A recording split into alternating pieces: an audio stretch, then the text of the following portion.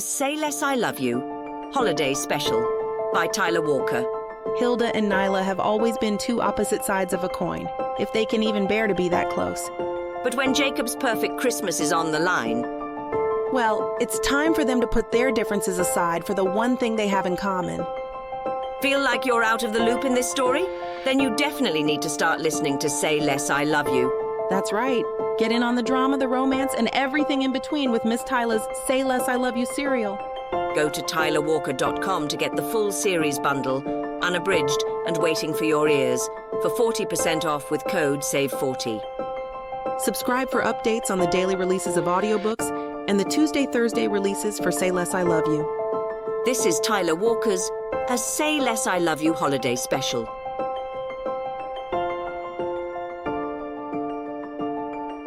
Chapter 1. Nyla. The rich aroma of French roast coffee envelops me in Jacob's sleek penthouse kitchen. I carefully measure out the perfect amount of grounds, letting the warmth of the moment seep into my bones. His commanding voice floats through the open concept space, crisp and sharp, echoing with authority from his home office. I can almost picture him, all focused intensity, probably clad in that fitted suit that hugs his broad shoulders just right. It's a sound that somehow makes my heart race, even as I try to concentrate on the coffee. No, absolutely not. I said Swarovski crystal for the chandeliers, not that cheap knockoff stuff. This isn't some backyard barbecue. His footsteps echo against the marble floors as he paces. I can picture him running his fingers through his dark hair, probably making it stand on end like it always does when he's stressed. The ice sculptures need to be at least 8 feet tall. Yes, 8. And I want the swan carved with such detail you can see every damn feather in their wings. The coffee maker gurgles as Jacob continues his tirade. I lean against the counter, unable to help smiling at his perfectionism. This fundraiser means everything to him. His first chance to prove himself worthy of the Stone legacy. His family legacy isn't just some glamorous story. It's an ironclad chain dragging him into a world of expectations. His grandfather built the Stone Hospital Group from scratch, a vision that started in a cramped clinic and transformed into one of the leading healthcare systems in the country. Everyone expects Jacob to carry that torch, but they forget he's human too. He's got dreams, desires that don't fit neatly within the pristine walls of this empire. This is why Jacob is so determined to carve out his own identity in this towering legacy. This fundraiser isn't just a party. It's his chance to showcase that he's more than just the CEO of a hospital group with a family name. It's his opportunity to forge his own way rather than follow the path laid out for him by his family. Listen to me carefully, he says, his tone dropping to that dangerous level that makes even board members squirm. If those appetizers aren't plated with 24-karat gold leaf, you can kiss your contract goodbye. The old guard expects excellence, and that's exactly what they're going to get. More pacing, a pause. Then, what do you mean the string quartet is booked? Well, unbook them. Double their fee, triple it. I don't care what it costs. The coffee finishes brewing just as Jacob barks. And make sure those ice luges are positioned exactly according to the blueprints. 1 degree off, and the champagne won't flow properly into the fountain. Got it? Good. Call me back when it's done. I pour 2 cups of coffee, adding just a splash of cream to his, exactly how he likes it. Through the doorway, I watch him drop his phone onto his desk and press his palms against the mahogany surface. Shoulders tense under his tailored shirt. I approach with careful steps, the coffee cups warming my palms. Jacob lifts his head, and the hard lines around his eyes soften as our gazes meet. The morning sun streaming through the floor-to-ceiling windows catches the silver threads in his dark hair, making them shimmer. Here. I extend his cup and his fingers brush against mine as he takes it. The touch lingers, sending a familiar spark through my skin. His thumb grazes my knuckle before he pulls away. I set my cup on his desk, next to a stack of blueprints, covered in his precise handwriting. Moving behind him, I press my thumbs into the rigid muscles of his shoulders. A groan escapes his lips as I work out the knots. It will be incredible, I say, feeling him relax under my touch. This party could fund a hospital wing all by itself. That's what I'm counting on. He rolls his shoulders back into my hands. These donors need to see that the Stone legacy is in good hands. That you can what? Move mountains? Part seas? You've already proven yourself 10 times over. His muscles tense again beneath my fingers. Not to everyone. I know he's thinking about his mother, Hilda, about her constant criticisms and pointed comments. Jacob's mother is all sharp edges and cold authority. She's the matriarch of this sprawling empire, and every word out of her mouth carries the weight of her privilege. She has this way of looking at me, like I'm an unwanted guest at a high society gala, an intruder in her carefully curated world. That woman could slice diamonds with her gaze alone. Every time we cross paths, I can practically feel her disdain wrapping around me like a heavy cloak. Do you honestly believe Nyla belongs in our family's social circle? She once asked Jacob, as if I were some sort of test he had to pass. It stings, even now. No matter how many times I prove myself at Stone Hospital, she doesn't see me as Nyla, a nurse with ambition and a fierce heart. She sees me as a threat to the Stone legacy. Hilda wants Jacob with someone who embodies the perfect image, someone polished and primed for the family legacy. Jacob, you'd be far more suited with Trixa, echoes in my head like a persistent drumbeat. Trixa Swan, the golden girl of their world, flawless skin, impeccable taste, and an endless supply of connections that could launch a rocket. Hilda's favorite. But I believe Jacob deserves more than just someone who fits neatly into his mother's box of expectations. Jacob deserves someone who sees him for who he is, not just the hospital's CEO, but the man behind the suit, the one who feels every pressure that comes with his last name. I press harder into a particularly stubborn knot in Jacob's shoulder, and he lets out a sharp breath. Damn, that feels good, he murmurs, tilting his head to the side to give me better access. How do you always know exactly where it hurts? Years of medical training. Plus, I can read you like a book. I take a sip of my coffee, savoring the rich flavor while studying Jacob's face. His shoulders relax slightly under my touch, and a small smile plays at the corners of his mouth. But I can still see the weight of expectations in his eyes, the burden of his family legacy pressing down on him. You know what really keeps me up at night? He picks up a blueprint, his jaw tightening. It's not just the party. It's everything it represents.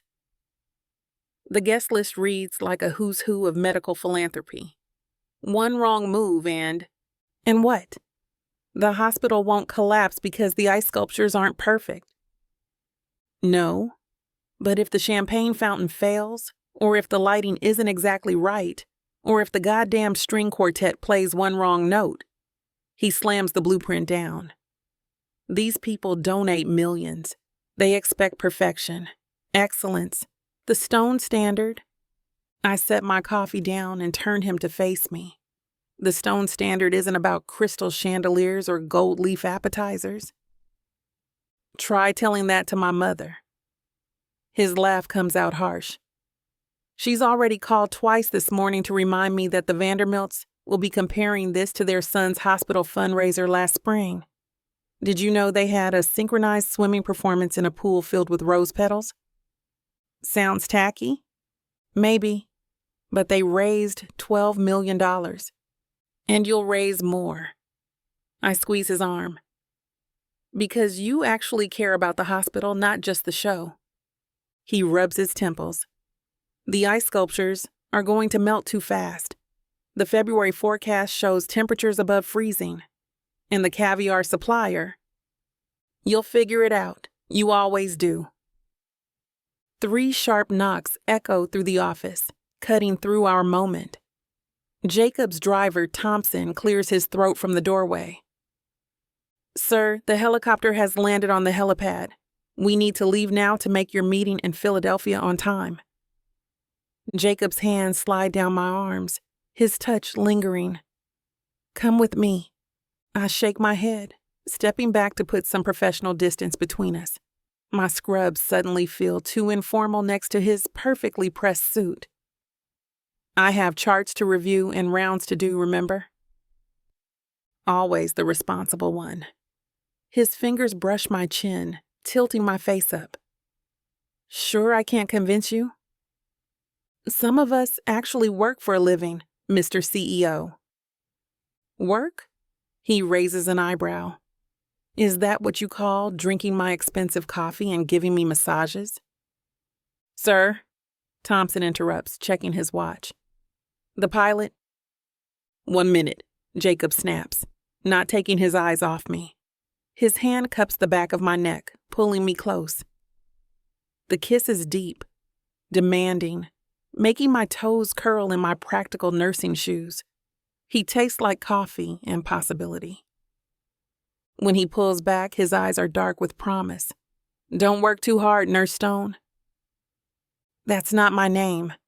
I push against his chest playfully. Now go, before Thompson has an aneurysm. Yet. Jacob whispers against my ear before straightening his tie and striding toward the door. Have those charts done by dinner. I'm taking you somewhere special tonight. I watch him disappear down the hallway, Thompson hurrying to keep up with his long strides. Through the window, I catch a glimpse of the helicopter's blades spinning against the morning sky, waiting to carry him away. The whir of helicopter blades fades into the distance as I pull out my phone, practically bouncing on my toes. My fingers dance across the screen, pulling up the number I saved last week. Rare editions. How may we assist you today? A crisp British accent carries through the speaker. Hi, this is Nyla. I called last week about the special order. Ah, yes. Your item has arrived this morning. I must say it's quite extraordinary. My heart skips. Perfect timing. I'll swing by after my shift to pick it up. Very good. We close at 7. I'll be there by 6. I end the call and hug myself, unable to contain my excitement. The penthouse feels too big, too quiet without Jacob here. But my mind is already racing ahead to his face when he sees what I found. This isn't just any Christmas present. It's something that speaks to everything he is, everything we could be together. Oh my God, he's going to flip. I twirl across the marble floors, my scrubs swishing around my legs. The fundraiser is in 2 days, and after he proves to everyone, especially his mother, what he's capable of, this gift will be the perfect celebration of his triumph. My phone buzzes with a text from the hospital. Right. Work. Real life. I gather my things, still grinning like a fool. Let Hilda Stone throw all the synchronized swimmers and rose petals she wants at her son. I found something better, something that matters. I pause at the door, taking one last look at the city spread out below Jacob's penthouse. Just you wait, baby, I whisper. This is going to be a Christmas you'll never forget. The security guard tips his hat as I practically skip to my car. I can't remember the last time I felt this light, this sure about anything. Sometimes the perfect gift finds you, and when it does, you just know.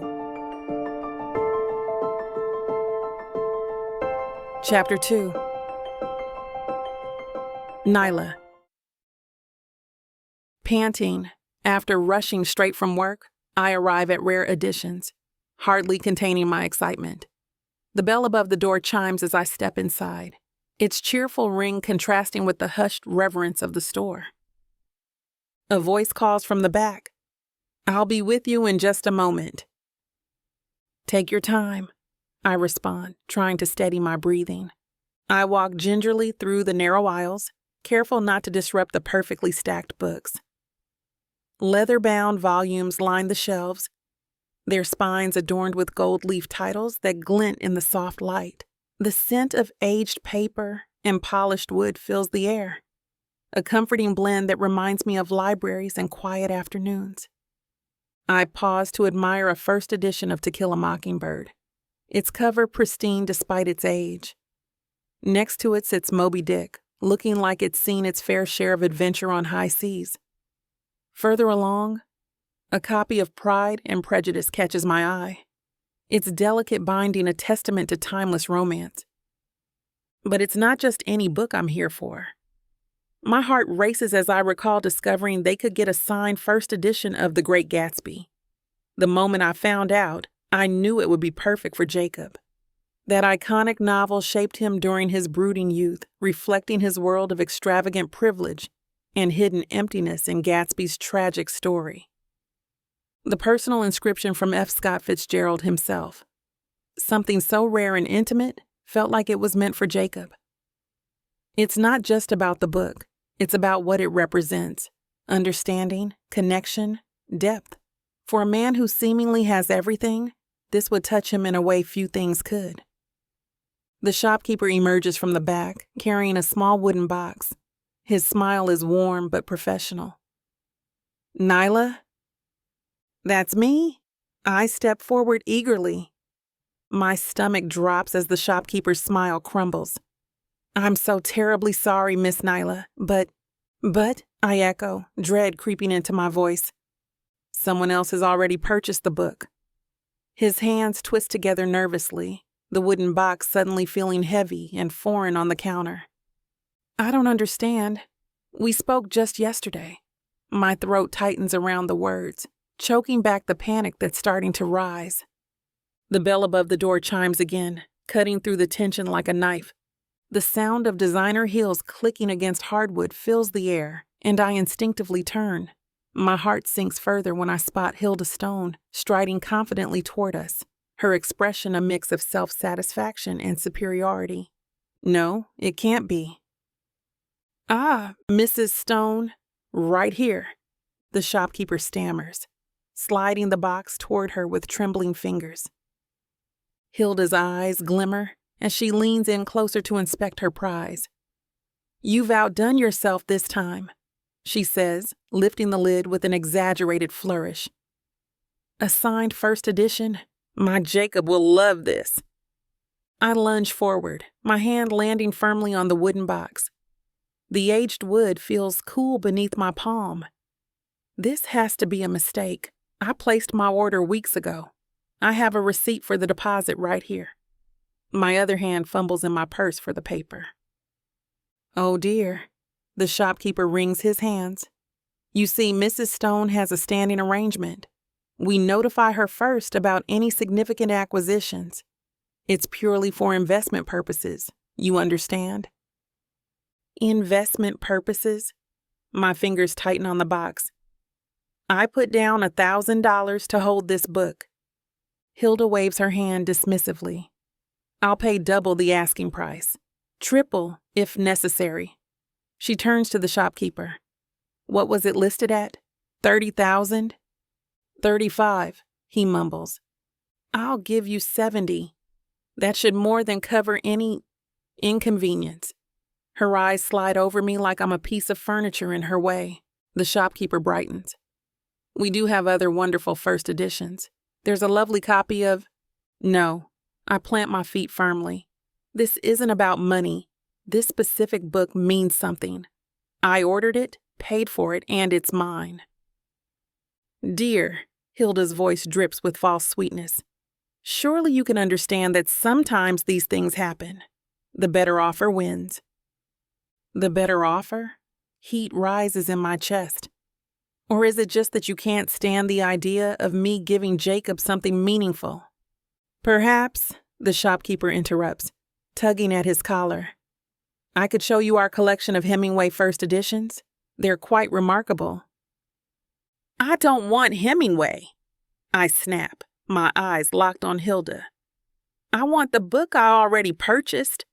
My mind spins. This can't be happening. The perfect gift.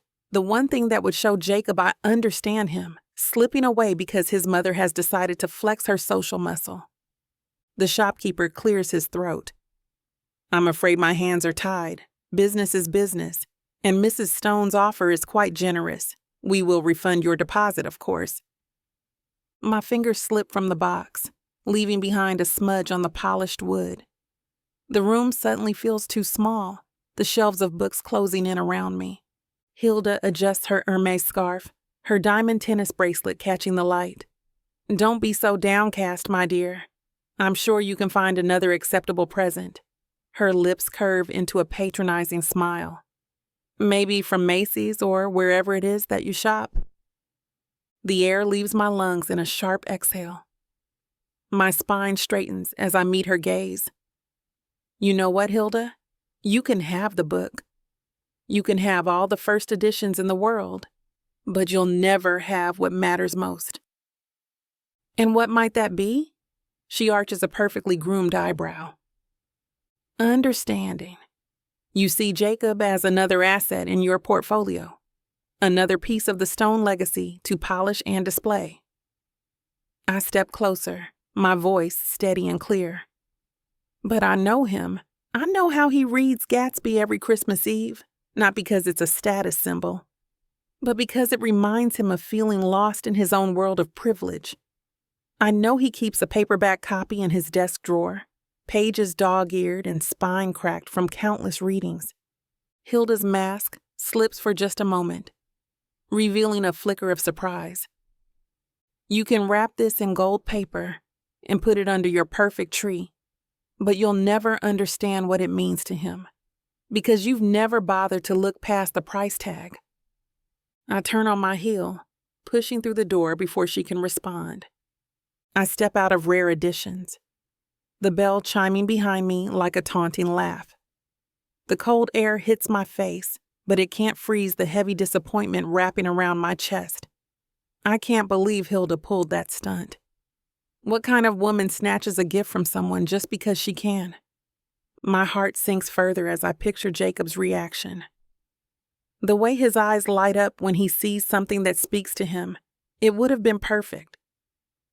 Holy crap, Nyla, you found it, he'd say, an incredulous smile breaking across his handsome face as he opened the box, revealing Gatsby's signature. You actually got this for me? I can almost hear his laughter now, warm and rich like a good bourbon. I'd have told him how I remembered those late-night conversations where he bared his soul, how the world saw him as the CEO of Stone Hospital Group. But I knew there was more beneath the polished surface. But no, Hilda had to swoop in and turn my dream into ash. I marched down the street, trying to shake off the disappointment gnawing at me. Every step echoes with frustration and dread about what to do next. Christmas is only days away. There's no time for plan Bs or Cs or whatever letter this disaster deserves. Hilda's been hell-bent on shaping Jacob into her version of absolute perfection, and trust me, that includes every detail of who he spends his time with. She's got this relentless grip on him as if he's a clay statue, waiting for her to carve out the ideal son. It's maddening, really. It makes me sick to think about it. I can almost see her now, plotting how to present him with her perfect gift while wrapping it in layers of condescension disguised as love. She wants him with someone who fits into her precious world of wealth and status, a world I've fought tooth and nail to be accepted in, yet still feel like an outsider. Maybe you should try dating Trixa again, she'd suggest sweetly, her voice laced with fake concern as she slinks around him like a snake ready to strike. Not a chance. Jacob's growl rings in my ears like an anthem against conformity. If only he could see that every move she makes is calculated, designed to keep him on her chessboard while pushing me aside like a pawn she never wanted. Determination fuels my steps now. I refuse to let her win this round. Maybe I can find something else. Something that will resonate even deeper than a first edition book ever could. But what? My mind races through ideas as I make my way back toward my car. Think, I mutter under my breath, ignoring the curious glances from passers-by. What does Jacob really want? Chapter 3. Hilda. No, absolutely not. That's the Valentino for the main event, not the welcome dinner. I wave my hand dismissively at the red gown Margaret holds up. The emerald Dior goes in first. Everything must be arranged chronologically. The maid nods, carefully returning the designer piece to its garment bag. My walk-in closet resembles a museum curator's workspace, with each outfit laid out with military precision. The Harry Winston sapphires go with the navy McQueen. I tap my finger against the jewelry case. And make sure to pack extra tissue paper between the Louboutins. Last time they arrived with scuff marks. Margaret moves methodically through the collection, but her pace tests my patience. A bit more urgency, if you please. We're not packing for a weekend in Jersey. The signed Gatsby sits prominently on my vanity, a reminder of my small victory. The leather binding catches the light, making the gold lettering dance.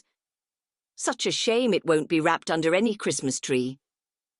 Mum, where would you like the furs stored? The mink goes in the temperature-controlled case. I adjust my pearls in the mirror. And don't forget the vintage Hermes scarves. The forecast shows wind. A crystal flute of champagne helps steady my nerves as I supervise. This fundraiser must eclipse all others. The Hartford Brown Summer Gala still burns in my memory. Their ice swan actually moved its wings.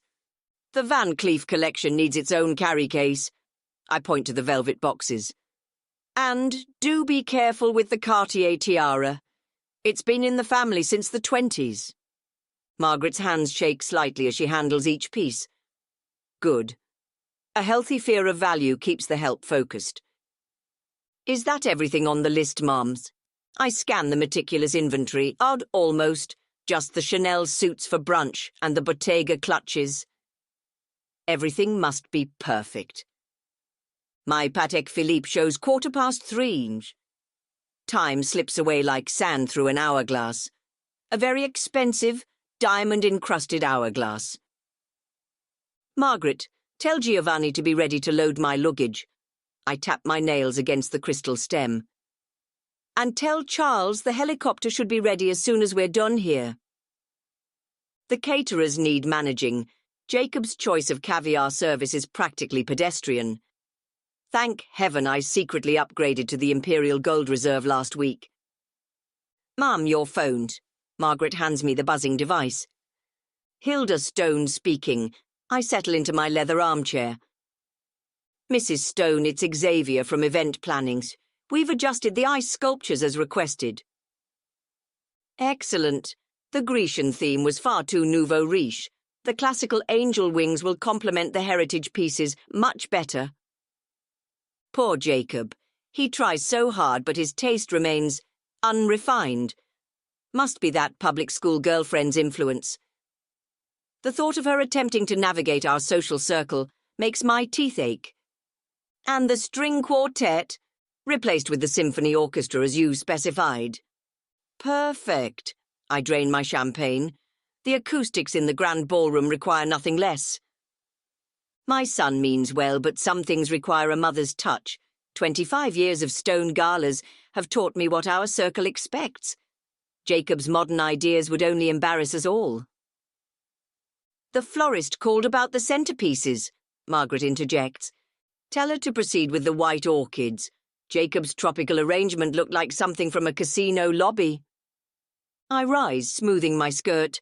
Time to save my son from himself. My phone vibrates again. William's name flashes across the screen and I suppress a sigh. Darling, what a surprise.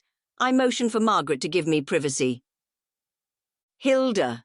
His voice carries that stern tone I've learned to ignore over 30 years of marriage.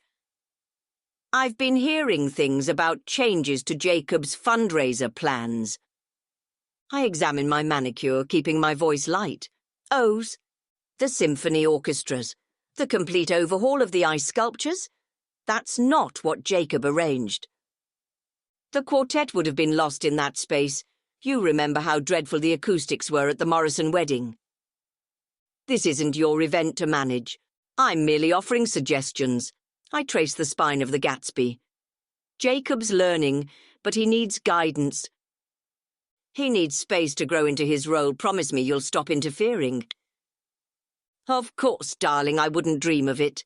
The lie slides off my tongue smooth as silk. I'm simply checking in on things to ensure everything is in order. Good. Let him handle it. Absolutely. I end the call and roll my eyes. Margaret, I call out. The maid appears instantly. Contact the lighting designer. Jacob's colour scheme is far too modern. We need something more classic. And get me the florist again. I'm thinking white peonies for the entrance hall. I scroll through my contacts, planning my next adjustment.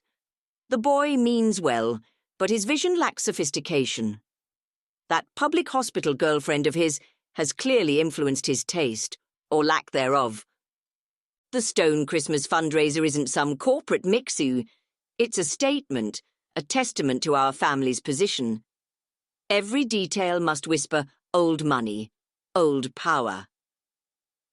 And Margaret? Have the sommelier replace that California wine selection. We'll be serving French vintages only. I pause.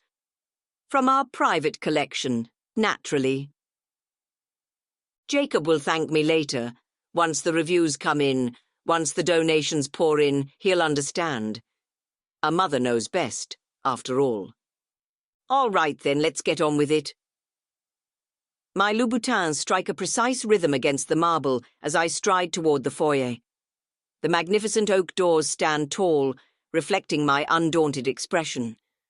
The doors part with a heavy creak, but instead of the spacious doorfront, I find myself face to face with Captain Reynolds.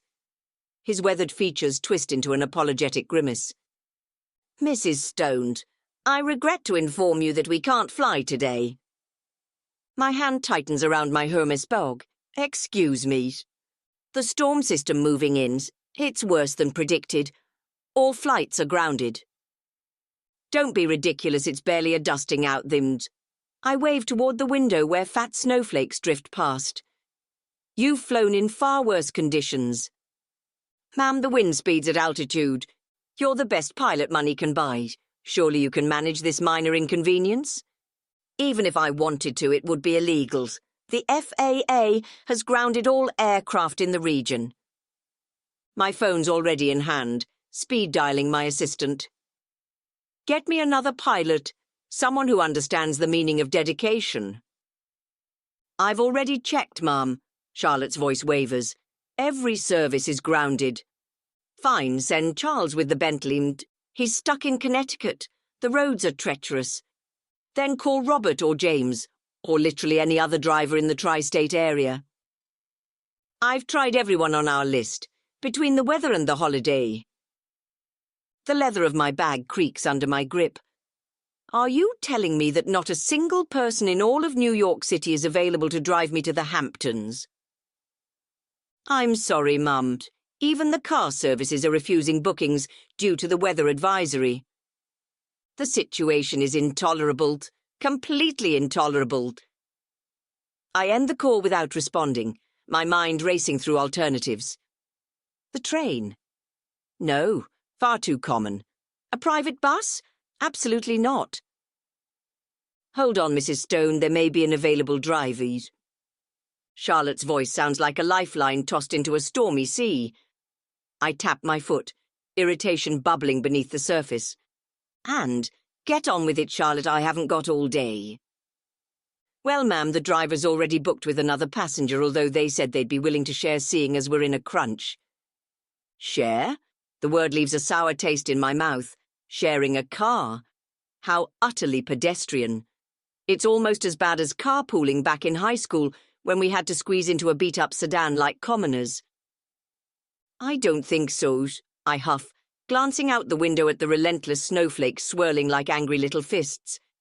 Each flake taunts me. This was supposed to be a flawless event. But Mrs. Stone Dash, do I look like I'm in the mood for communal transport? My voice rises, cutting through the air with precision. The weather is worsening if you want to get to the beach estate today.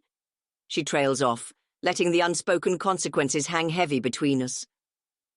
I exhale slowly, weighing my options like fine china on a delicate scale.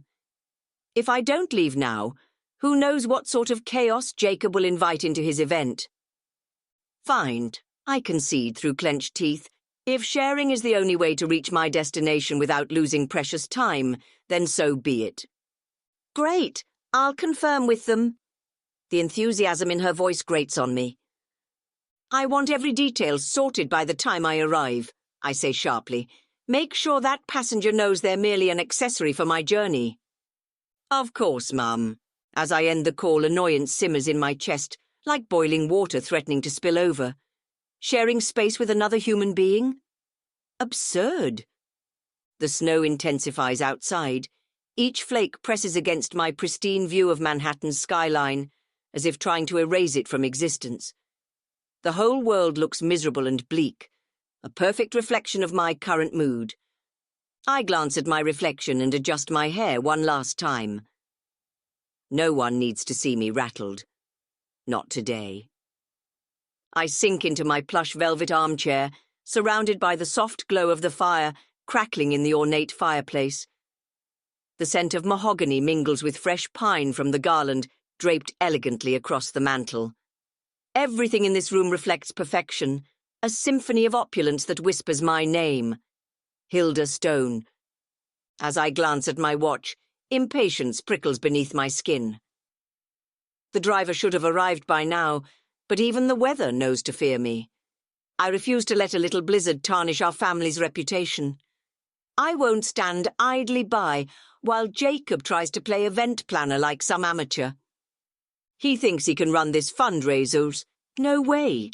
He may be the CEO of Stone Hospital Group, but when it comes to our family legacy and social standing, I'm still in charge. I take a deep breath, envisioning the Hamptons elite awaiting their evening of magic, the kind I've delivered for decades without fail. Failure isn't an option, not when so many expect brilliance from us. If it means braving this weather myself, then so be it. I pick up my phone and dial Charlotte again. My assistant has been less than helpful today. Charlotte, what's taking so long? The driver is stuck in traffic due to the snowstorm, she stammers through static. Traffic? I scoff, it just snows.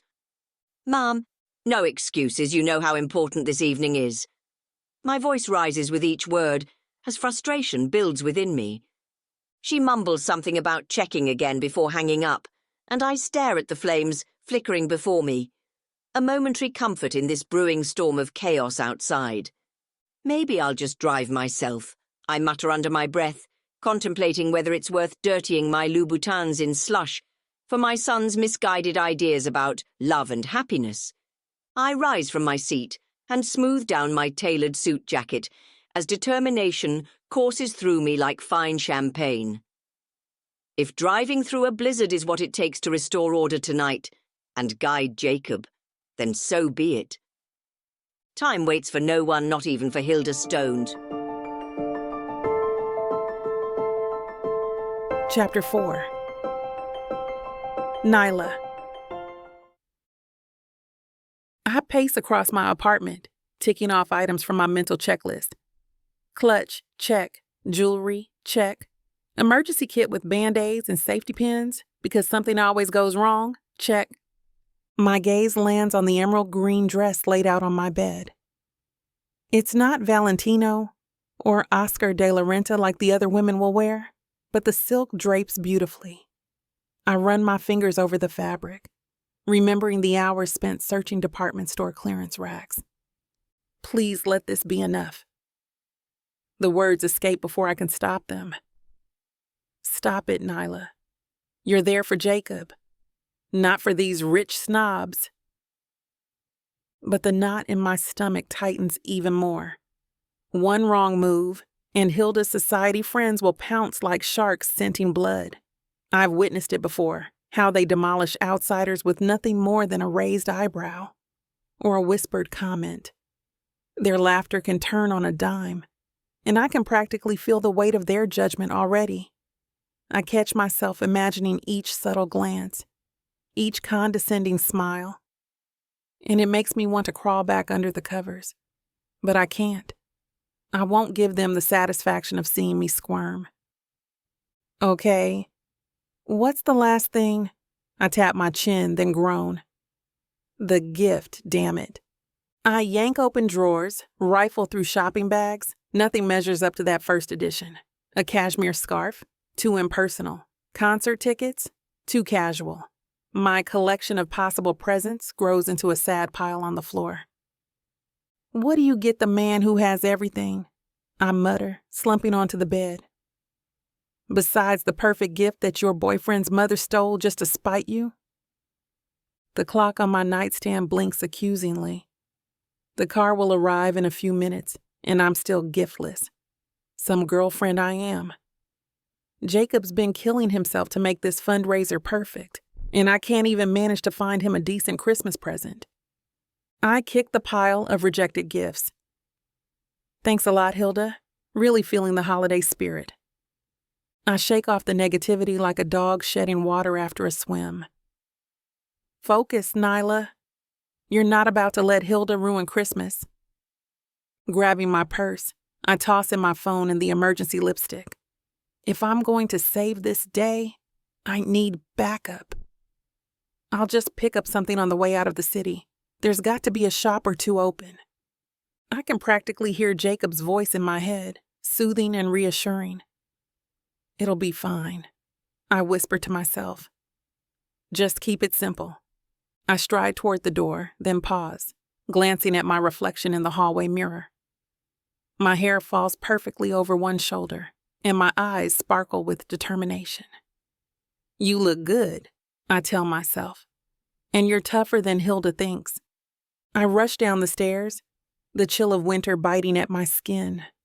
As I step outside, my breath fogs in front of me like a ghost.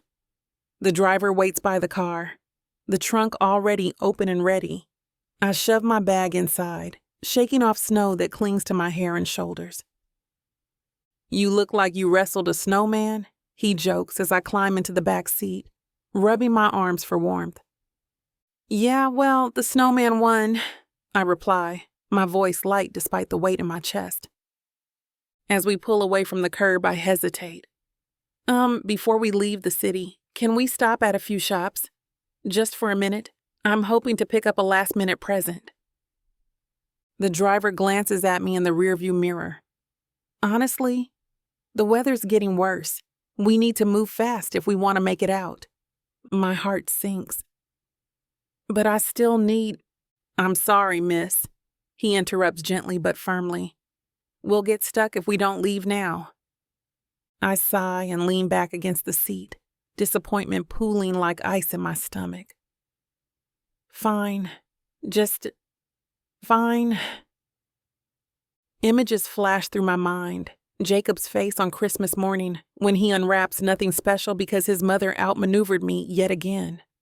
What would he think? Would he see me as just another name on his list of holiday distractions? I cross my arms and stare out at the flurry swirling around us, each flake a reminder of what I couldn't get for him, a gift with meaning that echoes our journey together. I just wanted something meaningful, I murmur under my breath. I glance at the driver through the rearview mirror, catching the sympathetic look on his face. He hesitates, then clears his throat. I'm really sorry, but the thing is... What is it now? My impatience spills over like coffee from a tipped cup. He shifts in his seat. We still have another pickup. Confusion swirls in my mind. Wait, I thought I was the only one booked for this ride. Everyone else is flying out on helicopters. The weather's grounded all flights, he explains, and every car and limo is booked solid with executives trying to get to the Hamptons. He takes a breath. This new pickup is, well, they're pretty desperate for a ride. Desperate? I echo, raising an eyebrow. The word rings alarm bells. Who are we talking about? He shrugs, glancing back at me again. Not sure, but it sounds urgent. What kind of urgent? Like, I've lost my favorite designer handbag urgent, or I'm about to miss the biggest charity gala of the year urgent? He chuckles softly, easing some of my tension. The latter, I think. If it helps, they're willing to pay extra for the inconvenience. Great. Money talks louder than manners in this crowd. I guess a little company wouldn't hurt, I concede, trying to ignore that gnawing feeling in my gut. The storm looks fierce outside. Wind rattles the car as if it wants in. Thanks for being cool about it, he says as he turns down an avenue. The sky darkens further, snowflakes swirling like confetti caught in a whirlwind outside my window. It feels like we're driving straight into a blizzard, and I can't help but wonder who could be waiting for us that's so desperate they'd brave this weather. I squint through the fogged window, trying to make sense of the world outside. The driver navigates through a haze of snowflakes, and then we come to a stop. An imposing iron gate looms in front of us, its bars twisted into ominous shapes that feel all too familiar. Please tell me we're at the wrong address, I blurt out, my heart racing as the realization crashes over me like a tidal wave. No, ma'am, this was the address given. The driver's tone is calm, almost smug. Great, just great. I lean forward, straining to see past the frost coating the glass. A shiver runs down my spine as I recognize the sprawling estate beyond the gate. Of course, it had to be her. The door swings open with a creak that seems to mock me. My eyes widen in disbelief as Hilda herself steps out, her fur-lined coat billowing around her like an overblown puff pastry. She glances at me with disdain, her lips curling into a smirk that could cut glass. Margaret, she barks at her maid, who lingers in the doorway. Remind me to fire Charlotte for her incompetence. I can't believe she actually put me on a ride with this one. I scoff loudly. You're welcome, I shoot back, crossing my arms defiantly. Hilda rolls her eyes dramatically, unfazed by my sarcasm. Her disdain hangs in the air like the scent of her overpriced perfume, cloying and insufferable. Driver, she barks, flicking a dismissive hand toward the front seat. Let's get a move on. We need to arrive at the Hamptons ASAP. I lean forward, catching the driver's eye in the rearview mirror. I'd have you know that I booked this ride. You don't get to hijack my ride. Hilda doesn't respond. Instead, she gives me a once-over, her expression souring even further, as if I'm a wilted flower she can't bear to look at. Darling, I don't think a driver would be taking orders from someone who thinks scrubs are an appropriate ensemble outside of the workplace. Nice try, I shoot back, crossing my arms. At least I'm not wearing something that looks like it belongs on a Christmas tree. Her eyes narrow slightly. A flicker of irritation passes over her face before she regains her composure. The difference is that I actually own this vehicle. Congratulations, I retort with a smirk. You've managed to commandeer an Uber for rich people. She leans back against the plush leather seat as if settling into a throne. It's called privilege, sweetie. You should try it sometime. I roll my eyes hard enough to feel them pop back into place. Yeah? Well, privilege doesn't buy class. The driver shifts uncomfortably in his seat as Hilda waves her hand dismissively at him. Just drive, will you? And don't listen to this nonsense. A slight smile creeps onto his face as he complies with her request, but glances at me as if sharing an inside joke. Hilda straightens up and taps impatiently on the dashboard with perfectly manicured nails. The rhythm is almost comical, a metronome counting down our sanity. As we drive deeper into the swirling snowstorm, tension fills the car like smoke from a dying fire. thick and suffocating. I can practically feel it settling on my shoulders, heavy and unwelcome. But one thing's for sure. I won't let Hilda snatch away any more of my Christmas spirit than she already has. Still, I have a feeling this is going to be the longest car ride of my life, each mile dragging on like a never-ending lecture on why I'm not good enough for her precious son. Chapter 5. Hilda. The limo rolls through the slushy streets, and I can't help but eye the reflection of my perfectly manicured nails against the glass. My phone buzzes like an over-caffeinated bee, and I answer before the second ring. Xavier, we need to talk about the seating arrangements. The Forbeses simply cannot be seated with the nouveau riche Sloanes, I state firmly, ignoring the scowl creeping onto Nyla's face beside me. Right, Mrs. Stone, Xavier replies, his voice shaky. I'll have it changed. Make it happen, I snap, pressing my lips together in annoyance. And get that new caterer on the line. Jacob thinks a seafood buffet is classy. Let's stick to filet mignon and truffle mashed potatoes. This isn't a beach barbecue. Nyla shifts in her seat, arms crossed tight against her gown bag. She's all prim and proper now, but I know how she works those wide eyes when she's trying to play innocent. Not today. Make sure we have enough champagne this time, I continue without missing a beat. Last year was an embarrassment. I switch to another call while still gripping my glass. Vodka on ice. Just what I need to cut through this mess. James, it's Hilda. Did you confirm the lighting for tonight? The last thing we need is Jacob's idea of ambiance turning into a tacky disco nightmare. A pause stretches too long on his end. Well, listen closely, I say sharply, shooting a glance at Nyla, who pretends to stare out at the snowflakes blurring past. We're going for glamorous winter wonderland, not sophomore prom. Understand? Yes, Mims. Good. I hang up and turn my attention back to the guest list on my lap. Nyla clears her throat. You know Jacob wanted a more personal touch this year. Personal touch? I scoff, flipping through names with disdain. Personal touches lead to mediocrity. I dial another number with determination etched across my brow as the driver navigates around a pile of snow. Hello, get me Janet at West End Florals. You're really doing this? Nyla pipes up incredulously. I shoot her a sharp glance, but keep my voice cool as ice. Of course I am. Flowers are essential for decorum. We need white roses, not those cheap carnations Jacob seems so fond of. Nyla finally interjects, her voice slicing through my meticulous planning. Why not give Jacob's ideas a chance? I let out a laugh that drips with condescension.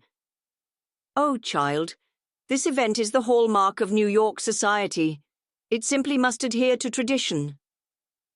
I adjust my pearls, feeling their weight against my neck, a reminder of the legacy I'm upholding. Someday you'll understand such things. Well, maybe never, but I know better than you, so I suggest you don't interfere. Nyla rolls her eyes, a gesture so juvenile it almost makes me pity her. Almost. Tradition doesn't have to mean boring, she counters, her tone laced with defiance. Jacob's been working hard on this. Hard? I cut in sharply, the word tasting sour on my tongue. You mean playing with his toys while I keep this family from tumbling into disgrace? We're not hosting a casual get-together. This is an event where reputation is everything. Her gaze narrows, and I can see the fire igniting behind those big eyes of hers. Good. At least she has some fight in her. I think Jacob deserves to showcase his vision, she says slowly, as if explaining something to a child who just won't get it. His vision. My voice rises incredulously. His vision involves hanging oversized snowflakes from the ceiling, and blasting holiday music like it's some amateur production. The driver swerves slightly as he navigates around an enormous pile of snow at the roadside. I barely notice. My focus is on Nyla's stubborn expression. The tension in the car thickens as Nyla's voice cuts through the air like a serrated knife. Jacob's ideas are actually inspired. The winter-themed light displays? Genius. It's not just about tradition, Hilda. I can't help but chuckle at her naivety. Inspired? More like misguided folly. I lean back, letting the leather hug my form as I revel in the shock on her face. This isn't a school play, darling. It's our family legacy we're discussing here. She straightens up, indignation sparking in her eyes. But it's about bringing joy. People want to feel something at these events, not just admire your legacy.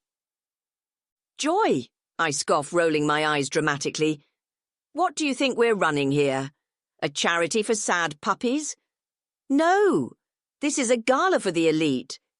They expect sophistication, not a festival of lights. Her jaw clenches. I can see it tightening from the corner of my eye. So you'd rather have them sit around like statues while they sip overpriced champagne? Better than having them blinded by Jacob's juvenile attempts at creativity. I flick my wrist dismissively, pretending to inspect my nails. He thinks he can charm people with gimmicks instead of class. Nyla leans closer, and for a moment, I almost admire her spunk. You know he loves those ideas. They're not just gimmicks to him. They represent who he is. And who is that? I challenge her, relishing the fight brewing between us. Some overgrown boy playing with glitter and lights.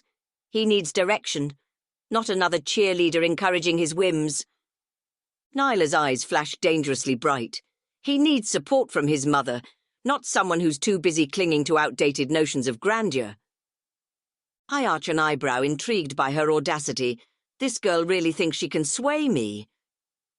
She must be delusional. I'll give you support when it makes sense, I reply coolly. But don't mistake this event for an opportunity to showcase your... What was it? Oh, yes.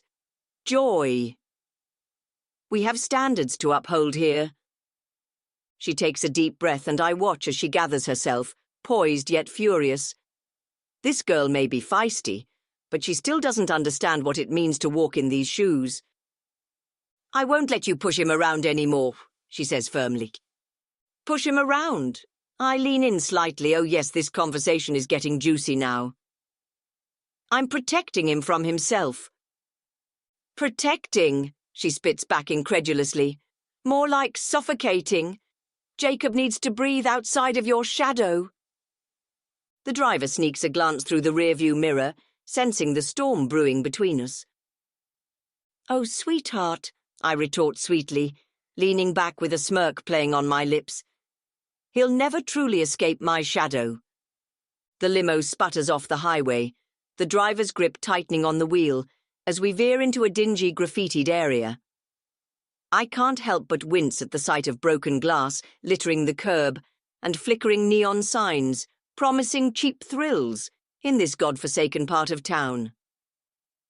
The car jolts to a stop, and I can already feel my perfectly coiffed hair beginning to frizz in protest.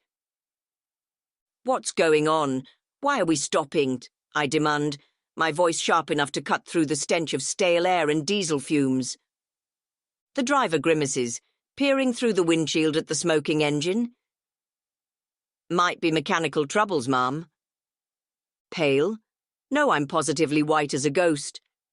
I glance around at the unsavory surroundings, a dilapidated corner store with barred windows, a group of disheveled figures loitering nearby, eyeing us like we're some curious species. My stomach churns. This is unacceptable. We must keep moving, I insist, tapping my heel impatiently against the plush carpeted floor. I have an event to run. He nods but doesn't move. Instead, he opens his door and steps out to investigate under the hood. As if that's going to fix this disaster. I tap wildly on my phone, cursing under my breath as reception slips away like water through my fingers. Even if I manage to get through to Xavier or one of those inept assistants who somehow think they're indispensable, every attempt drops into static hell. "Calm down," Tyla says from beside me, her tone annoyingly serene. "Don't tell me to calm down," I snap back, fixing her with a glare that could wilt flowers. "I have a gala to run. We don't have time for whatever this is." She rolls her eyes dramatically and crosses her arms over her gown borg. "Yelling won't fix anything." "You think I'm yelling?" I scoff, gesturing toward our surroundings. "This isn't just about us being stuck here. This is about the Stone reputation. My reputation." Tyla shakes her head like she's dealing with an errant child. "It's not all on you, Hilda." "It damn well is." My heart races as frustration boils inside me. She has no idea what's at stake here. I've spent weeks preparing for this gala. Months even. Everything must be perfect. And now, look where we are. "Look where we are, you mean where you are?" She leans back in her seat with a smirk that infuriates me further. "Maybe if you let Jacob breathe a little instead of suffocating him under your expectations." I cut her off with a sharp wave of my hand. "Enough. If you want him to thrive in that world you so admire," I say tightly, "you better believe it's my duty to ensure it stays intact." Just then, I spot our driver waving his hands in frustration at something under the hood, and suddenly that cigarette-scented air feels even more suffocating than before. I thought I was getting a fake marriage, but I didn't know my story was being told by Miss Tyla. This isn't just any fake marriage, now is it? No, you introduced me to the devil. Come on, girl, Jacob isn't that bad. Oh, I love Jacob. His family, on the other hand? Beggars can't be choosers, Nyla. You should be grateful I even let Jacob Stone look your way. I just wanted to save my granddaddy. Is that so bad? Why couldn't you let this be a normal fake marriage? Instead, you put me in a twisty story filled with money, betrayal, power, and lies. Let's not forget love. That's what keeps me going. But not gonna lie, Miss Tyla. This story you got me in ain't the simple fake marriage, happy ending I thought it would be. It's not. Because where would be the fun in that? Treat yourself to Say Less I Love You. Tuesdays and Thursdays. New seasons premiere every month. Or skip the wait and grab the full series bundle from TylaWalker.com. Treat yourself with Miss Tyla.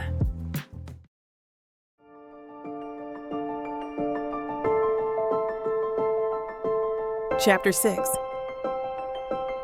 Nyla.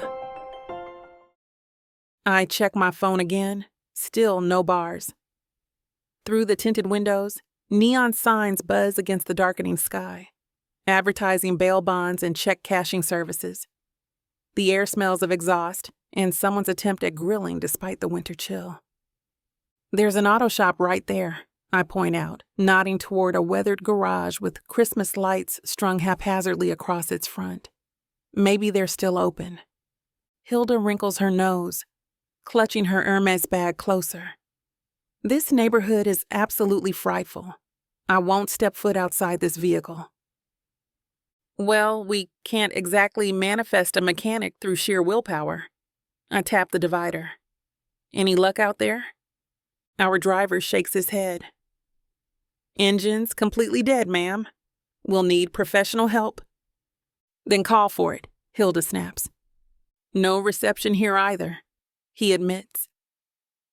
I press my forehead against the cool window, watching a group of teenagers kick around a deflated soccer ball in a vacant lot. Look, we can either sit here hoping for a miracle, or we can actually do something about it. I'm going to ask around. You cannot be serious. Hilda's perfectly manicured hand shoots out to grab my wrist. These people could be dangerous. These people? I arch an eyebrow at her. You mean working class folks just trying to make it through their day? Yeah, real threatening. That's not what Save it? I reach for the door handle. I worked in neighborhoods like this before joining the hospital. Unlike some people, I don't judge based on zip codes. You're not going out there. Hilda's perfectly manicured fingers dig into my arm. This isn't the kind of neighborhood where we should be wandering around after dark. I shake her grip off. And what kind of neighborhood is that exactly? Through the window, a neon sign flickers above a diner, its retro chrome exterior gleaming under strings of multicolored Christmas lights. The aroma of coffee and grilled onions wafts through the car's air vents. Someone will notice we're missing, Hilda says, straightening her Chanel jacket. William will send a car, or Jacob will track us down. We simply need to wait. In case you haven't noticed, there's a storm coming. Nobody's going to brave that weather to come looking for us until it's too late. I gesture toward the darkening sky. That diner probably has a phone we can use. A payphone? Her lip curls. I haven't touched one of those since the 80s. Well, unless your designer purse is hiding a satellite phone, we don't have many options. I refuse to set foot in some greasy spoon establishment. She taps her phone screen repeatedly, as if sheer determination will summon a signal. The very thought of it. Do you know how many health code violations these places typically have? Right, because you're such an expert on diners. I reach for the door handle again. Look, you can either stay here alone in the dark, or you can come with me where there's heat, light, and probably decent coffee. Coffee? She scoffs. That swill? I only drink single-origin Ethiopian beans, custom roasted by... Then you can sit here and think about your fancy coffee, while the rest of us try to actually solve this problem. The leather seat creaks as I shift toward the door. Your choice. Hilda finally relents, her stomach growling louder than her disdain for the surroundings. I can't help but smirk as she steps out of the limo, adjusting her scarf like a diva preparing for a Broadway debut. Watch your step, Hilda, I say, trudging ahead on the snow-covered path. Don't want to ruin those designer shoes. Do you always have to be so insufferable? She huffs, teetering on her high heels while navigating the icy patches. Just looking out for your delicate sensibilities. I roll my eyes at her complaints about the unkempt sidewalk. You'd think this was a war zone instead of a neighborhood. The bell above the diner door jingles as we step inside, and all heads turn. The contrast is stark.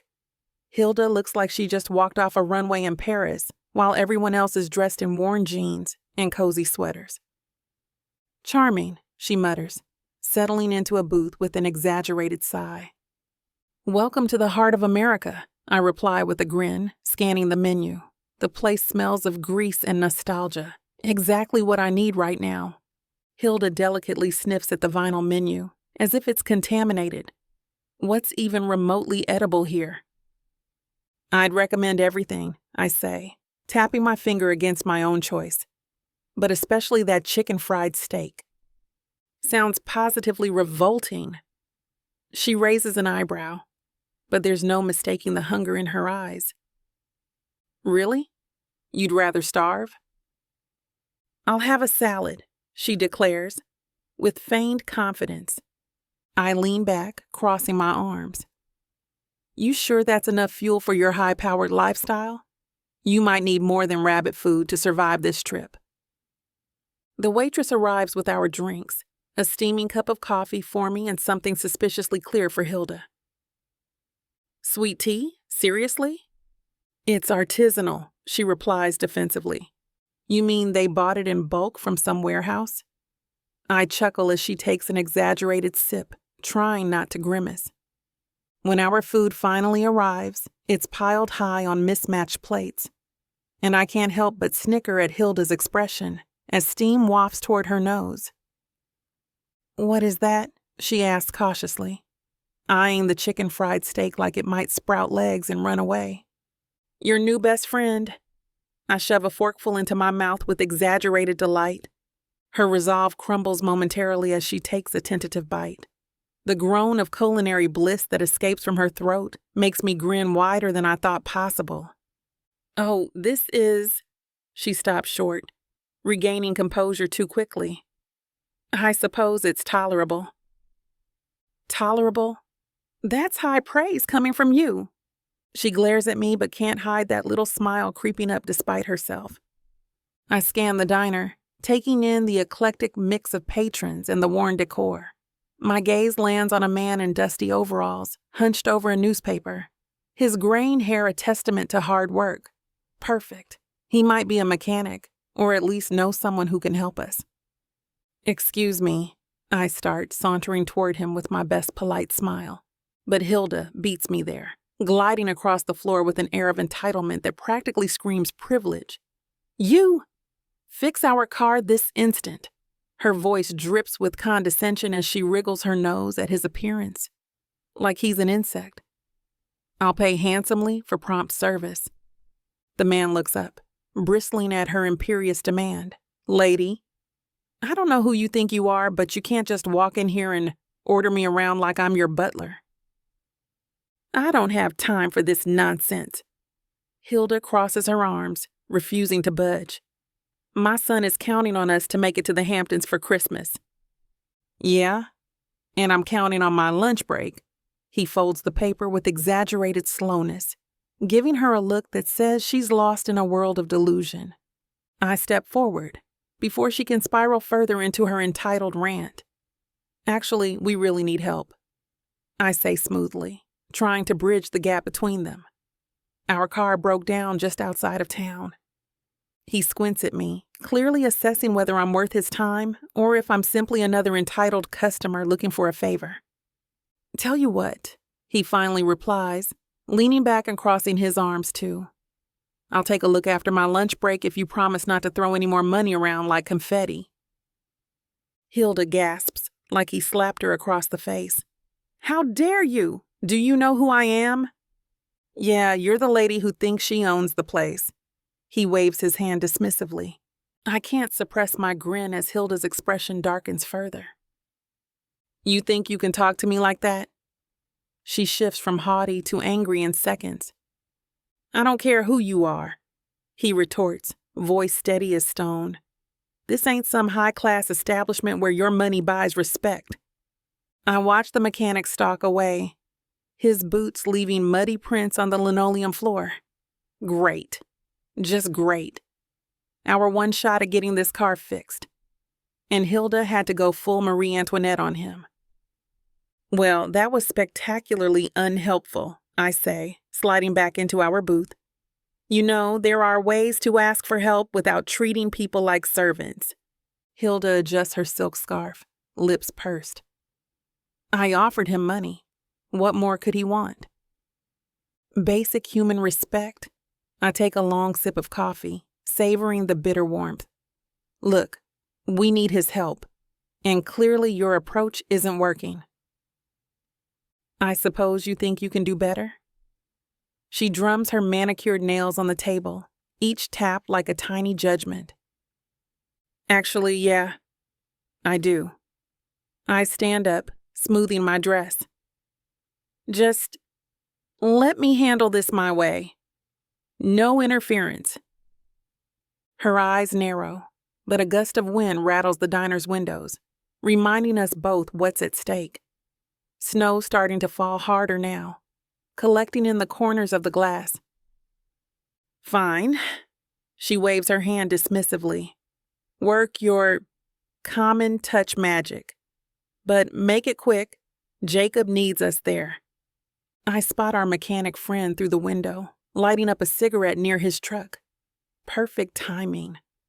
As I head for the door, though, the diner's ancient TV crackles with a weather alert that stops me cold.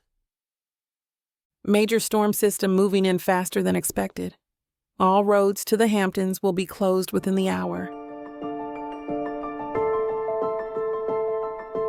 Chapter 7. Nyla. I race out the diner's door, my heart pounding, but all I catch is a glimpse of the mechanic's truck disappearing around the corner. My shoulders slump as I plop down on the curb, the cold concrete biting through my thin dress. Great. Could this day get any worse? I let out a frustrated huff, watching snowflakes swirl like tiny confetti in the gusty wind. I lean back against the curb and let my mind spiral. First, I lose that signed first edition of The Great Gatsby. And now I'm stuck in this hellhole with Hilda, who's practically oozing disdain from every pore. I rub my temples, trying to will away the headache forming at the base of my skull. Hilda's presence alone is enough to make me want to scream. Her high and mighty attitude clings to her like expensive perfume, sickly sweet and utterly suffocating.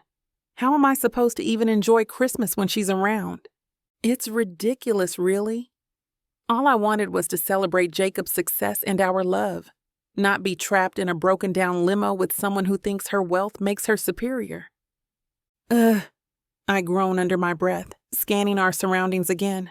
This isn't just any bad day. It feels personal somehow, like the universe is laughing at me while Hilda plots her next move against Jacob and me. I sink deeper into my thoughts, staring at the thickening bed of snow outside the diner. Just then, a middle-aged waitress saunters over, lighting a cigarette with an air of nonchalance. She takes a drag and leans against the stack of crates, eyeing me with curiosity. "Car trouble, huh?" she asks, exhaling smoke as if it were an afterthought. "Yeah," I sigh, rubbing my temples. "We were supposed to be at this Christmas fundraiser my boyfriend's planning. The limo broke down and now we're stuck here." The waitress raises an eyebrow, clearly amused. "So you're telling me you're trapped in this fine establishment with Mrs. High and Mighty over there?" I roll my eyes.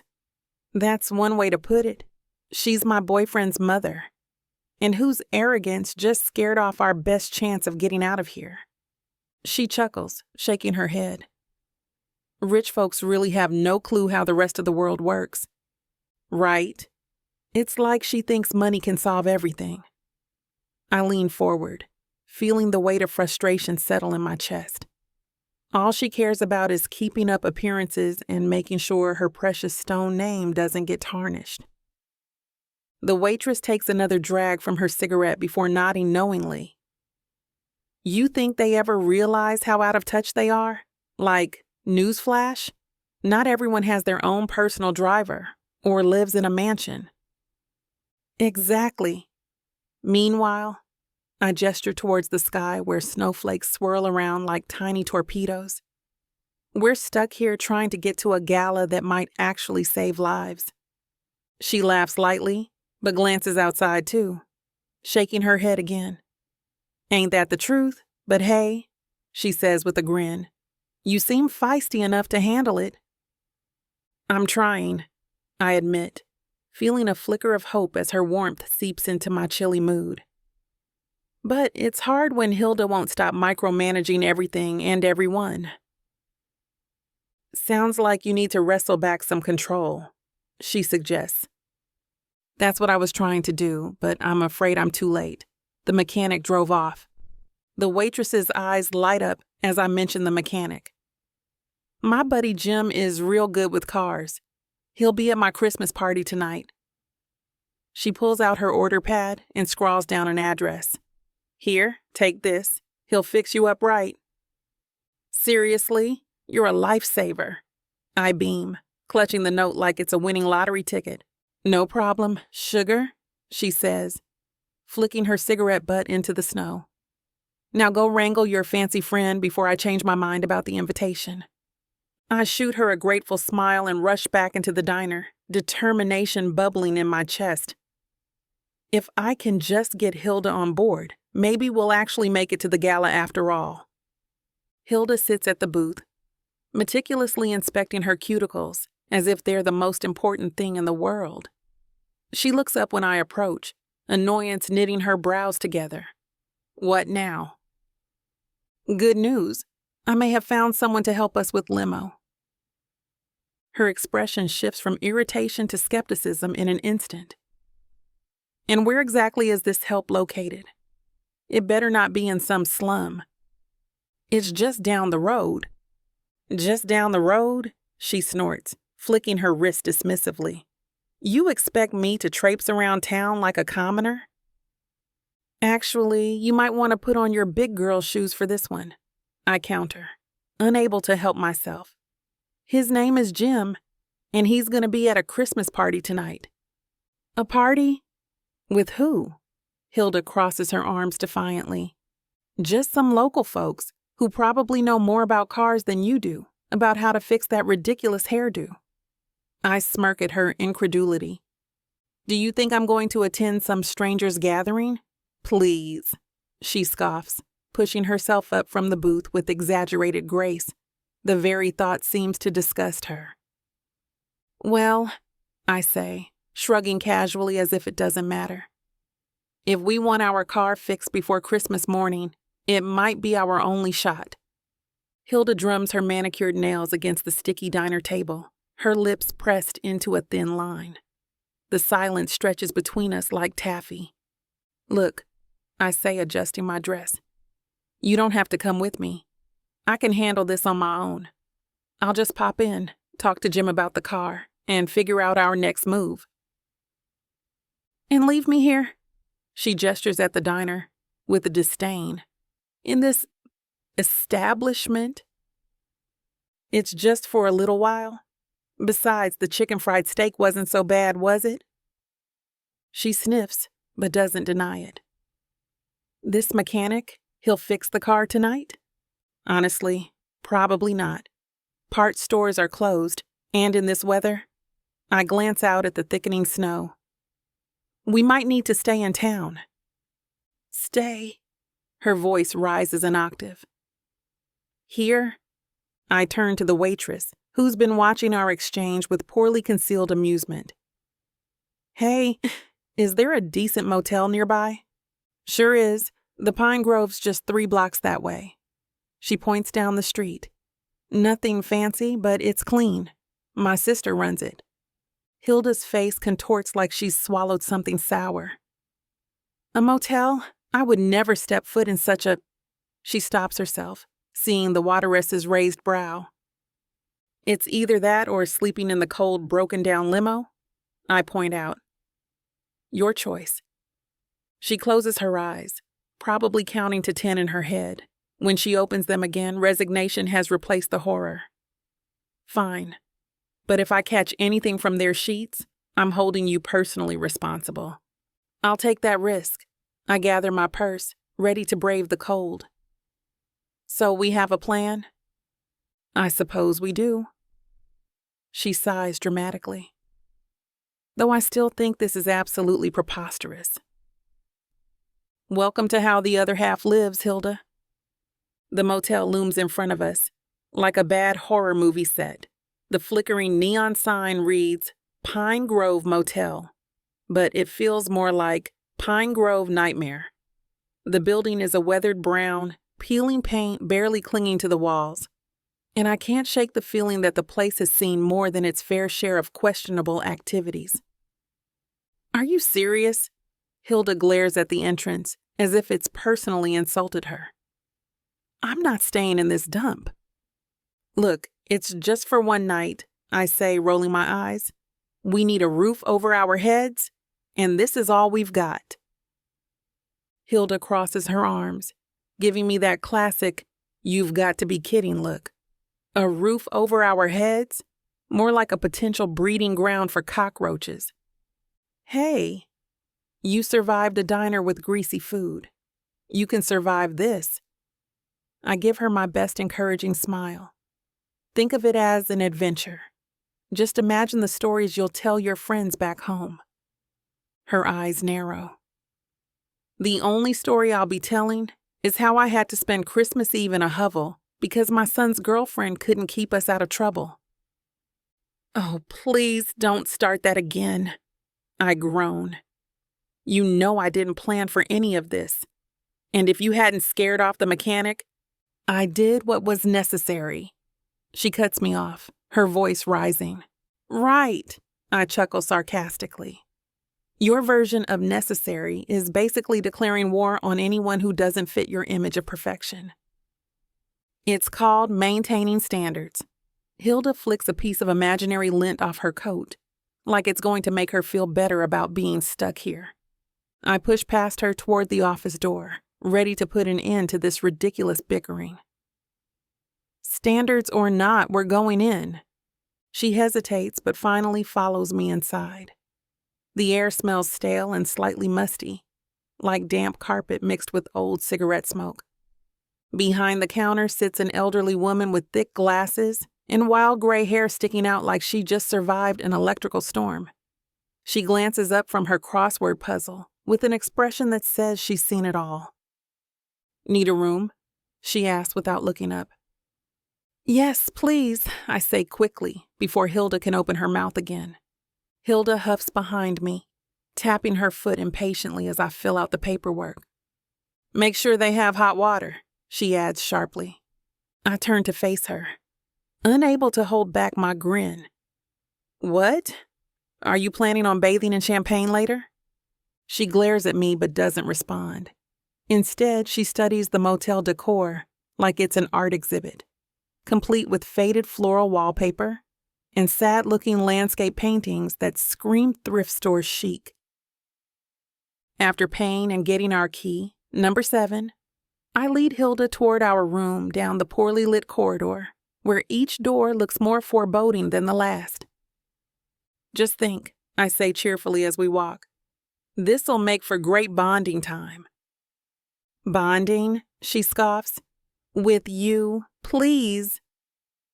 "Come on," I tease lightly as we approach our door. One night in a rundown motel isn't going to ruin your Christmas spirit. Hilda pushes past me into the room, as if escaping my optimism might save her dignity, or whatever's left of it after today's fiasco. I follow cautiously behind and survey our accommodations. 2 twin beds with lumpy mattresses and scratchy blankets strewn across them like discarded thoughts. "Welcome to paradise," Hilda says dryly. "At least there are clean sheets, probably, as far as I can tell under this dim light bulb buzzing above us." "Well," I say cheerily, despite everything else around us that screams dismal, "it could be worse." Hilda rolls her eyes again but doesn't respond. Instead, she flops onto one bed dramatically. "This better not become a habit," she mutters under her breath. "It won't. Just think of tomorrow night." But deep down, even I wonder how this disaster will play out before Jacob's big night arrives. Chapter 8. Hilda. The motel room greets us with the charm of a bad 80s movie. Threadbare bedspreads in a shade of beige that could only be described as forgotten. The carpet, a lovely mix of stains and mystery smells, practically begs for a hazmat team. I glance at Nyla, who's already unpacking her meagre belongings, as if we're headed to the Ritz. "You can't be serious about staying here." I wave my hand dramatically around the room, like it's some sort of cruel joke. This place has probably seen more questionable activities than an episode of that reality show. She shrugs, unfazed. "It's just for one night, Hilda. We'll be out of here before you know it." "Oh, noes." I reach for the phone on the nightstand, dialing the front desk with all the authority I can muster. "Yes, hello? I need new sheets immediately. And a pillow menu." Laughter crackles through the line like static electricity. "Ma'am, we don't have—" "Do you think this is funny?" My voice rises as if they might hear my disapproval all the way from behind their plastic counter. "I'm not staying in a glorified dumpster." More laughter. "I'm afraid we don't—" "Don't make me come down there," I threatened, feeling a little ridiculous but unwilling to back down. The voice on the other end finally goes silent. Then it chuckles again before hanging up. I slam down the phone, indignation flaring hotter than ever. "Can you believe this? They laughed at me. At me!" Nyla raises an eyebrow and grins. "Welcome to real life." "Real life?" I repeat incredulously. Is this what you consider real life? Because I can assure you, my real life involves silk sheets and crystal chandeliers. Nyla leans against the wall, arms crossed casually. Well, it's either this or sleep in the car with your heirloom pearls as your pillow. A low growl escapes me as I try to summon patience through clenched teeth. You know what? Fine. I'll make do. Nyla chuckles softly while scanning our surroundings with amusement. She clearly relishes my discomfort. It's just one night, she insists again. I roll my eyes so hard it almost hurts. One night in purgatory isn't exactly what I'd planned for Christmas. Get used to it, she teases. Oh, how tempting it is to snap back with something sharp enough to cut glass. But really, what would be the point? She wouldn't understand anyway. She never does when it comes to matters of class and taste. All right, then, I concede with exaggerated grace, while smoothing my skirt, as if preparing for some grand ball, instead of being stuck here in this dump.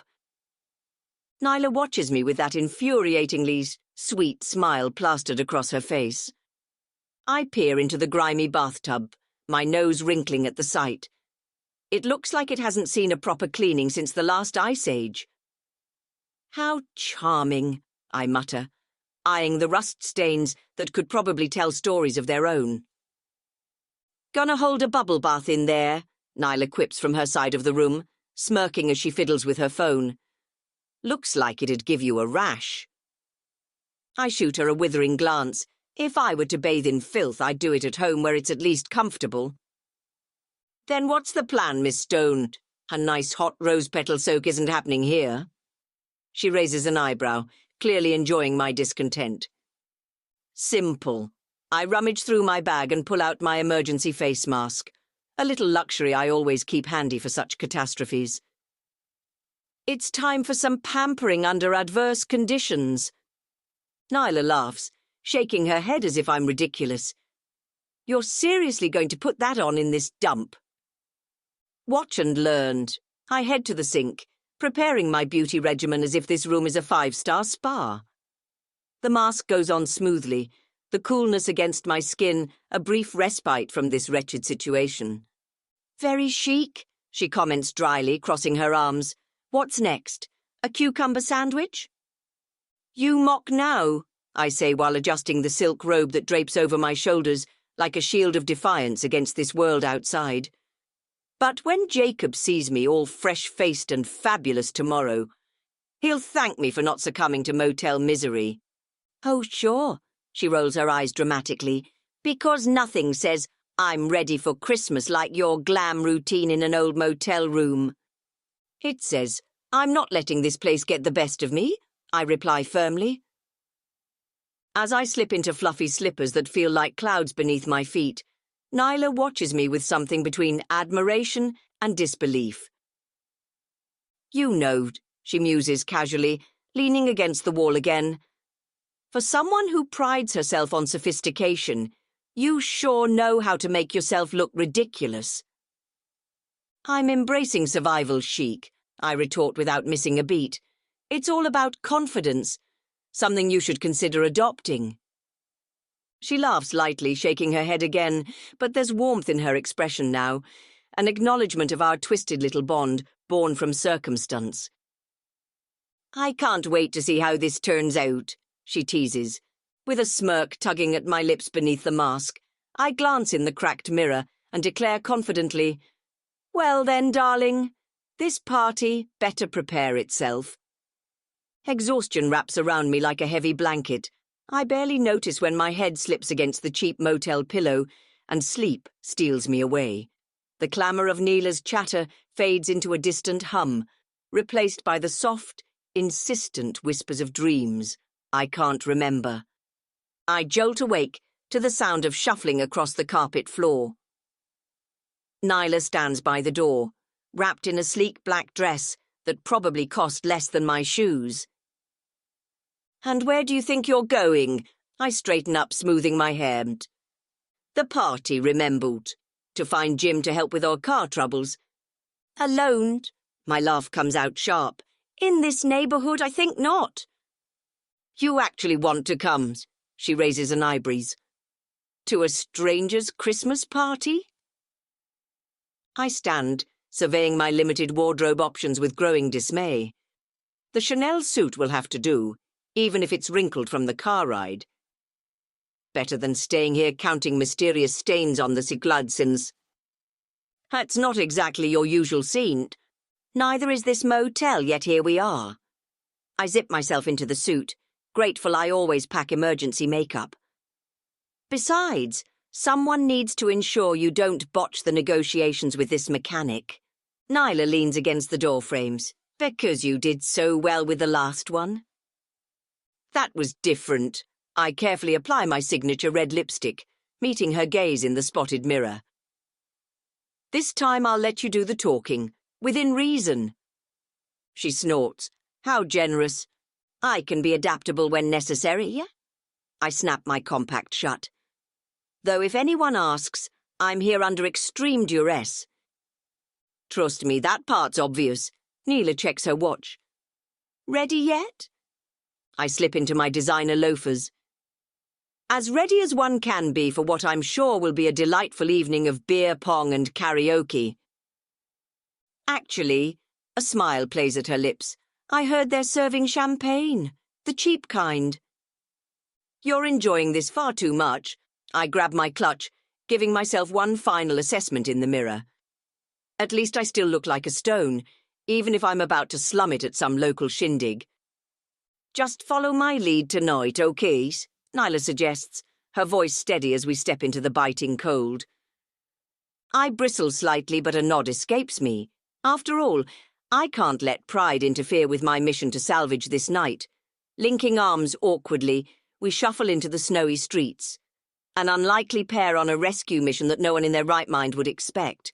Are you sure you know where you're going? I ask, glancing sideways at her as we navigate the slippery sidewalk. Absolutely, she replies with feigned confidence. I have a knack for finding good parties. Right, I mutter under my breath, shivering against the winter wind. Because that's what everyone needs. More cheap beer and questionable company. She chuckles lightly but continues to lead the way through the maze of houses draped in holiday lights.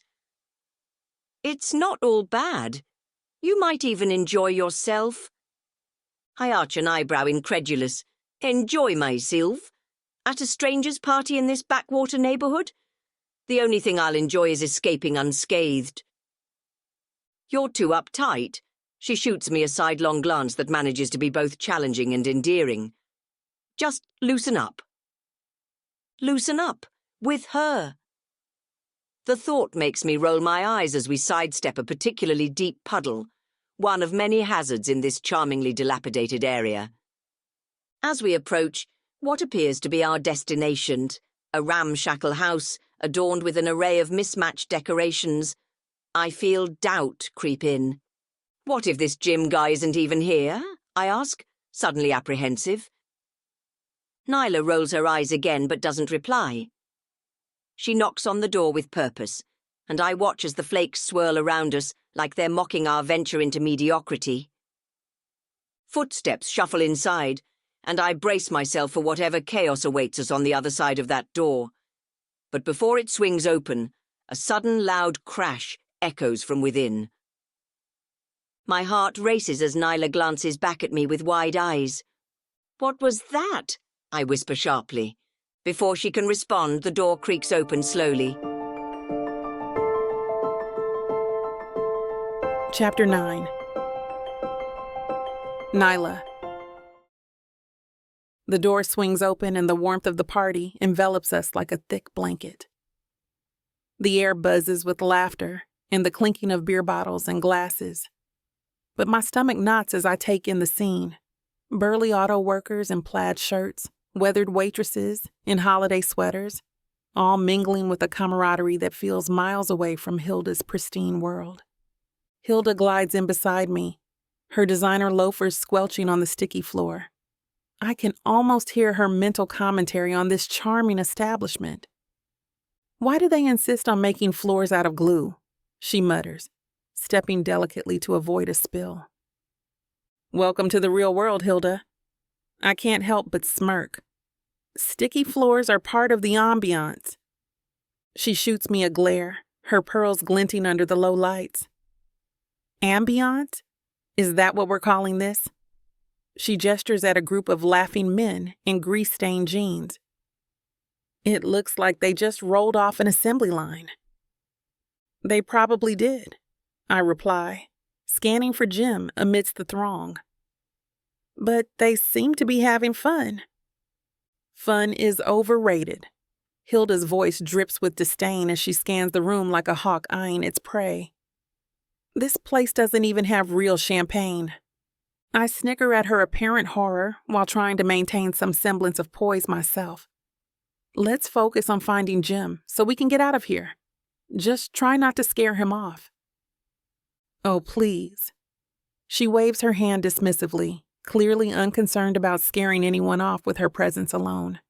We weave through clusters of laughter and conversation. Hilda's every step screams elegance, while everyone else's attire whispers comfort. A woman carrying a tray of drinks nearly collides with us, but Hilda sidesteps effortlessly. Watch it, Hilda snaps before I can intervene. The woman blinks at her wide-eyed but doesn't respond. Smart move. I lean closer to Hilda, my voice low but teasing. You know they don't appreciate your refined taste here, right? Refined taste is exactly what they need, she retorts sharply.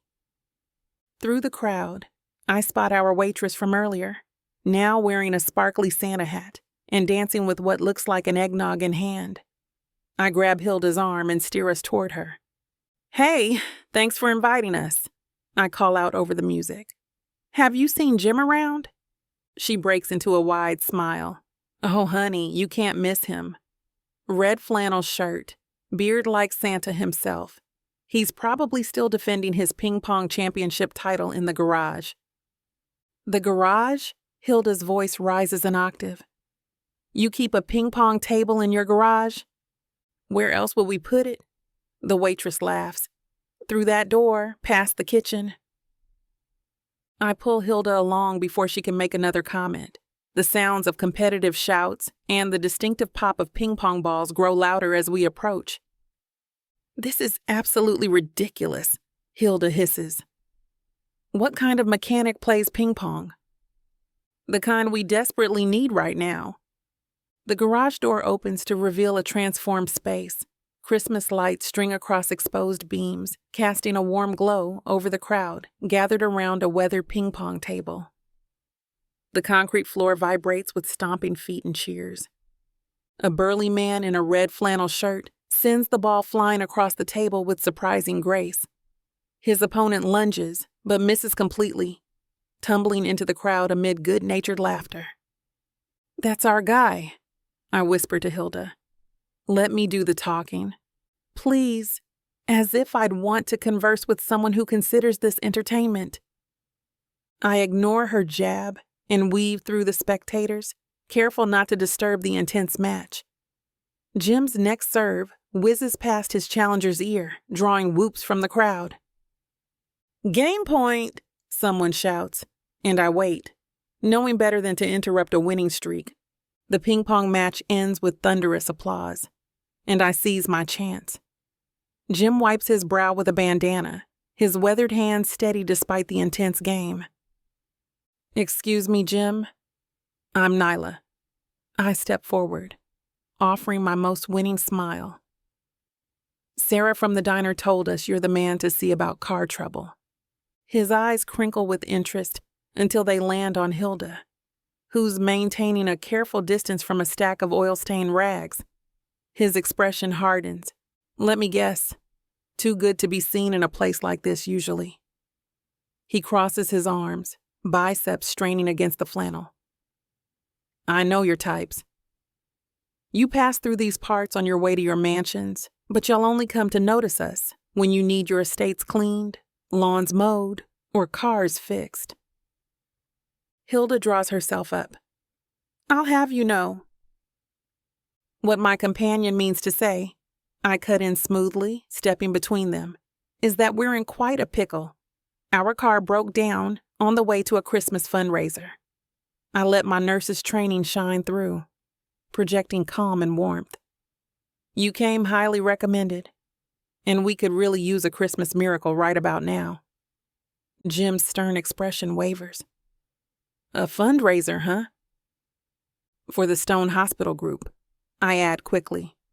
Every minute we're late means fewer donations for kids who need surgery.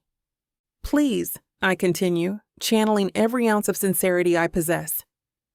I know it's Christmas Eve, but we desperately need your help. Whatever your usual rate is, we'll double it.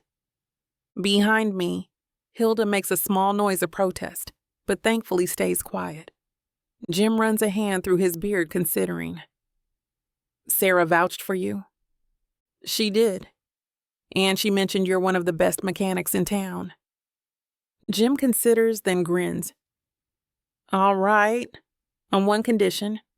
You two take on Carl and I in beer pong. My jaw drops. I can feel the laughter ripple through the room like a wave crashing against a rocky shore. I beg your pardon, Hilda starts, but I stop her with a hand on her arm. Your choice, lady. Either you let loose and play a round of beer pong with us, or you're stuck in town until you find another one willing to work during the holidays. Hilda's face drains of color. For a moment, I think she might refuse outright, but there's something about the challenge in Jim's eyes that makes me hold my breath. You want me to play in this? She gestures around, horror etched across her features. This den of iniquity? Beer pong isn't going to bite you. I lean in closer, lowering my voice conspiratorially. Think of it as an opportunity to show off your athletic prowess. Her brows knit together like she's solving a particularly vexing math problem. I've never played bottle pong in all my life. I've never even heard of such a game. It's beer pong, I correct with a laugh. And it doesn't matter. It's easy. You just throw the ball into cups. And what if I miss? Her tone is pure disdain. Then we drink. I throw my hands up dramatically for effect. But come on, Hilda. Think about it. Either you play this ridiculous game, or we're sitting here for hours waiting for someone else to come help us. She looks torn between her pride and the reality of our situation. Listen, I add, my voice softer now, almost coaxing. This is about more than just fixing the car.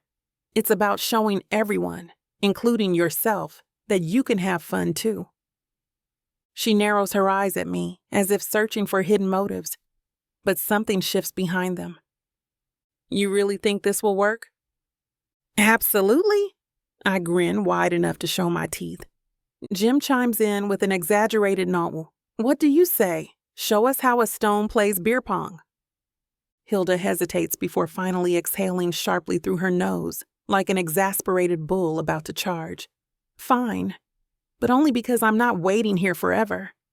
Yes, I can't help but pump my fist in victory as Jim leads us over to the table where Carl is already setting up cups filled with some questionable concoction.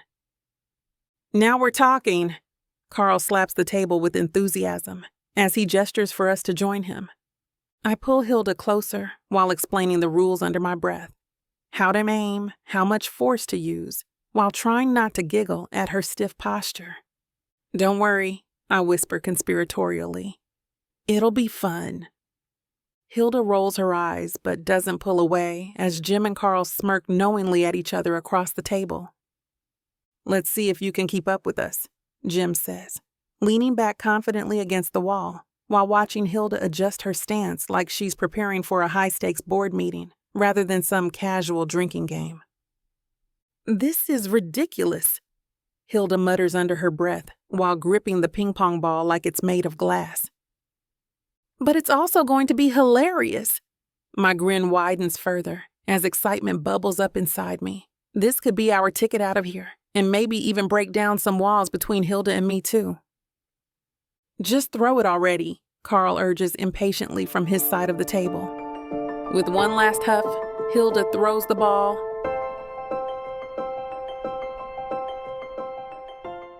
think you can catch me?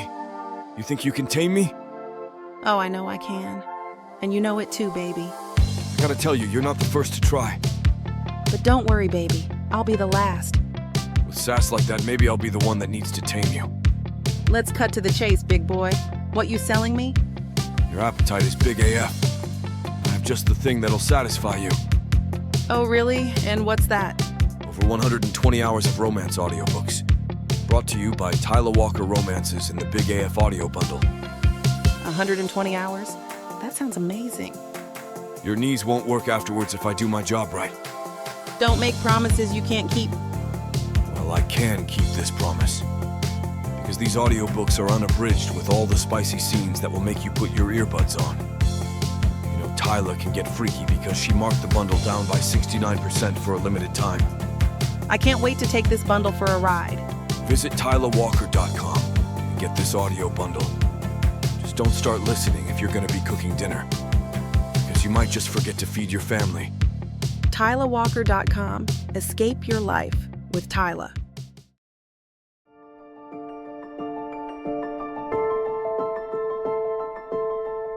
Chapter 10. Hilda. I size up the ping-pong table, my game face firmly in place. The beer-soaked floor is sticky beneath my designer loafers, but I don't let that distract me. Not now. I clutch the ping-pong ball tightly, determination surging through me. All I can think about is getting to the Hamptons and showing everyone there who I really am. Okay, let's see what you've got, Jim challenges, smirking like he already knows I'm out of my league. I toss the first ping-pong ball. It arcs perfectly and lands with a satisfying plunk into one of their cups. The room falls silent for a beat before erupting into astonished chatter. Lucky shot, Carl mutters, eyes narrowing. Sure, let's call it that, I reply with a smirk. No way am I letting him intimidate me. With every throw after that, it feels like magic takes overs. The ball sails through the air as if it's dancing just for me, sinking cup after cup with precision. A cheer erupts from Nyla as she watches, her surprise turning into pure delight. Where'd you learn to throw like that? She shouts over the ruckus. All those years on the tennis court paid off. I crow back, grinning widely as another cup goes down in flames. The laughter and cheers fuel my confidence even more. This isn't just a game anymore. This is my moment. Let's see if you can keep it up, Jim challenges again, but there's an edge of respect in his voice now. He's starting to take me seriously, which is exactly what I want. As we continue playing, the tension in the room shifts from skepticism to exhilaration. My opponents stumble through their next throws, and each missed shot from them makes the crowd go wild. You're a natural, Nyla yells out encouragingly as she leans against the table, her eyes sparkling with excitement. Just call me Queen of Beer Pongs, I respond with mock regality as I drain yet another cup. Each successful shot feels like a victory. The room erupts again as Jim tries to rally his side for one last stand. We're not done yet, he insists while gathering himself for another round. Bring it on, I retort confidently, locking eyes with him as the challenge hangs thick in the air. This time it's personal, not just about winning, but proving that Hilda Stone can still surprise everyone when she needs to most. The energy in the room is electric. I can't believe it, but I'm actually enjoying this ridiculous game. The ping-pong table feels like my stage, and I'm determined to steal the spotlight. Each time I sink another cup, a roar erupts from the crowd. Go Hilda, Nyla whoops, her voice cutting through the noise like a bell. She leans over the table, practically bouncing on her heels. It's a bizarre sight. Me in my pristine Chanel suit and pearls, taking aim while surrounded by burly auto workers and weathered waitresses. Who knew they'd rally behind me? Let's go, show them how it's done, Jim grins at me, his earlier skepticism fading as I sink yet another shot. The ball glides through the air before splashing down perfectly. I'm just getting started, I retort with a smirk, feeling an unexpected thrill rush through me. As the cups dwindle on their side, I can feel their desperation mounting.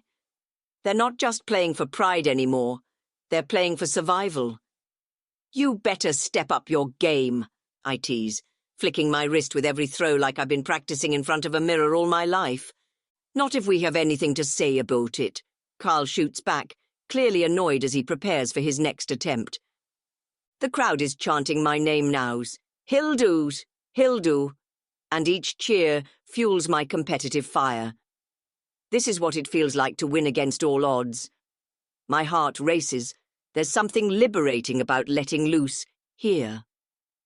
Nyla stands beside me, her eyes sparkling with mischief as she laughs at Carl's next failed throw. You've got this. They don't stand a chance. The moment feels electric as I line up my shot, the table buzzing with anticipation. I focus, my heart racing in rhythm with the chants of my name. Hilda! Hilda! The crowd's energy wraps around me like a warm blanket, pulling me into this surreal experience. With a flick of my wrist, I send the ping-pong ball flying. Time slows as it arcs gracefully through the air before landing squarely in the final cup. The room erupts into chaos, a riotous applause and laughter filling every corner. Yes, I shout, pumping my fist in triumph as adrenaline surges through me. For once, I've outdone everyone, and it feels glorious. Nyla leaps into my arms, wrapping her own around my shoulders in an exuberant embrace. You did it! You really did it! Her laughter rings in my ears like music. She looks at me with wide eyes that sparkle with astonishment. I didn't think you had it in you, she teases playfully, her expression a mix of disbelief and delight. Neither did I admit, still riding high on this unexpected thrill. The rigid matriarch everyone knows has vanished, if only for a moment, and all that remains is Hilda having fun for once. You were incredible, Nyla continues, stepping back to take me in with a beaming smile. I mean, who knew you could dominate at beer pong? Oh, please, I scoff lightly, waving off her praise while secretly reveling in it. I just had to show these boys what a stone can do. Jim approaches us with an impressed look on his face. All right, you've earned some serious respect tonight. He claps me on the back, and though his hands are rough from years of labor, there's warmth behind them. I glance at Nyla. She's practically glowing beside me. This is more than just winning. I've shattered some preconceived notion about myself, while also bonding with her in a way I never expected. I guess even us elite can have a little fun, I say with a wink at Nyla. Fun? You were unstoppable. She shakes her head incredulously but can't hide her grin. All right, ladies, Jim announces, his grin wide and genuine. I'll check on that limo on my way home. I promise it'll be fixed by tomorrow. Relief washes over me. For once, skill, not money, saved the day. I didn't expect to feel this good, not after everything that's happened. You really mean it? I ask, hardly able to contain my excitement. Absolutely, he replies, wiping his hands on his overalls like a badge of honor. Just don't let your friend here run off with my ping-pong trophy next time. Nyla laughs, nudging me playfully. Don't worry, Jim, I'll keep her in line. The warmth in her eyes makes me feel light and giddy, something I haven't experienced in years. Well then, Jim continues with a nod toward the door, you two better head back to your hotel before the snow really starts coming down. Can't have you getting stuck out here.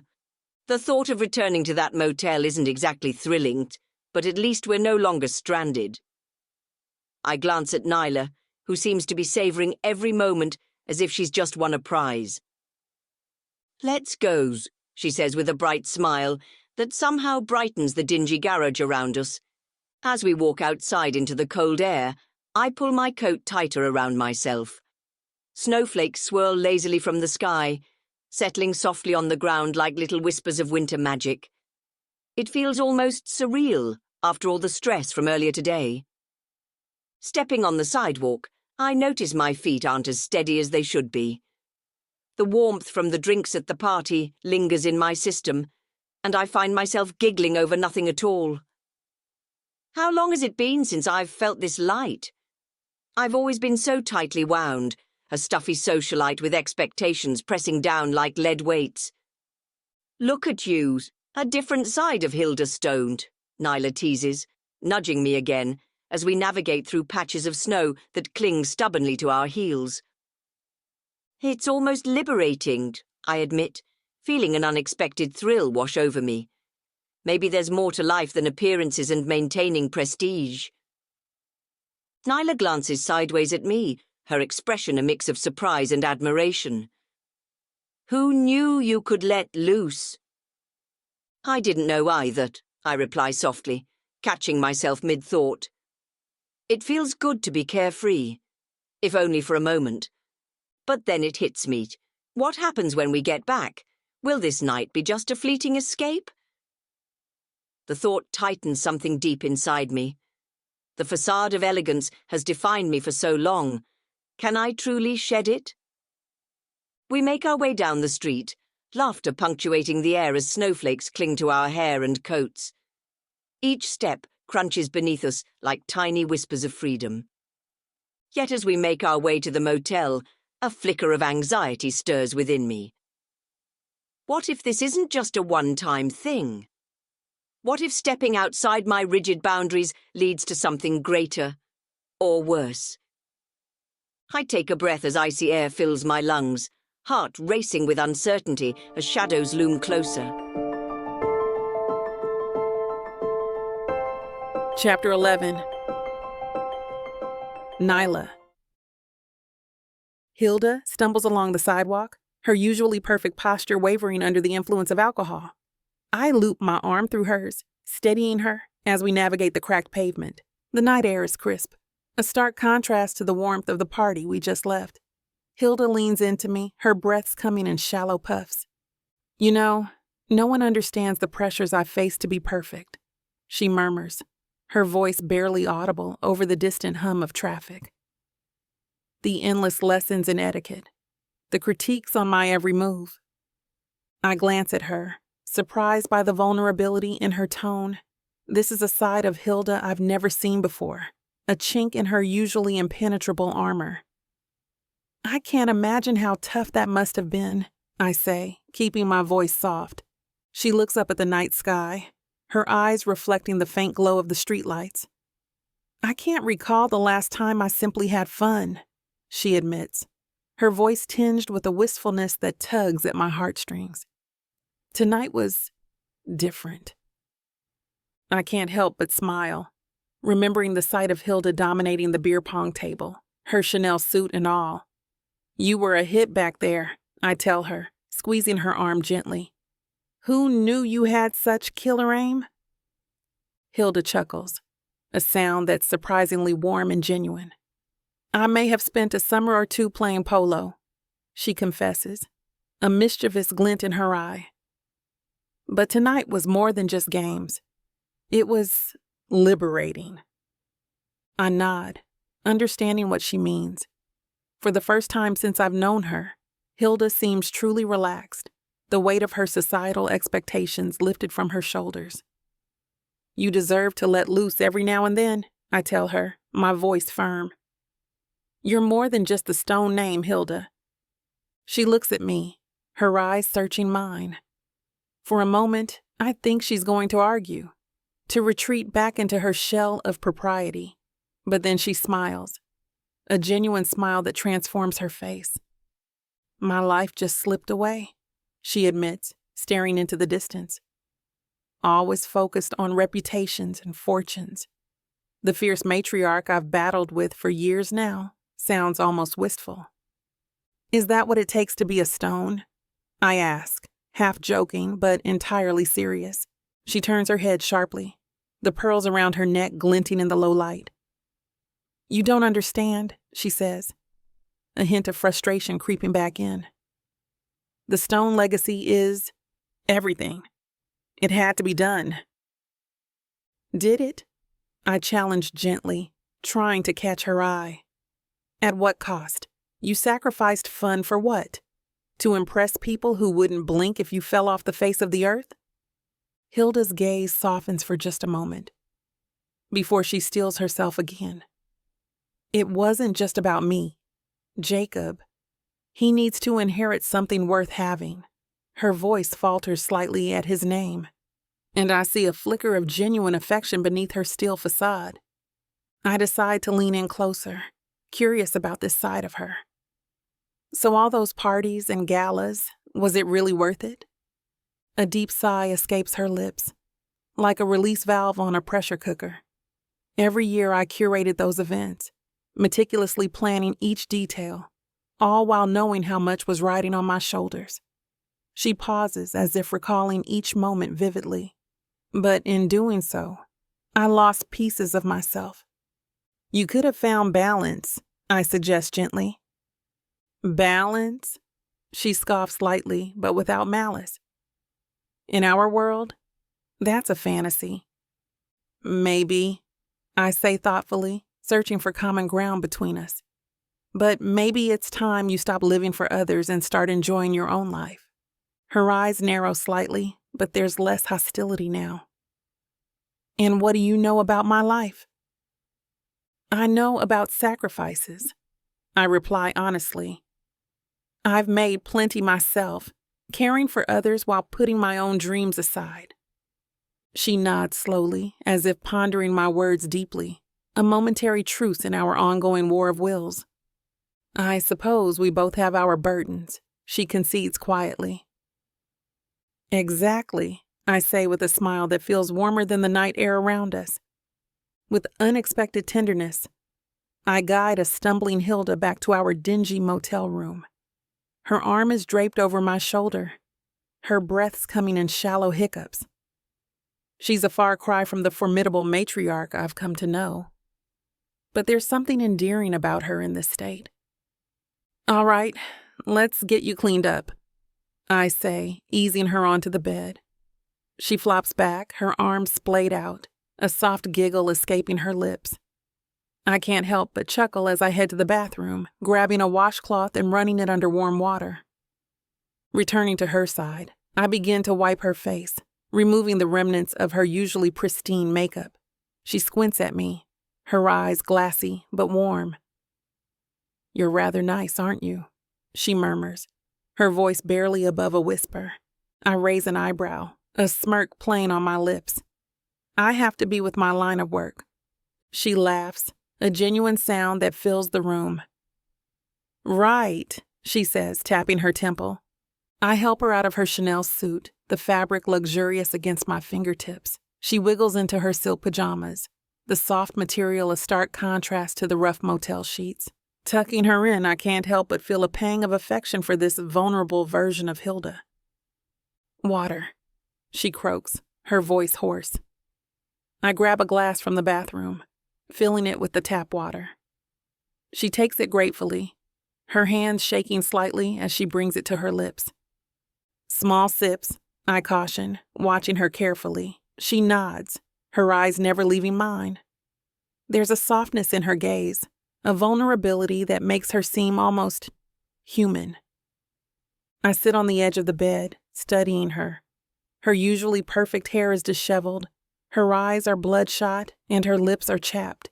But there's a certain beauty in her imperfection, a raw honesty that I find oddly comforting. You know, I never wanted this life for Jacob, she admits, her voice soft. All the pressure, the expectations. She trails off, her eyes welling up with unshed tears. I reach out, squeezing her hand gently. He's stronger than you think, I assure her. He can handle it. She sniffs, wiping away a stray tear. He has to, she whispers, her voice barely audible. I'll make sure of it. I nod, understanding her sentiment all too well. Of course you will, I say, my voice thick with emotion. I tuck the scratchy motel blanket around Hilda, her breaths now steady and rhythmic. She murmurs softly, rolling onto her side, a vulnerable curve to her shoulders. The harsh lines of her face soften in sleep, making her look years younger. For the first time, I see the real Hilda, stripped of pretense and pride, more human than I realized. "You're not so tough now, are you?" I whisper, brushing a strand of hair back from her face. She doesn't stir, lost in whatever dreams have claimed her. I sit back, watching her. This is a side of Hilda no one sees. Not the formidable matriarch, not the stone-cold socialite, just a woman worn down by expectations and the weight of her name. I can almost forgive her meddling, her constant disapproval. Almost. "You know, I never wanted any of this either," I say softly, knowing she can't hear me but needing to say it anyway. This world of galas and board meetings, I was happy being a nurse, helping people. I sigh, rubbing my temples. The room is quiet, save for the distant hum of traffic and the faint ticking of a clock. The motel might be a dump, but it's peaceful. No ringing phones, no pinging emails, just silence.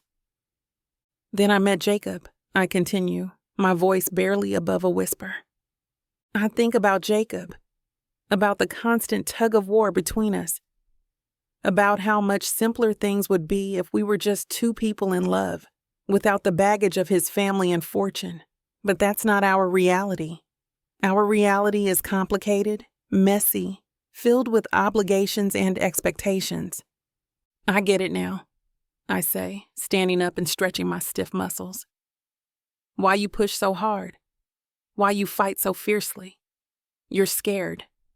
Scared of losing control, scared of letting go." I walk to the window, pulling back the faded curtain to reveal the grimy street outside.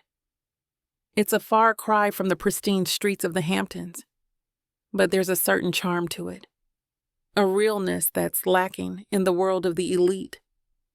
"But you can't control everything, Hilda," I murmur, turning back to her sleeping form. "Sometimes you have to let go. Sometimes you have to trust that things will work out." I cross the room, switching off the bedside lamp. The room plunges into darkness, the only light coming from the faint glow of the streetlights outside. I pause by the side of my bed, looking back at Hilda one last time. "Good night, Hilda," I whisper, a new understanding dawning between us. As I settle into bed and cocoon myself in the scratchy motel covers, I can't help but feel like something has shifted. Like maybe, just maybe, we can find a way to coexist in this crazy world we've both been thrust into. Chapter 12. Hilda. Morning sunlight pierces my eyelids, stabbing like a hot poker. I groan, burying my head deeper into the frayed pillow. The jackhammer inside my skull is relentless, echoing with every half-formed memory of last night. I shift, and it hits me. The laughter, the absurdity of playing beer pong in some stranger's house, and Nyla's delighted whoops as I sunk cup after cup. I can't believe I let loose like that. How did I end up confiding in her? My heart sinks as fragments swirl through my mind. Nobody understands the pressures I face to be perfect. Did I really say that? God, how embarrassing. I shake my head, trying to shake off the shame, but it clings to me like last night's whiskey. The way Nyla looked at me, her expression caught somewhere between amusement and genuine understanding, sends another wave of mortification crashing over me. Did I actually allow myself to be vulnerable? My life just slipped away, I'd said, staring at the stars like they held all the answers. A flash of her smile flickers through my mind when we walked back to the motel, arms linked like two old friends rather than adversaries. "Just follow my lead tonight," she'd urged, with an easy confidence that made me want to rebel against my own uptight instincts. But What about all those insults thrown across dinner tables? What about the contempt I'd shown her for being not good enough for Jacob? It felt so distant now, yet so real. The way she encouraged me during that ridiculous games, it was almost nice. As if all those years spent climbing social ladders had come crashing down in a moment of camaraderie with someone I viewed as a rival. I push myself up on one elbow and glance around our shabby motel room, the threadbare carpet, the lumpy mattress. How far have we come from our usual lives? And then there's Nyla, this radiant force who has somehow infiltrated my life and made me rethink everything. She barged into my well-crafted world and shattered it into pieces last night without even trying. A sudden panic washes over me. How will I face her today? How can I go back to hurling snide comments at her after sharing such personal thoughts? God damn it, I mutter under my breath. This isn't just about an event anymore. It feels bigger than that. If she knows this side of me now, how do I protect myself from her knowing too much? Just as I start to sort through my muddled thoughts, she bursts into the room like a ray of sunshine. "Oh, good. You're up," she chirps, balancing a steaming cup of coffee and a small bottle of aspirin. My eyes narrow at her enthusiasm. "God, you're awfully cheery for so early in the morning," I grumble, accepting the coffee gratefully. The aroma wraps around me like a warm blanket, and I take a sip, letting it slide down my throat. "Take these two, you're going to need them after all the fun you had last night." She hands me 2 aspirins, completely oblivious to my groans. "Fun? Is that what we're calling it now?" I murmur under my breath, not wanting to dissect the reality of last night just yet. "Jim called while you were still sleeping. The limo's ready. He managed to get it fixed faster than expected." She launches into her news with unabashed excitement, completely ignoring the way I squirm in my seat. "Finally," I reply dryly, pushing myself up into a more dignified position. "I can't possibly be late for my own gala." "Sure, but we'll have to hustle. Traffic is bound to be messy with everyone heading out for Christmas." I can't help but roll my eyes slightly at her relentless optimism. You know how much I love being stuck in holiday traffic. Standing outside the diner, I wrap my arms around myself, shivering against the chilly breeze that nips at my skin. I scan the street impatiently, wishing Jim would hurry up. The thought of being stuck in this town any longer makes me want to scream. Nyla bounces beside me, her smile annoyingly bright. "Can you believe last night? You were a total rock star." I arch an eyebrow. Rock star, more like a circus act. "Come on, it was fun and you were great at beer pong," she insists, practically glowing with excitement. It's infuriating how effortlessly she finds joy in everything, especially after that ridiculous night. The sound of an engine draws my attention as Jim pulls up in the freshly polished limo. Thank goodness. As he steps out, a confident grin spreads across his face. "Almost like new," he announces, patting the hood affectionately. "Should get you to your gala without any further problems." "Good to hear," I say, forcing myself to maintain an air of detachment while stepping forward. "Thanks for fixing it on such short notice." "No problem at all," he replies cheerfully, oblivious to my efforts at formality. "You ladies made quite the impression last night." My stomach tightens at his casual reminder of our escapades. I can feel heat creeping into my cheeks. Great, just what I need. More embarrassment. "We were simply trying to survive the evening," I reply with a strained smile. Nyla snickers beside me, clearly enjoying this little exchange too much. "You kidding me? Carl is practically still mourning our loss," Jim continues, chuckling as he leans against the car door. I stiffen slightly but force out a laugh. "Just consider it a once-in-a-lifetime event." "Oh, come on," he nudges playfully. "Maybe you guys can swing by one the way back to the city. We can do another round." I feel my irritation flare up again. He has no idea how far from reality he's inviting us back here. It takes every ounce of restraint not to snap back at him about how I've spent years maintaining a carefully curated image. But instead of voicing my frustration, I plaster on a saccharine smile and straighten my shoulders. "Don't count on it," I say dismissingly. Jim shrugs with a grin that hints he doesn't buy my act for 1 second. Nyla nudges me with her elbow and winks conspiratorially before focusing back on Jim.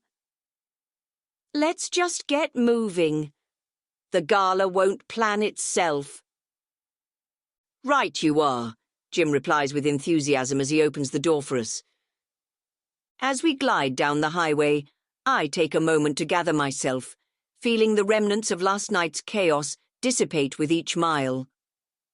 The driver keeps his eyes glued to the road, but I can't help but glance sideways at Nyla, who seems entirely unfazed by our bizarre interlude.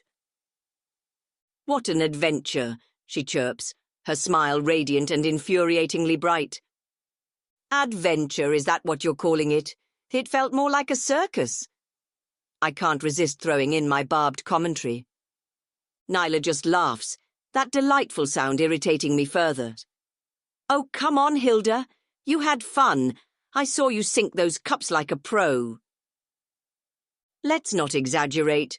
That was a fluke," I retort sharply, adjusting my pearls as if they might shield me from her relentless positivity. "You were in your element. You even smiled," she teases, raising an eyebrow in challenge. I wave my hand dismissively. I don't do smiling when there are reputations to uphold. Nyla leans back in her seat, arms crossed casually, as if this is just another friendly debate over brunch. "Is that so? Maybe you should try it more often." "Try what? Being unkempt and giddy like some wannabe influencer?" My voice drips with disdain as I shift my gaze out the window, focusing on the blurry scenery. She grins wider. "You'd be surprised how liberating it feels. Just let go a little." "Liberating? This isn't some self-help seminar." My tone sharpens, cutting through the air like glass. "This is serious business we're heading into." "Oh, please," she counters lightly. "You think Jacob doesn't want to see you happy?" "Jacob expects perfection," I shoot back, tightening my grip on my handbag. "He needs me to set things right after your little stunt." "Stunt?" She chuckles again, that infuriating laugh echoing in the cramped space between us. "You mean playing beer pong?" "It's about maintaining our family's reputation," I insist, exasperated by her unwavering confidence. The driver glances back at us through the rearview mirror, as if sensing our tension. It's almost comical how clueless he seems about our dynamic. As we speed toward the Hamptons, silence stretches between us again, but Nyla's calm demeanor only deepens my irritation, like an itch I can't scratch away. And as we draw closer to Jacob and his event looming ahead of us both, I can't shake off this strange unease settling deep in my chest. I sit in the back of the limo, feeling the tension ripple through my body. The weight of last night's laughter still hangs around me like a warm cloak. I remind myself it was just a momentary lapse, a fleeting indulgence in the madness that is life outside my carefully curated world. But deep down, a small part wonders if I could ever find that freedom again. The memory of belonging flashes through my mind, how the crowd cheered as I sank cup after cup. Who would have thought I had that side? The thrill, the rush, it ignited something buried deep within me. I can't remember the last time I felt so alive. It was undignified, certainly not befitting a woman of my position, but there was something intoxicating about letting go of pretense, if only for a moment. The way those common folk looked at me with genuine admiration, rather than the usual deference born of fear and status, it stirred something I thought I'd locked away decades ago. Back when I was just Hilda before I became Mrs. Stone, before the weight of legacy and expectations settled on my shoulders like a crown of thorns. Chapter 13. Jacob. I'm pacing the grand ballroom, adjusting the silk tablecloths like I'm prepping for battle. The chandeliers glint in the late afternoon sun, casting sparkles across the marble floor. I can almost hear the applause of our guests, and that rush fuels me. Then my phone buzzes violently against the polished surface of a nearby table. Hello? Mr. Stone? The caterer's voice crackles with urgency. I've got some bad news. What do you mean, bad news?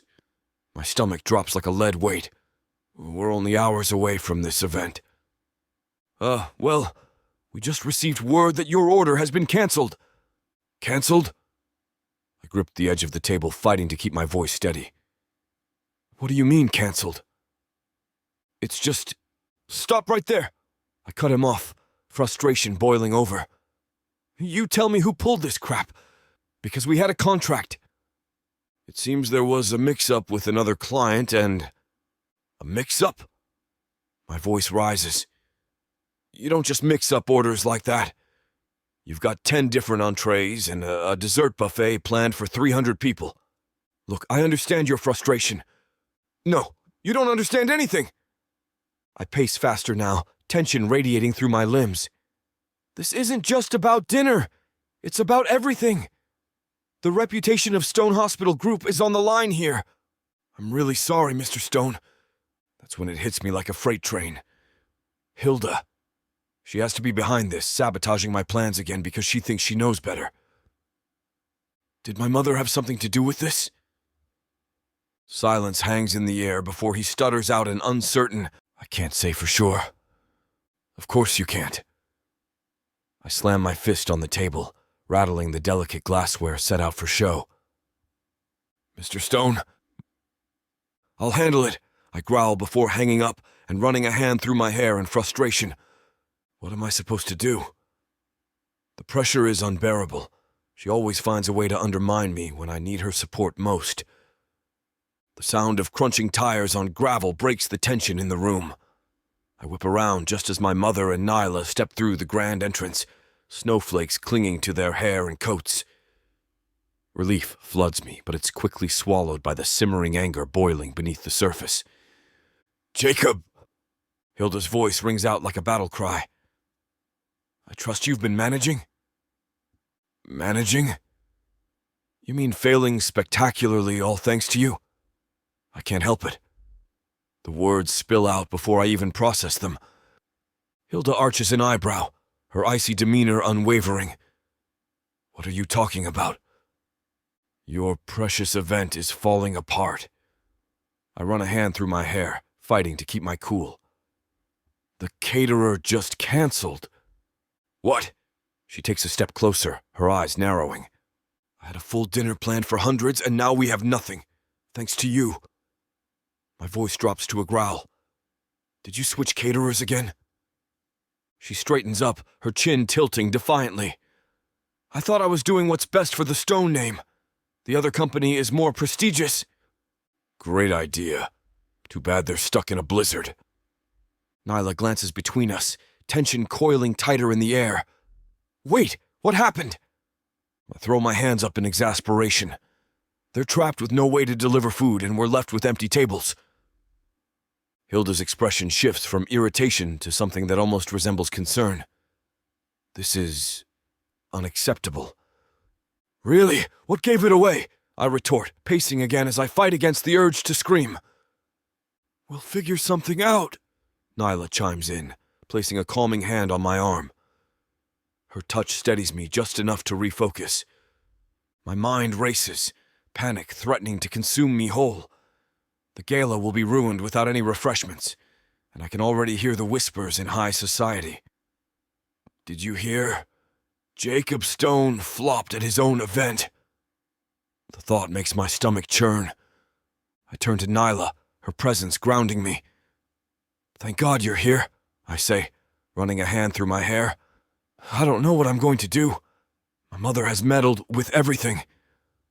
Hey, she says softly, squeezing my arm as if her touch can transfer calm straight into my veins.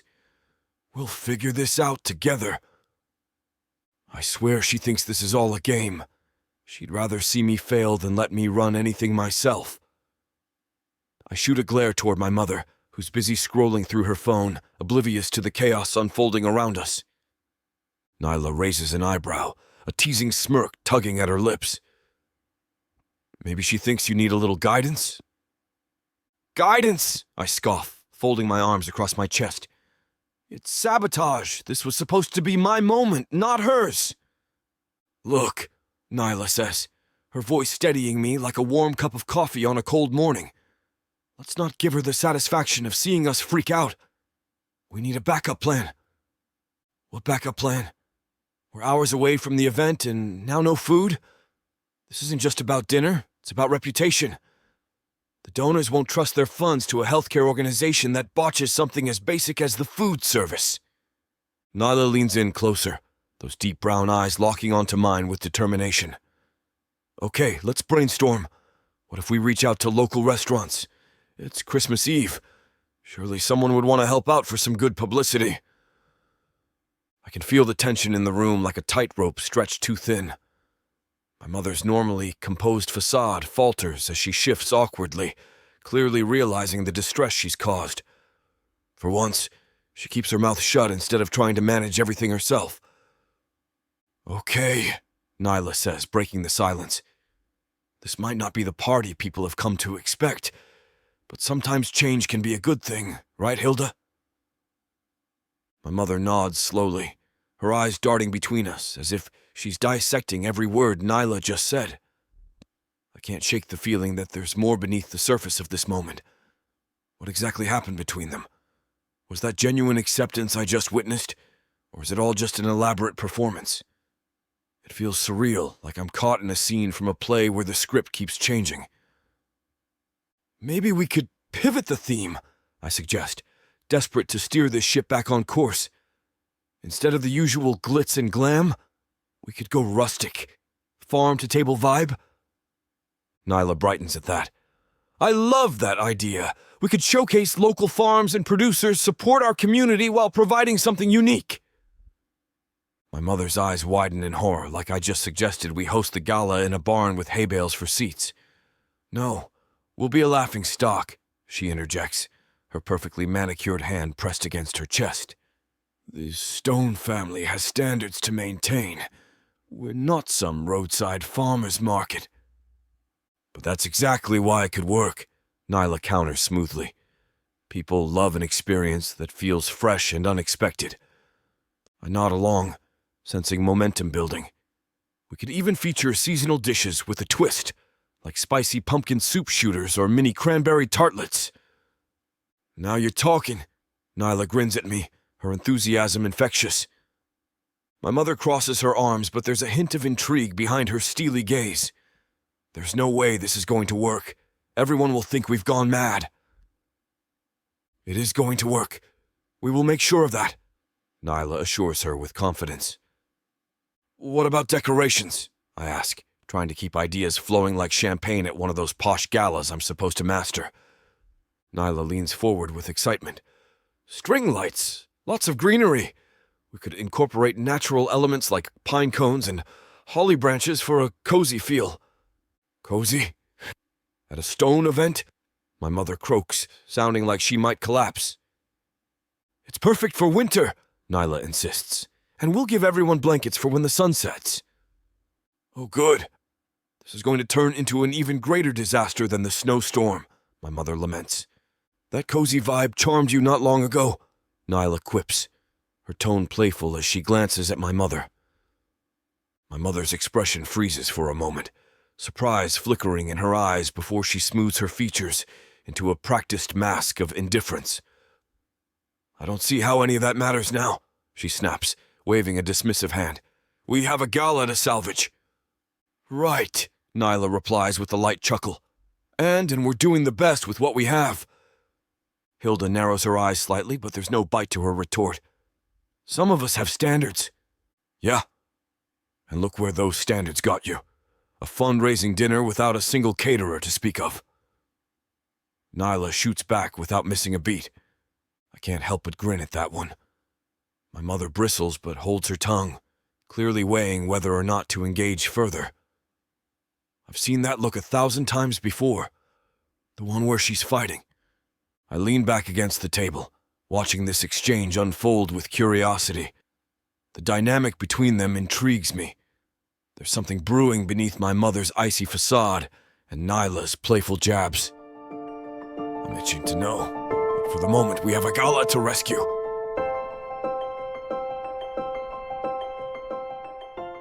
You won't know what hit you, baby. I'm going to take you, break you, and make you mine. And when I'm done, you're... Now hold on just a minute. What? I got something to say. What's the meaning of this? Now you may be some fine-looking white boy, Got that right, baby. It takes hard work. and you might got the money, Fat stacks, baby, to spoil you with. but that doesn't mean I'm going to give it up to you without a fight. A fight? You want some limp wilting flowers? Go to historical romance, baby. But you want sassy and spicy strong black queens that tame their alpha male bad boys? I think our listeners do. Then you go on and look at Miss Tyla's Bougie Brides and Billionaires audio bundle. 50 hours of me whispering the most romantic things in your ears. Fake marriages, alpha male billionaires, strong black women, steamy scenes that will make your eyes roll back. And everything wrapped up in a happily ever after that will put you in an afterglow.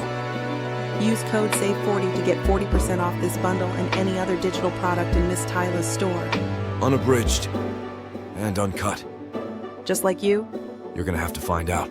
Tyla Walker Romances. Escape your life with sassy romance.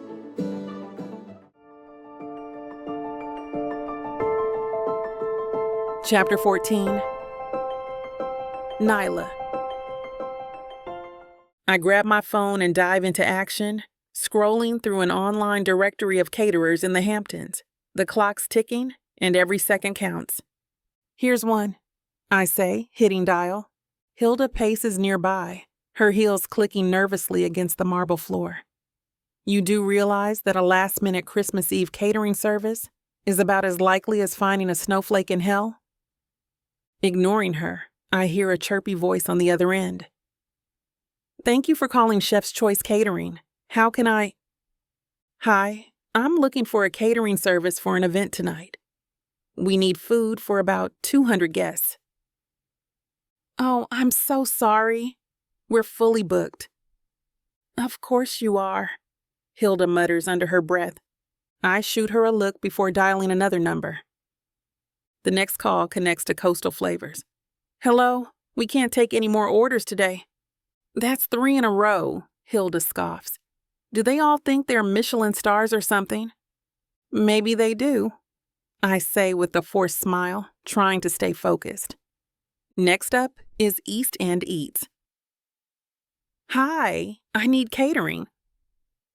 Tonight, sorry, we're all tied up with holiday parties. Hilda crosses her arms, tapping her foot impatiently. Surprising how many people celebrate Christmas these days. I bite back the urge to roll my eyes and move on to another number. Each call yields the same disappointing results. Fully booked, already committed, too busy saving their reputations. Dialing again, I hear a slightly harried voice answer at the Hamptons table. Hello? Can you cater for an event tonight? It's last minute, but... We just closed our books for Christmas Eve. She cuts me off. I groan softly as Hilda chuckles darkly beside me. You might as well call Santa Claus while you're at it. Taking a deep breath, I dial yet another place. Beachside Bites. Sorry, we're slammed, comes the cheery reply. I slam my palm against my thigh in frustration. Hilda leans closer and whispers, This is what happens when you don't stick to tradition. Seriously? This wouldn't have happened if you hadn't meddled. I shoot back. She flips her hair over her shoulder like it's an art form and shrugs elegantly. I was just making sure everything was perfect. Yeah? Well, look where that got us. A beat of silence stretches between us before I plunge back into the phone directory again, determined to make this work despite Hilda's jabs echoing in my mind. Just one more, I mutter under my breath as another name pops up on the screen. The pressure mounts as the calls go unanswered or lead nowhere fast. But I can't let myself falter. Not now when Jacob needs us both more than ever. I toss my phone onto the plush sofa, defeat crushing my chest. That was the last one. Hilda lounges in an antique armchair, examining her manicure. Shocking. It's Christmas Eve. Of course, everyone would be fully booked. Got any bright ideas? My fingers drum against my thigh as I pace the ornate living room. Well, I could always whip something up myself.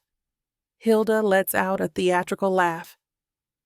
Though after that diner experience, I'm afraid my culinary expertise extends only to ordering from 5-star restaurants and criticizing their wine lists. What's in that tin? The mention of the diner sends electricity through my brain. My pacing stops mid-stride. Wait, that's it. What's it? The diner. Those chicken fried steaks you couldn't stop eating. I did not. Come on, I saw you sneaking extra bites when you thought no one was looking. Hilda's perfectly shaped eyebrows shoot up. Have you gone mad? You want to serve greasy spoon fare to New York's elite? I plant my hands on my hips. Unless your bank account can magically make a caterer appear out of thin air, then this is our best option to salvage the gala. You can't be serious. These people eat at Le Bernardin, not... She waves her hand dismissively.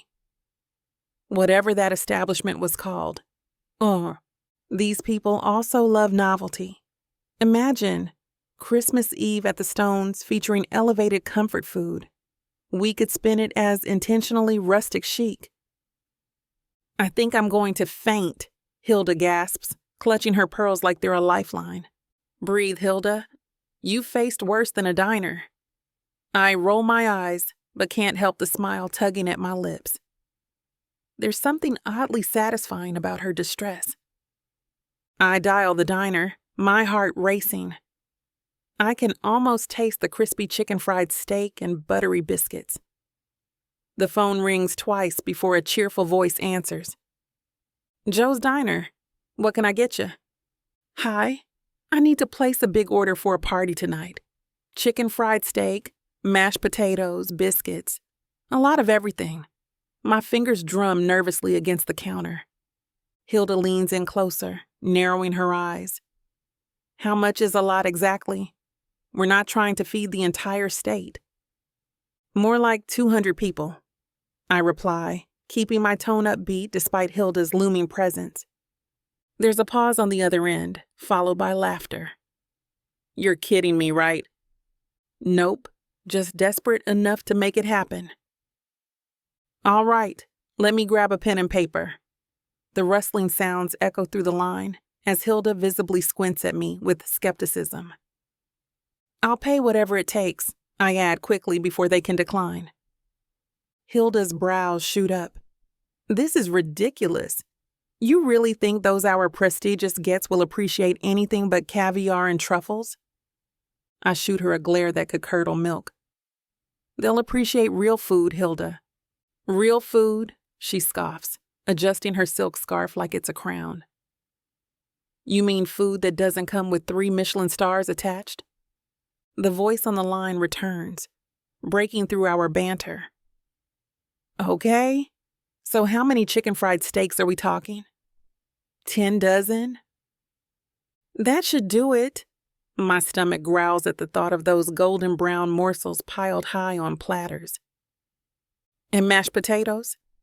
Oh yeah, 2 dozen servings. Make that 3. The enthusiasm builds in my chest as Hilda lets out an exaggerated sigh of disapproval. And biscuits? 4 dozen. You got it. The voice beams back at me as if this were an everyday occurrence. As I hang up the phone triumphantly, Hilda looks horrified. You just ordered mass quantities of fast food for Jacob's charity gala?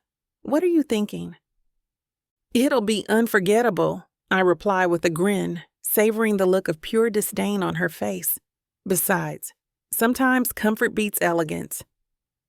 I can't believe this is happening, she mutters under her breath, as she plops down into an armchair with all the grace of an ungraceful swan. "Well then," I say brightly, crossing my arms over my chest and leaning back against the counter. "Get ready for an evening filled with hearty comfort food and delightful surprises." Her glare could shatter glass, but somehow it makes me feel more alive than ever, like we're about to embark on something truly unexpected. Hilda's eyes widen as the weight of my words sinks in. "You're not serious," she gasps, clutching her phone like it's a life preserver. "I'm calling this whole thing off." "Wait, what?" I leap forward, grabbing her wrist before she can hit the speed dial for disaster. "You can't do that. We finally found a way to make this event memorable." "Memorable? Chicken fried steak is what you call memorable?" Hilda shoots back, indignation radiating off her. "This isn't some barbecue joint, it's a gala." "Exactly. And all those stuffy galas have the same rubber chicken anyway. Why not shake things up?" I lean in closer, daring her to see reason. Her jaw tightens, lips pressed into a thin line, as if she's weighing the enormity of my suggestion against the Stone family legacy. "I've worked too hard to let this night crumble because of your comfort food fixation." "Is that what you think? That this is about some food? It's about giving Jacob and his guests something fresh, something they won't forget." I hold her gaze steady, willing her to understand. Hilda paces again, every step punctuated by the click of her designer heels against the polished floor. And what will they say? Oh, how charming. The Stones have turned into casual dining. Or they might actually enjoy themselves for once, I retort. "Look at you. Last night was the most fun I've seen from you in ages." She falters slightly at that remark, but quickly regains composure. "That was an anomaly." "It wasn't an anomaly, it was liberating," I interrupt. "You don't always have to play the part of perfect matriarch and high society queen." The air thickens with tension as Hilda stops pacing, crossing her arms defensively. She opens her mouth to protest but catches herself instead, staring down at her phone as if it holds the answers to all our problems. "I can't bear to see everything I've built come crumbling down," she finally admits through gritted teeth. "Then help me make it work," I urge gently, hoping my sincerity breaks through her defenses. "Let's turn this into something everyone talks about for years.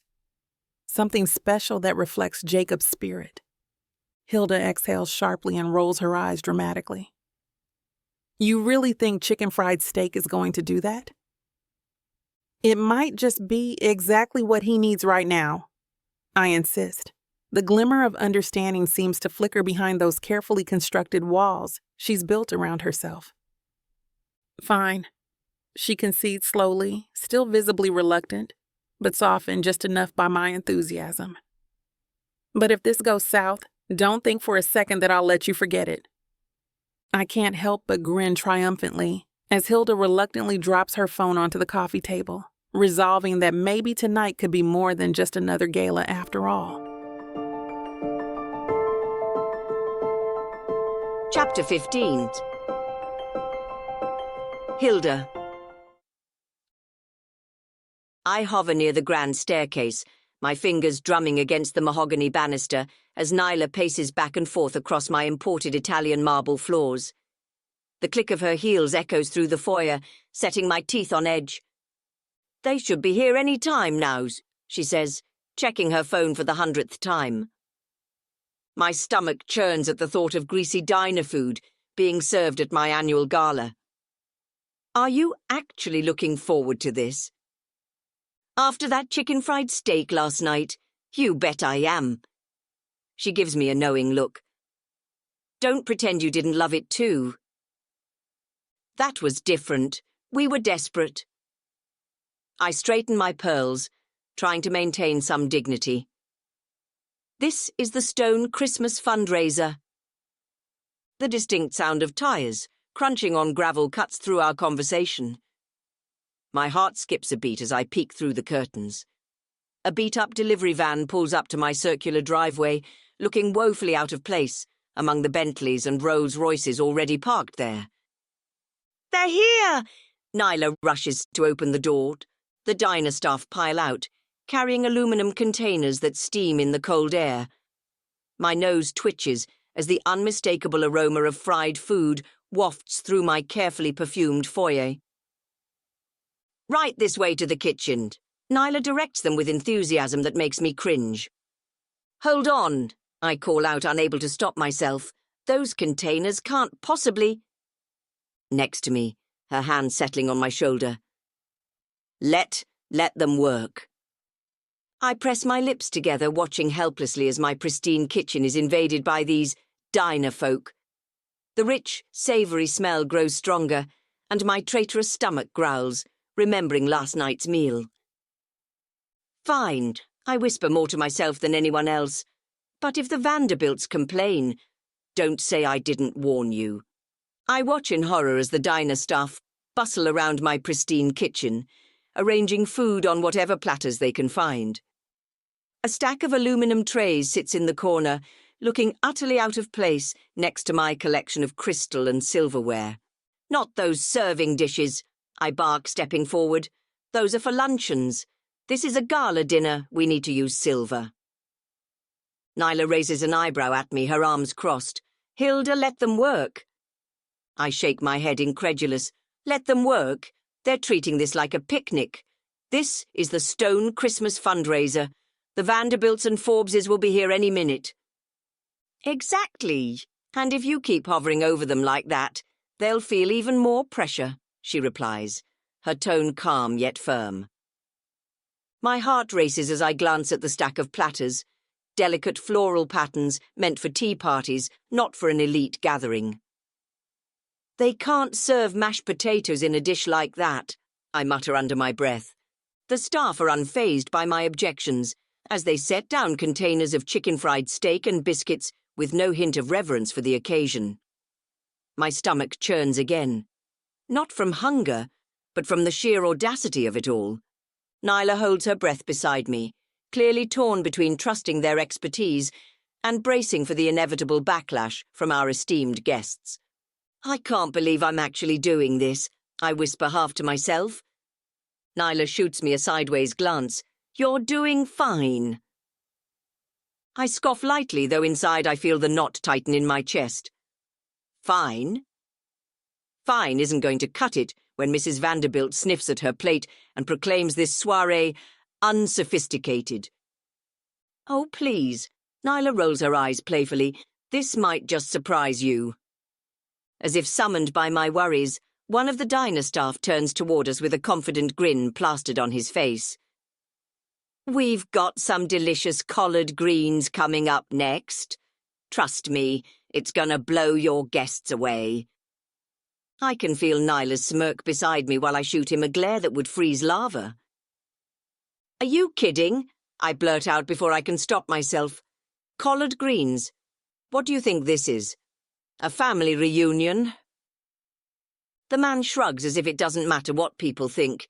Just another day in the diner world where comfort reigns supreme. "Just trying to add some soul," he replies nonchalantly.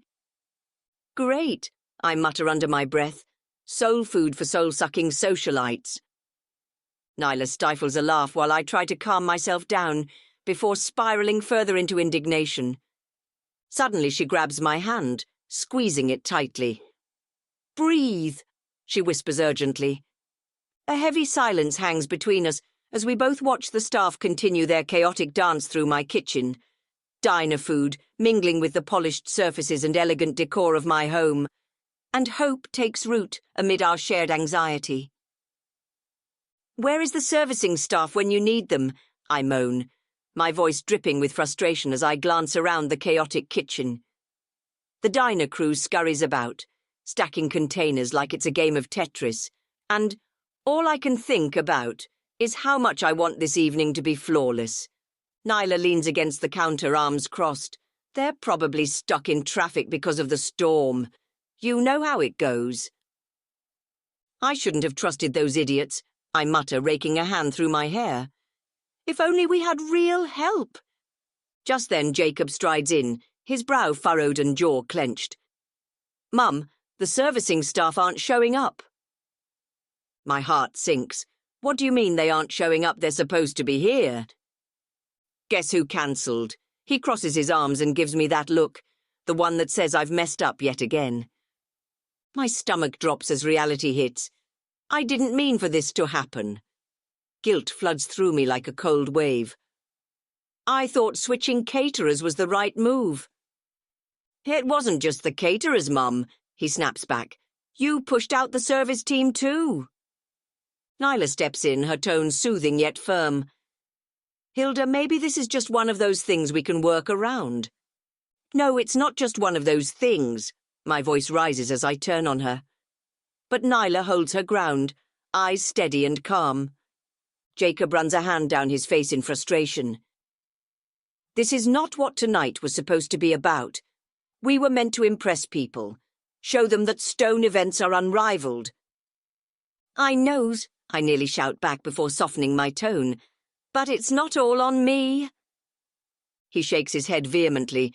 You're right, it's on all of us now. His gaze flickers between us both, determination mingling with exasperation. Nyla glances at me before addressing him directly.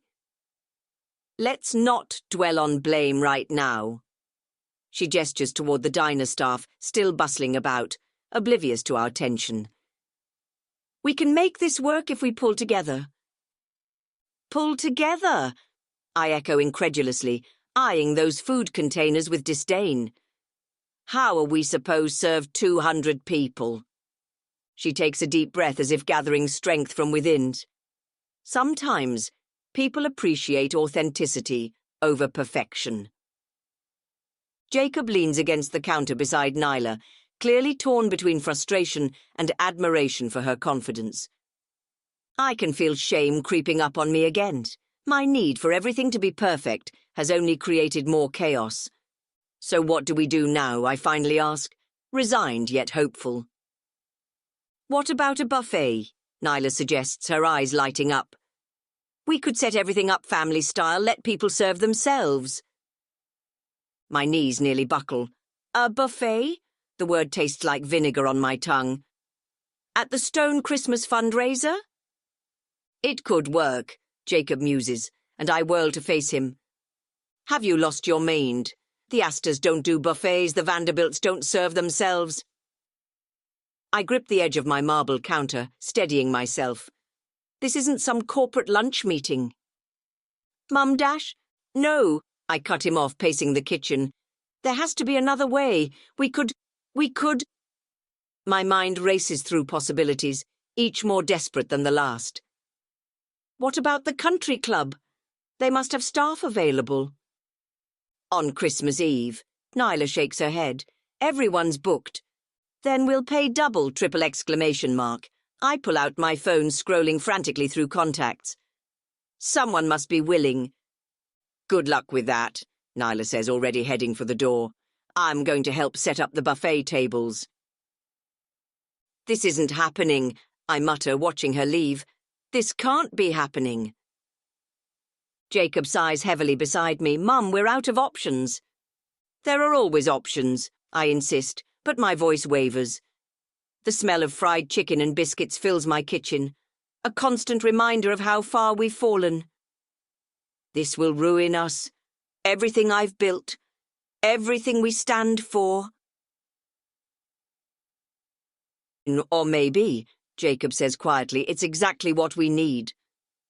I sink into a chair, my perfectly pressed dress wrinkling. The sound of the diner staff chattering and clanking dishes feels like nails on a chalkboard. 20 years of flawless galas, and now this. Chapter 16. Nyla. I lean against the ornate doorframe, watching Hilda's desperate scramble through the mansion. Her heels click frantically across marble floors as she chases down every potential server she can find. Thomas, surely you can spare an hour from trimming hedges? Her voice carries from the garden. I'll pay triple your usual rate. The elderly gardener shakes his head. Mrs. Stone, I haven't worn anything but dirt-covered overalls in 30 years. We could find you a suit, she calls after his retreating form. I stifle a laugh as she corners one of the cleaning staff next. Maria, you've seen how our events run. You could easily. Lo siento, señora. I need to pick up my children. Hilda's shoulders slump as she returns inside, her perfect posture finally cracking. This is a nightmare.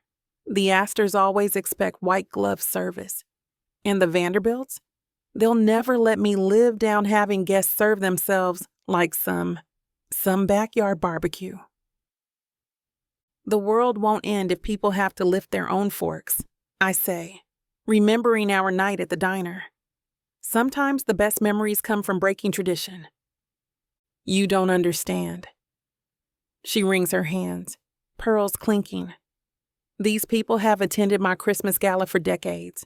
The standards? Maybe it's time for new standards. I straighten up, meeting her panicked gaze. You survived beer pong with mechanics. Pretty sure you can handle the upper crust getting their own appetizers.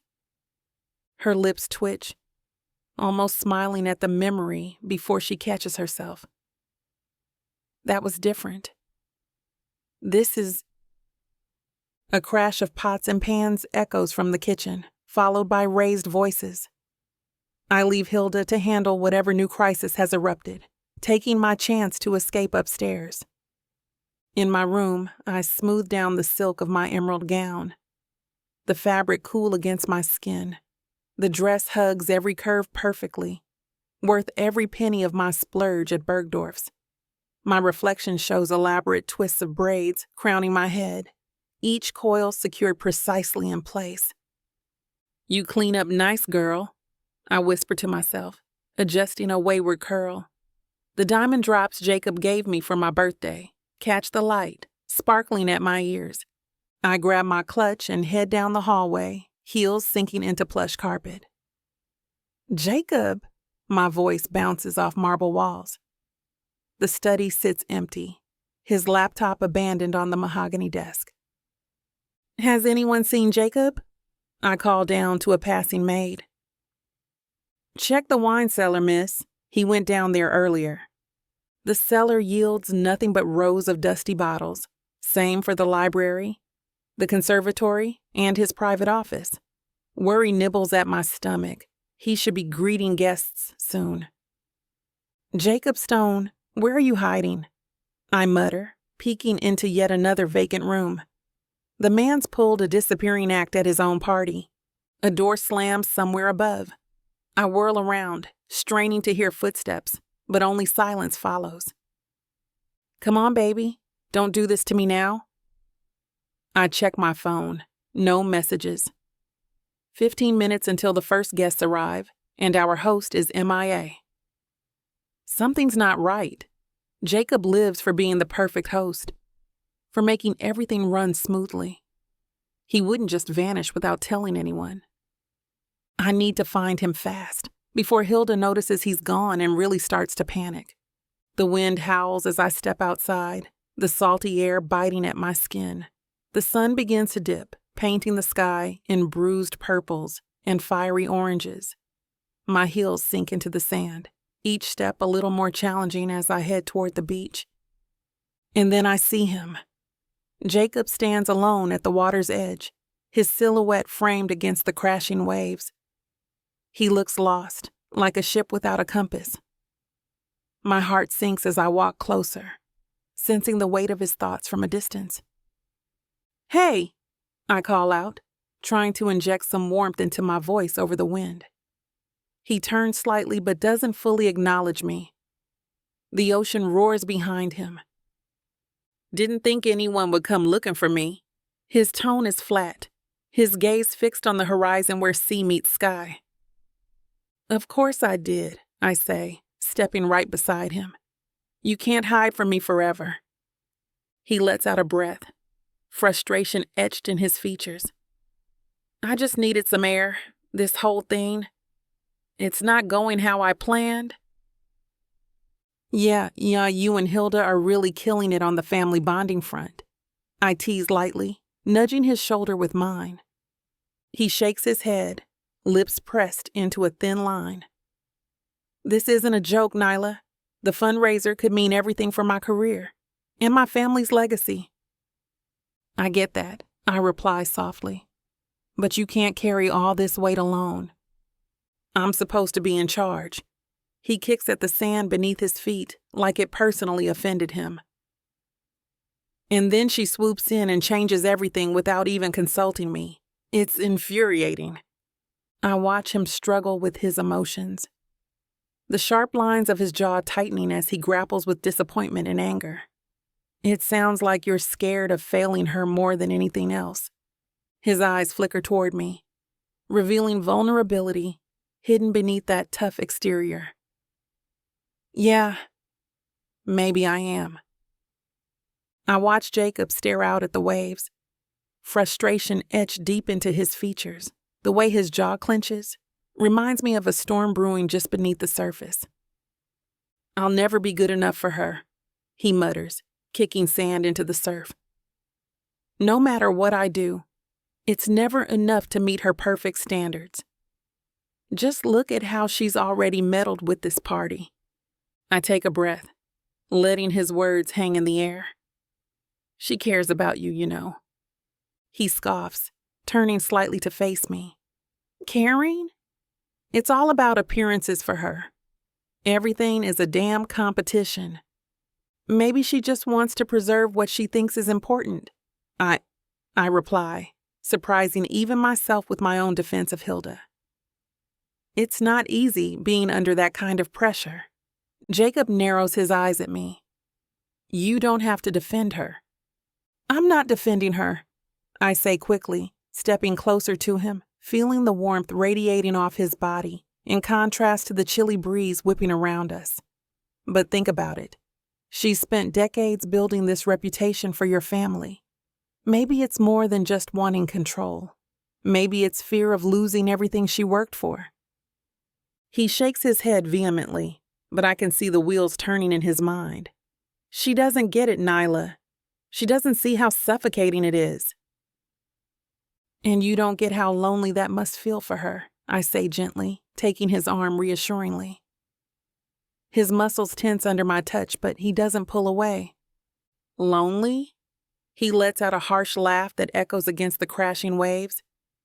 She has everything, money, status, but no real relationships. Maybe because she pushes everyone away.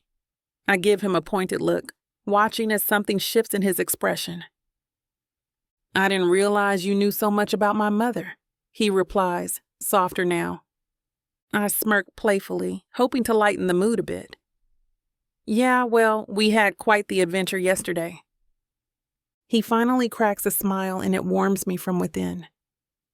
This night will be amazing, I assure him confidently, squeezing his arm lightly as I meet his gaze head on. You're going to knock their socks off. I hope so. His voice drops an octave as he searches my eyes for belief. You've got this, I insist. Hilda may think she knows best, but you're in charge tonight. With each word I speak, I see him draw strength from my faith in him, just like that first kiss we shared amidst our chaos. For a moment, we stand together against whatever storm brews between us and Hilda's expectations. But he needs to believe it too. Otherwise, we're both doomed before we even begin. Bolstered by our conversation, I link my arm through Jacob's as we head back inside the mansion. The soft hum of chatter and clinking glasses filters through the grand entrance, a stark contrast to the stormy uncertainty we just faced together. Ready to wow them? I ask, trying to keep the mood light. Ready or not, here we go. He replies with a smirk that pulls at my heart. His confidence radiates off him like a beacon, and I can't help but smile back. We step into the ballroom, where the lavish decorations twinkle under warm lighting. Guests mingle, their laughter filling the air with a buzz that somehow feels electric tonight. Hilda stands near the bar, scanning the crowd like a hawk searching for prey. Look alive, I whisper as we approach her. Jacob rolls his eyes but straightens his posture. Mom's on high alert. She spots us, and her lips tighten in disapproval, as if our arrival ruins her meticulously crafted plan. There you are. I've been looking for you both. Her tone is cool, clipped, classic Hilda. Here we are, I chirp cheerfully, hoping to diffuse her tension. Jacob, she begins, ignoring me entirely. I need you to review the seating arrangements again. His jaw clenches slightly. Mom, it's fine. Everyone will have a place. I don't trust that they'll appreciate your unique choices. She gestures dismissively toward a group of guests mingling at the buffet table, where platters of chicken fried steak sit wafting their delicious aroma. I can't help but chime in. They might actually love it. You know what they say? Comfort food is all the rage these days. Hilda's eyes narrow at me like daggers. You should focus on blending in instead of stirring up nonsense. Jacob glances at me, amusement flickering in his gaze despite his mother's disapproval. Nyla's right, Mom. We're trying something new tonight. She huffs indignantly and lifts her glass to sip with disdain, as if to wash away our insubordination. It's about time we break away from stuffy traditions, Jacob says firmly, standing taller beside me. I want people to enjoy themselves, not feel like they're walking through a museum. Hilda purses her lips tightly, but finally relents with an exaggerated sigh. Adjusting her pearls like they might somehow bolster her authority. Very well, she says, with an edge of reluctance lacing each word. With that small victory tucked under my belt, I turn to Jacob and grin. See? You're already winning them over. He chuckles softly, squeezing my hand reassuringly as if my support fuels him further. Together, then? Always, I reply, confidence surging within me as we step deeper into the fray of holiday revelry ahead. Chapter 17. Hilda. I stand rigidly at the entrance of the grand hall, every muscle in my body taut with anxiety as guests stream in, their lavish fur coats shielding them from the winter chill. The air feels electric, thick with unspoken judgment. I watch them exchange polite smiles, yet their eyes betray their surprise at the simple flower arrangements and the comfort food buffet spread before them. Comfort food. What were we thinking? The whispers drift through the air like an unwelcome draft. They huddle together, casting sideways glances in my direction. I can practically feel their thoughts coiling around me like a noose. What happened to Hilda's usual flair? Is this really what the Stones have come to? A lump forms in my throat. My carefully curated image is unraveling right before my eyes. What will they say when they leave? How could Jacob let this happen? I glance around for him, hoping for a reassuring nod or even a sharp reprimand to bolster my flagging spirits. But he's nowhere to be seen. Probably off charming guests while I stand here, paralyzed by dread. Nyla approaches, her confidence radiating even from a distance. She wears that stunning gown, gliding effortlessly through the crowd as if she belongs here, this place of privilege that feels like it's slipping through my fingers. Hilda, she says softly, concern etching lines on her forehead. You okay? Okay, I hiss under my breath, flicking my gaze back to our guests, who are busy exchanging barbed comments masked as pleasantries. Do I look okay? This is a disaster. We're ruined. Her brow furrows deeper as she steps closer. It's not so bad. Not so bad. My voice rises involuntarily, cutting through her calm demeanor. They're going to think we've fallen from grace. The Stone name deserves elegance, not fried chicken and biscuits. Nyla bites her lip but doesn't flinch at my outburst. You know what they say about comfort food. It warms the heart. It's not just food, it's how we present ourselves. I shake my head vehemently as anxiety bubbles within me. This isn't some diner party. It's supposed to be a gala, a spectacle. She tilts her head slightly, searching for understanding in my frantic expression. Hilda. No. I cut her off sharply again, but then soften as she steps back slightly, surprised by my intensity. I need you to understand, I breathe out heavily. I can't let Jacob's first event as head of philanthropy fall flat because of this. My hand gestures helplessly toward our guests, milling about with expressions ranging from polite intrigue to thinly veiled disdain. Forget their judgment. Be the Hilda from the bars, Nyla insists, a playful glint in her eye. Don't be absurd, everyone will think I've lost my mind. I straighten my back, clutching my pearls as if they might ward off her wild suggestion. No, really, everyone will think you're amazing. Remember last night when you sunk that winning shot? She mimes tossing a ping-pong ball, her grin infectious. For a fleeting moment, I recall the rush of adrenaline coursing through me as I sank cup after cup, the raucous cheers washing over me like a warm tide. They were celebrating me. Hilda Stone, the icy matriarch who rarely lets anyone see past the polished surface. A chuckle escapes before I can stifle it. Okay, maybe it was kind of fun, I admit, shaking my head at the absurdity of it all. But this isn't a beer pong tournament. It's an elite gala. Nyla steps closer, her gaze unwavering. And what if they love you for being genuine? They might not care about your pearls and lace as much as they do about seeing the real Hilda. I shift uncomfortably. The real Hilda? The one who worries constantly about appearances and status? But beneath that polished veneer lies an unrelenting pressure to maintain our family's reputation. What would that even look like? I scoff, half laughing at the idea. Me mingling with socialites while discussing fried chicken? Nyla laughs heartily at that image. Exactly, let loose.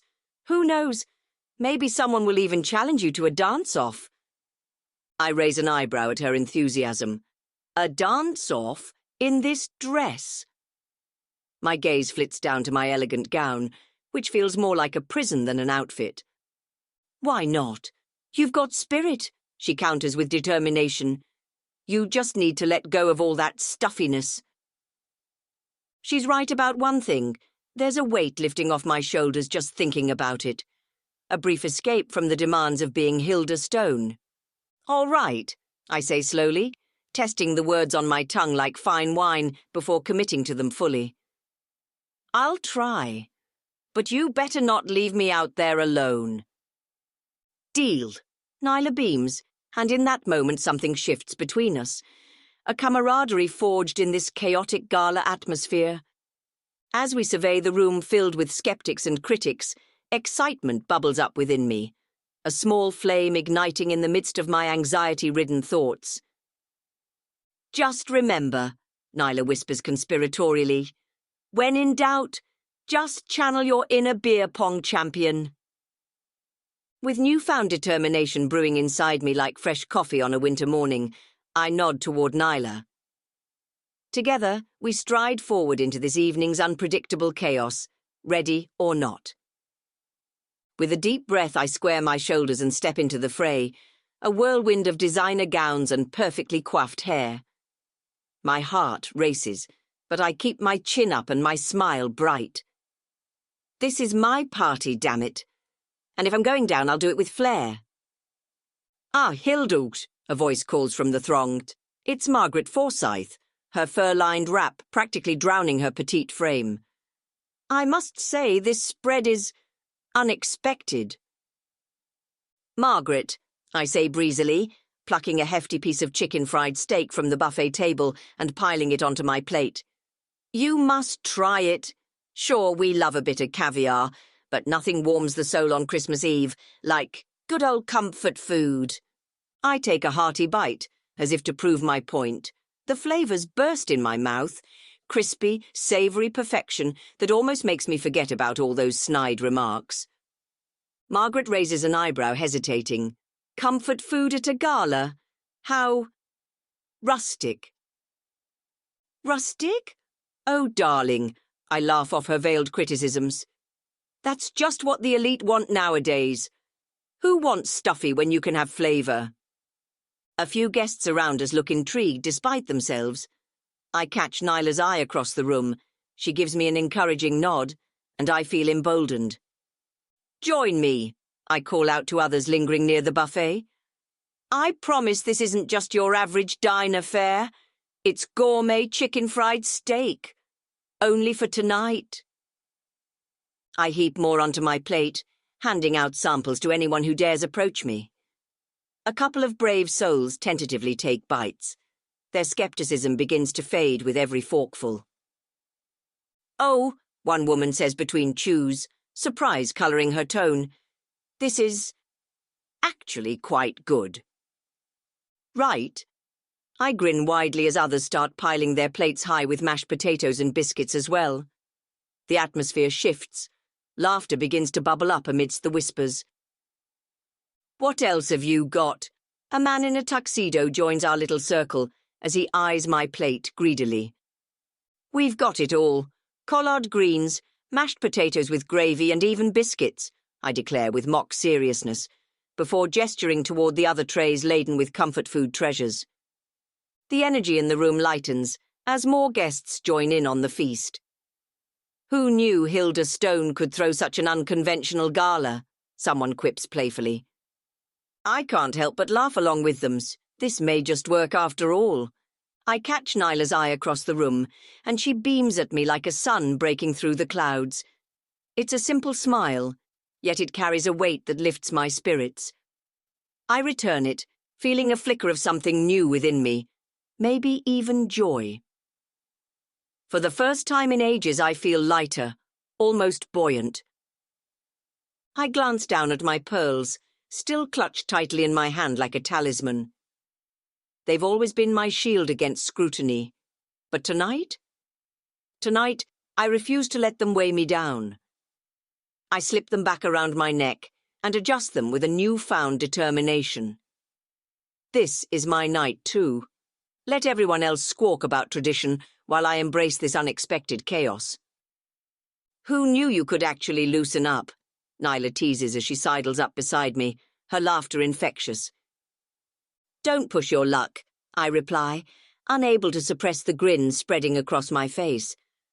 But maybe this isn't such a disaster after all. She glances over at our guests, devouring chicken fried steak like it's gold dust. See? They're loving it. Who needs caviar when you have comfort food? I'd say we've started a revolution. I chuckled, waving to one of the guests who raises their plate in an exaggerated toast. What's next?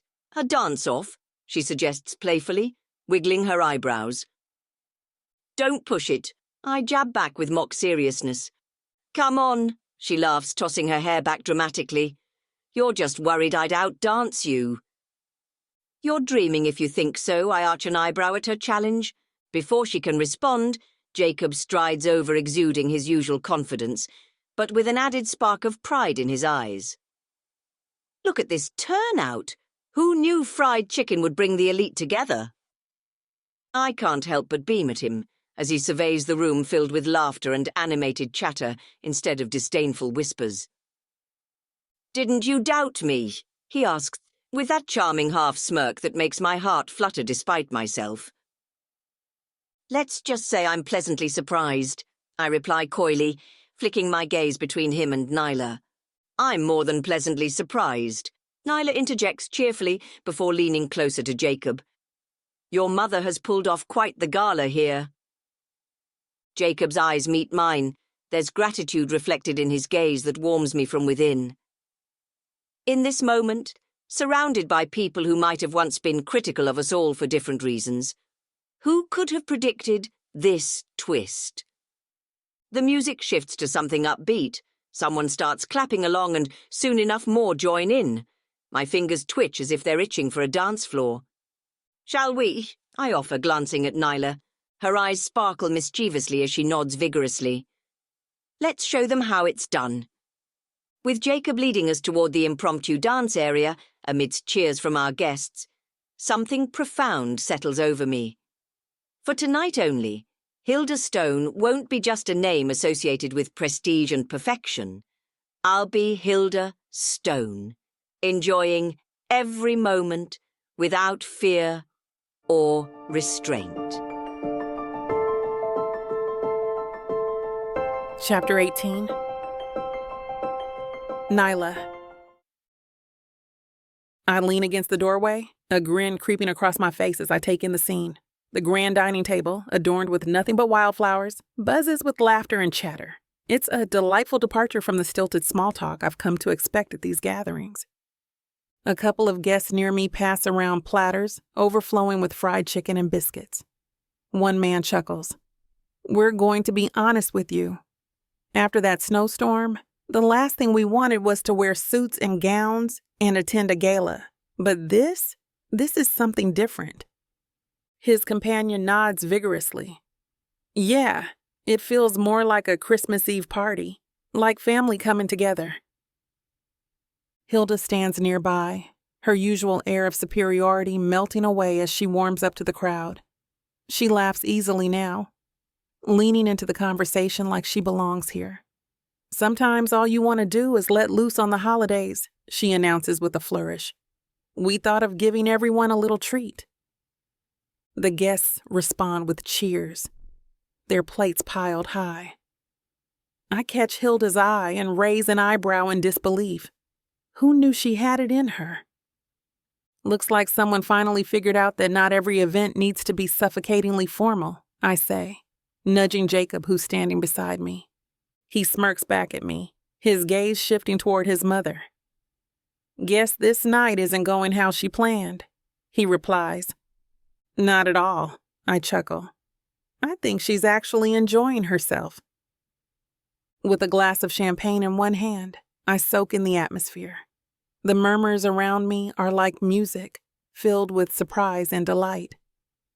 I would have never been so brave as to do something so rustic. Good on Hilda for showing everyone how it can be done. Right? I heard this was her son Jacob's idea. Quite a change, but a nice change. Hilda must be proud.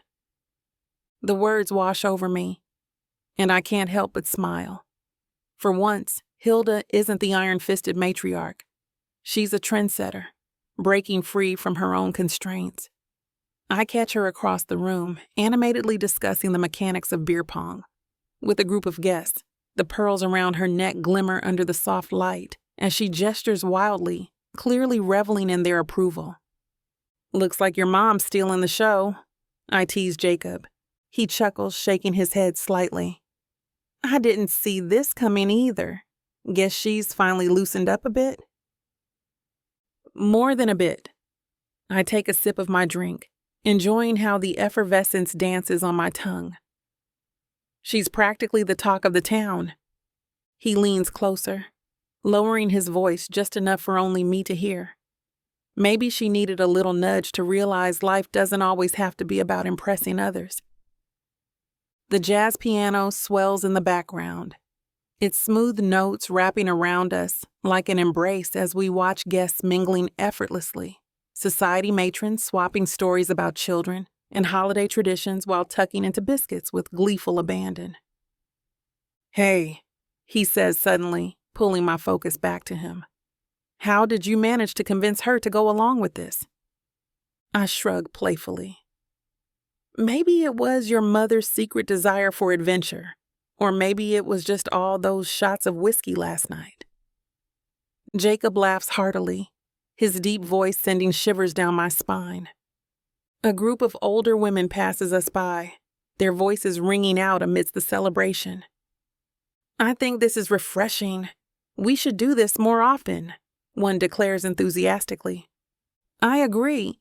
It feels more genuine than all those stiff galas," another adds. I share an amused glance with Jacob. It's clear Hilda has managed to win over even her staunchest critics tonight.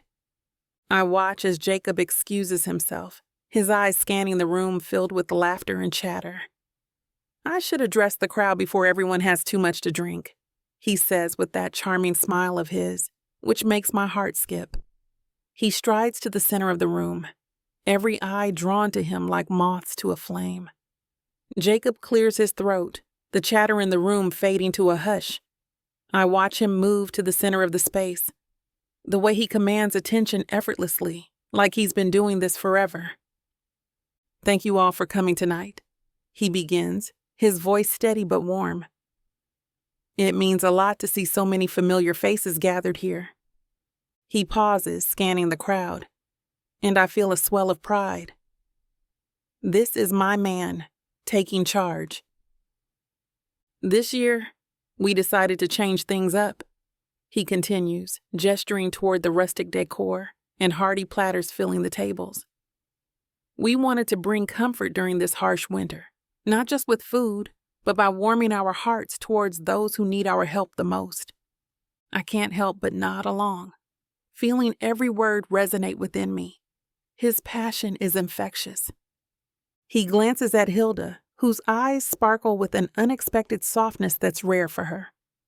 "I want to thank my mother for allowing me to take the reins this year, after so many years of her hard work steering this ship." He smiles at her, and I catch a glimpse of vulnerability behind his confident facade. Without her dedication and vision, none of us would be here tonight. A few murmurs ripple through the crowd, genuine appreciation mixed with surprise at his heartfelt acknowledgement of Hilda. "It's easy to get caught up in expectations," Jacob continues, "to prioritize prestige over people. But it's essential we remember why we're here, to uplift our community and give back."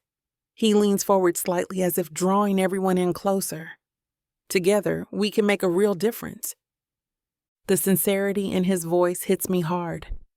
I blink away sudden moisture in my eyes. How does he always manage to surprise me like this? The strength he exudes comes from more than just privilege. It's his genuine care for others that makes him truly remarkable. Hilda seems touched too. She stands a little taller, absorbing his praise as if it were an unexpected gift. Jacob finishes up with a confident smile that lights up the room. "Let's make tonight count, not just for ourselves, but for those who need it most," Jacob concludes, with a heartfelt smile that could melt glaciers. As applause fills the air, I can't shake off how deeply his words resonate within me. This isn't just another gala. It feels like a turning point for him, and for us. I lean against the wall as he walks back toward me, that signature grin plastered on his face. My heart races with anticipation. I can hardly wait to see what comes next for us tonight. As Jacob sidles up next to me, a rush of warmth envelops us. The gala swirls around us in a beautiful chaos. Laughter dances through the air, mingling with the aroma of fried chicken and biscuits. I catch his eye, and we share a smile that feels electric, like we're the only two people in this extravagant sea of faces. "Did you see how they reacted?" he asks, leaning closer. His breath brushes against my ear, sending a thrill down my spine. I nod, feeling buoyant. "Your speech was beautiful. I bet Hilda didn't see that coming either." He chuckles softly, his eyes sparkling with mischief. "Good. Being taken down a peg seems to suit her well." I can't help but laugh along with him. In that moment, all my worries fade away. The pressures of the past and future slip from my shoulders like an ill-fitting coat. I'm left with just Jacob, his infectious energy drawing me in like a moth to a flame. "You're amazing," I say earnestly, sincerity threading through my words. "You stood up there and made everyone feel included instead of suffocated by tradition." He shrugs modestly, but glances at me sideways, the corner of his mouth lifting slightly. "Guess I'm learning from the best." I arch an eyebrow playfully. "Who's that? Me?" "Of course." He grins back at me. "Your charm somehow won over my mother." Did she really think she could control everything? I murmur under my breath. Jacob leans in closer still, our arms brushing together, his warmth radiating toward me like sunlight breaking through clouds. She thought she could create perfection while missing out on what really matters. Connection. I let out a breathless laugh and shift slightly in my chair to face him fully. The noise fades into background music. It's just us now. What do you think happens next? I asked quietly, anticipation lacing my voice. His gaze intensifies as he considers my question for a moment before answering. Tonight, we enjoy this moment. No more expectations. Then what? I press lightly. He takes a breath as if weighing his thoughts carefully. After tonight, maybe we start talking about us. What we want for our future. The prospect sends flutters through me. Excitement mixing with nerves as reality settles over us like warm honey. Here we are, amidst chaos, but united in hope. Yeah, I reply softly, wanting desperately to believe it could be real. His smile broadens. It's genuine and full of promise, a spark igniting within me that feels impossible to extinguish now that it's lit. Yeah. Chapter 19. Jacob. The slow melody fills the room, wrapping around us like a warm blanket as I pull Nyla closer. Her laughter still dances in my ears from the chaos earlier. I still can't believe we made this work. From having a 5-star catering service cancel on us to a downtown diner swooping in at the last minute. I chuckle, feeling her body relax against mine. Nyla rolls her eyes, a playful grin on her lips. Right? You nearly lost your mind when they canceled on us. I thought you were going to throw your mother off a cliff. Yeah, well, I was one more the stone standard away from losing it completely, I admit, smirking at the memory. It's like she was trying to see how far she could push me before I cracked. Her face when we mentioned chicken fried steak. Priceless. Nyla giggles, shaking her head. I swear, she looked like she'd just bit into a lemon. I dip her slightly, our bodies swaying in time with the music. You should have seen how quickly she went from shock to horror when you suggested we serve it buffet style. Nyla snorts, leaning back to meet my gaze. And here I thought you'd be mortified too. Honestly, it felt liberating, I confess. Watching her fumble around trying to maintain her reputation, while also realizing it was all falling apart. A flicker of mischief sparkles in her eyes. And then you stepped up and rallied everyone into action like some sort of superhero CEO. More like a frantic kid trying to save Christmas, I say, chuckling softly. Nyla grins wider, leaning into me again as we dance slowly. But look where we are now. The gala is a hit. Everyone's laughing and eating together like one big happy family. It was thanks to you, I tell her, spinning us slowly around the dance floor. Me? All I did was call the diner, she debates, her eyes sparkling under the soft lights. That's all. Did you not see the Vanderbilts salivating over the chicken fried steak? Your idea was a hit. I can't help but grin, feeling lighter than I have in days. Plus, I was so close to crumbling under the pressure earlier. I nearly gave up. But you didn't, she counters, squeezing my hand gently. It's because you kept me grounded. I don't know what I'd do without you, Nyla. The sincerity in my voice surprises even me. I glance down, taking in the way she looks tonight. Absolutely stunning. The gown hugs her curves perfectly, making it impossible for me to look away. She bites her lip playfully. You're just saying that because I saved your gala from a culinary catastrophe. Nope. I shake my head, my tone serious now. It's true. You have this way of making everything feel manageable. Like the way you consoled my mother earlier. Nobody has ever succeeded in doing that. Nyla chuckles softly, tilting her head slightly. We may have bonded a bit that night. Do tell, I say with a laugh. Next thing I know, the both of you are planning girls' nights. Let's not get ahead of ourselves. Her voice dances with humor as she rolls her eyes playfully. Nyla squeezes my hand, her grip firm and reassuring. Let's say it was a team effort, We did it together. It may have been my idea, but you didn't let your mother's voice drown out your own reason." "Yeah, well, easier said than done," I reply, letting out a breath I didn't realize I was holding.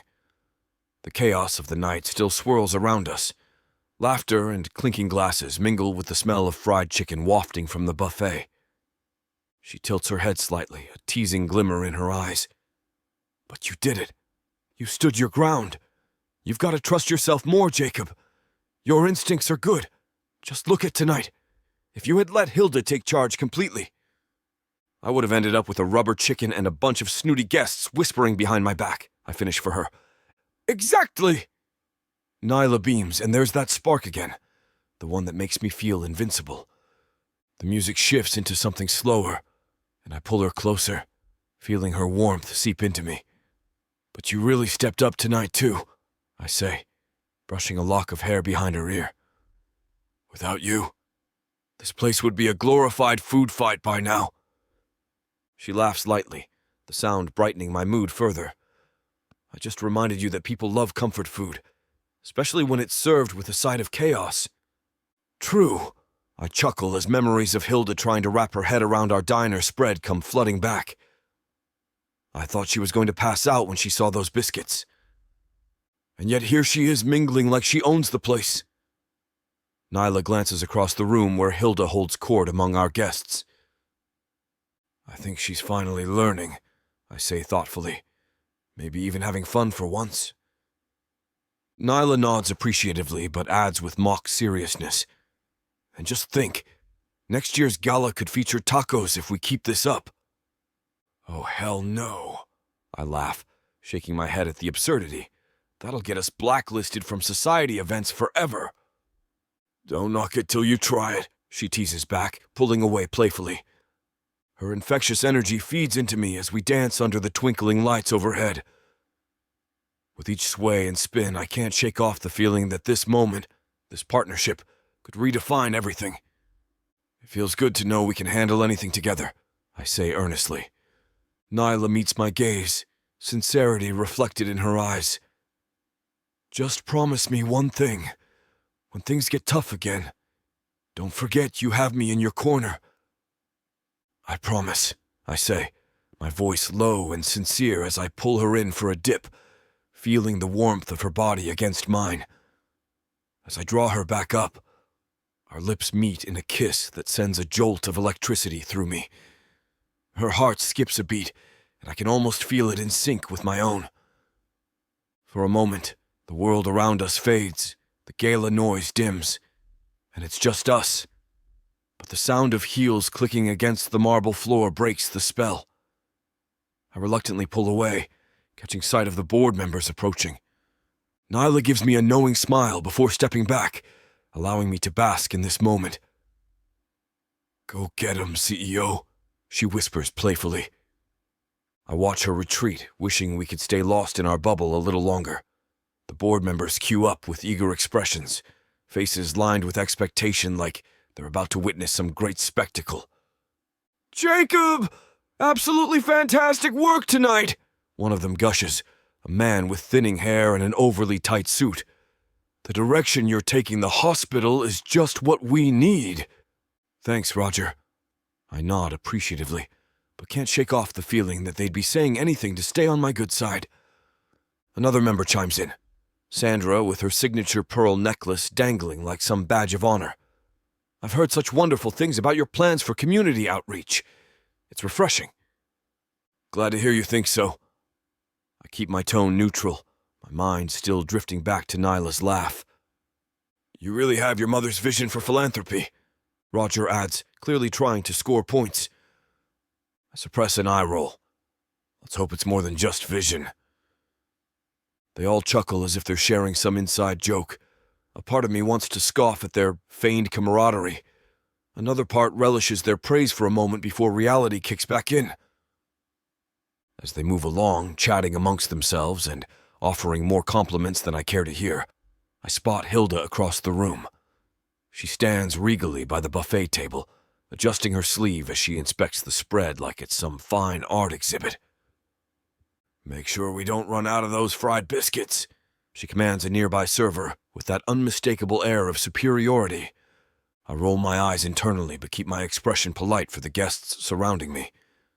If only they knew what really went into making this night happen, how much it took to turn Hilda's pompous event into something authentic and fun, and how much Nyla had pushed me to see beyond tradition.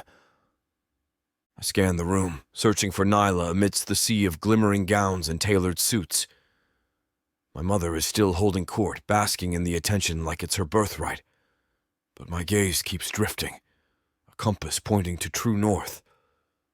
There she is, her laughter cutting through the chatter, radiant as ever. The board members drone on, their voices blurring into a low hum that I barely register. I'm locked onto Nyla, who stands at the edge of the crowd, chatting with one of the nurses from our hospital. Her eyes sparkle with excitement, and I can't help but smile. This night could have gone sideways so easily.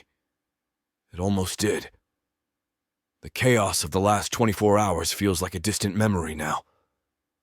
But we pulled it off, together. Nyla transformed my panic into purpose when I needed it most. She reminded me that change doesn't have to be scary. It can be exhilarating if you let it be. This gala is proof of that. We didn't just serve food. We created an experience. We turned tradition on its head and dared to make it our own. Jacob! Roger's voice slices through my thoughts, pulling me back to reality. You're a visionary.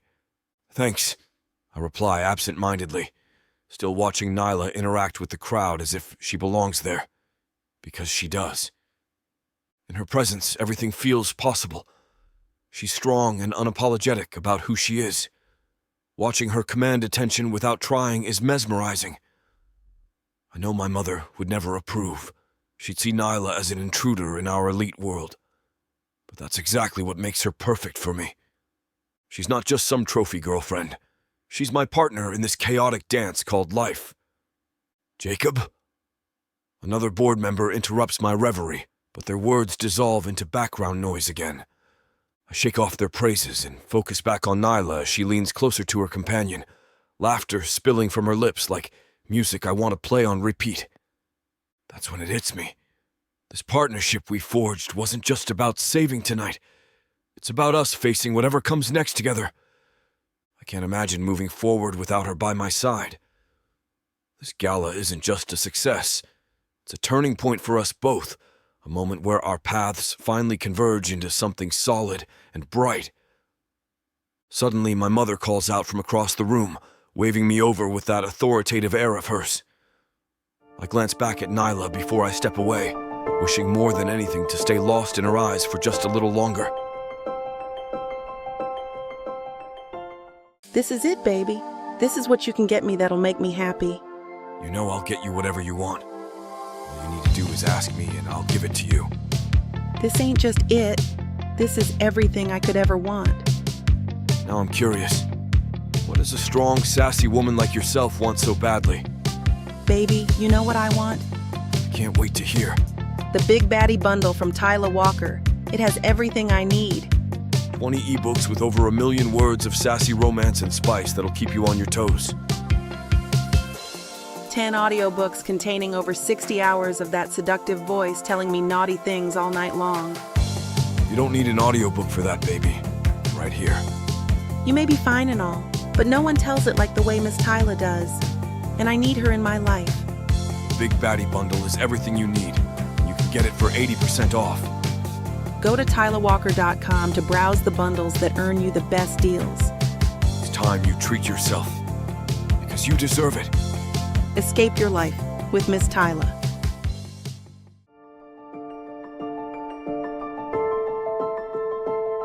Chapter 20.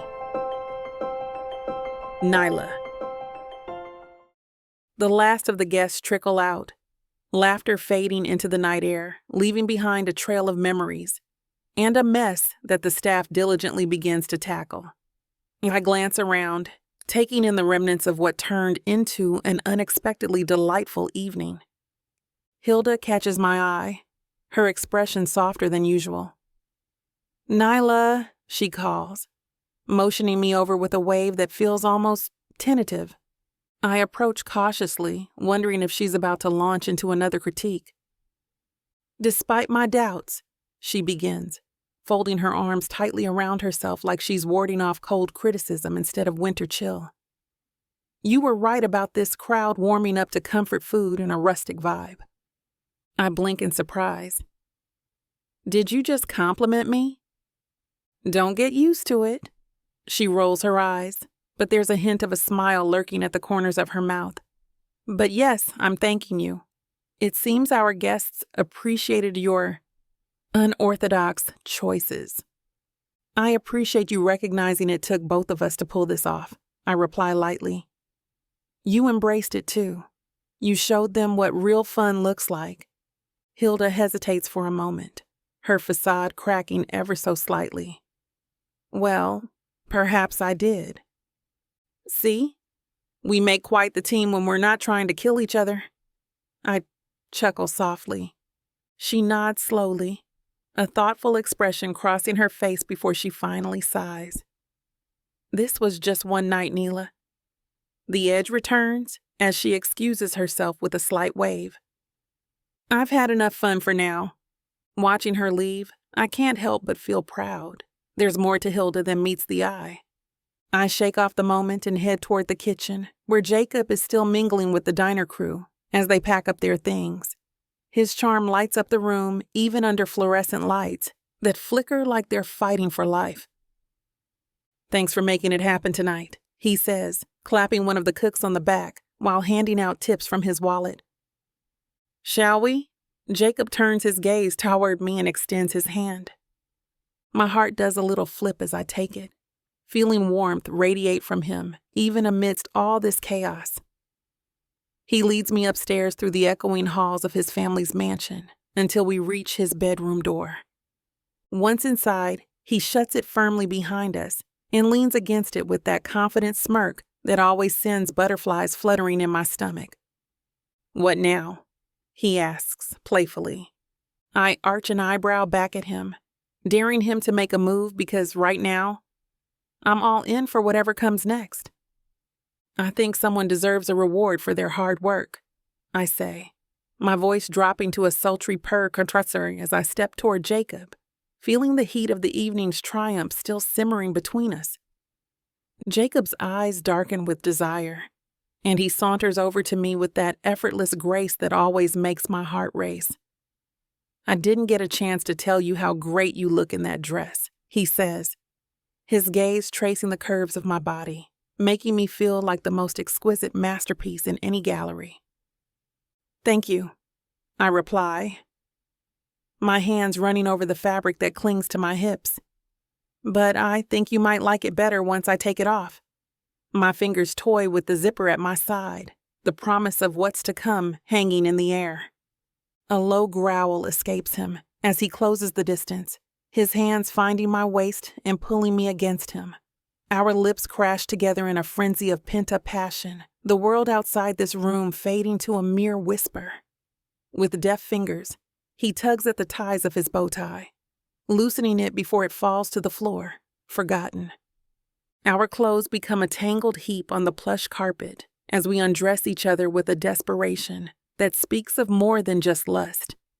This is a celebration, a claiming, a testament to our shared journey through the chaos of the night. Jacob's lips trail down my neck, each kiss a brand that sears into my skin, marking me as his and his alone. I arch into his touch, my fingers digging into the muscles of his back, pulling him closer, a silent plea for more. He obliges, lifting me effortlessly and carrying me to the bed. The cool sheets are a stark contrast to the warmth of his body as he lays me down, his eyes never leaving mine. We are a tangle of limbs and hungry mouths, each movement a dance of adoration and need. His touch is both a question and an answer, a delicate exploration that sets my skin alight with anticipation. I murmur his name, a benediction, a curse, as he worships me with his hands, his lips, his body. In the sanctity of this room, away from the expectations and the pressures of the world outside, We are simply Jacob and Nyla, two souls intertwined, seeking solace in each other's arms. I'm yours, I whisper into Jacob's ear, my voice a sultry promise hanging in the air. His arms tighten around me, a silent vow of his own. I hate to put a stop to a good time, but it looks like we've hit this platform's limit for spiciness. This platform's got some rules we have to play by if we want to keep giving you these stories for free. And trust me, this scene isn't something you want to miss. While we can't get into all the details here, you can still dive into the full, uncut version at tylawalker.com. Miss Tyla has an entire collection of unabridged audiobooks and ebooks waiting for you. And the best part? You can treat yourself with 40% off when you use the code SAVE40. That's right. You'll save on any digital product, even bundles that are already discounted. Miss Tyla would never let anyone feel the kind of disappointment you must be feeling right now. So why wait? Treat yourself with Miss Tyla. We lay there in the aftermath, our bodies slick with sweat, our hearts pounding in unison. Jacob rolls off me, pulling me close so that my head rests on his chest, the steady rhythm of his heartbeat, a soothing lullaby in the quiet of the night. For a while, we say nothing, content to bask in the warmth of our shared passion. But as our breathing gradually returns to normal, I can't help but break the silence with a teasing remark. I think Hilda has finally warmed up to me, I say, unable to resist the urge to poke at the elephant in the room. His mother's disapproval. Jacob chuckles, the sound reverberating beneath my cheek. I think after tonight, she'll think twice before she says no to you, he replies with a confidence that warms me to my core. I tilt my head up to look at him, my eyes searching his for any hint of doubt. But all I see is the unwavering truth of his words, reflected back at me. Well, we would just have to prove her wrong again, I say, my lips curving into a satisfied smile. Jacob's answering grin is all the agreement I need. Together we'll face whatever challenges come our way, starting with winning over Hilda Stone. But for now, in the sanctuary of our love, the world outside can wait. Chapter 21. Nyla. The morning light filters through the sheer curtains, casting a warm glow across the room. I blink awake, taking in the sight of Jacob sprawled next to me, his chest rising and falling in a steady rhythm. It's a perfect tableau of serenity. Our bodies are still intertwined, a tangle of limbs and warmth that feels like home. I smile to myself, recalling last night's passionate whirlwind, the laughter, the unexpected challenges we faced together, and the way he held me as if I were the only thing that mattered in his world. I lean closer, brushing my lips against his shoulder. He stirs slightly but doesn't wake. Sleepyhead, I whisper, savoring this moment. The crackling fireplace adds a cozy touch, its flickering flames painting shadows on the walls. Finally, Jacob blinks awake, his eyes meeting mine with that familiar spark of mischief. Morning, he murmurs, a lazy grin spreading across his face. Good morning, I reply, feeling giddy as he pulls me closer, pressing his lips against mine for a sweet kiss that sends butterflies dancing in my stomach. You know, he says between kisses, I could get used to waking up like this every day. Every day? I arch an eyebrow playfully.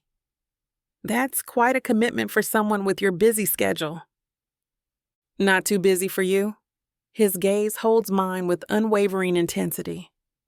Just think about it. A lifetime of waking up next to you.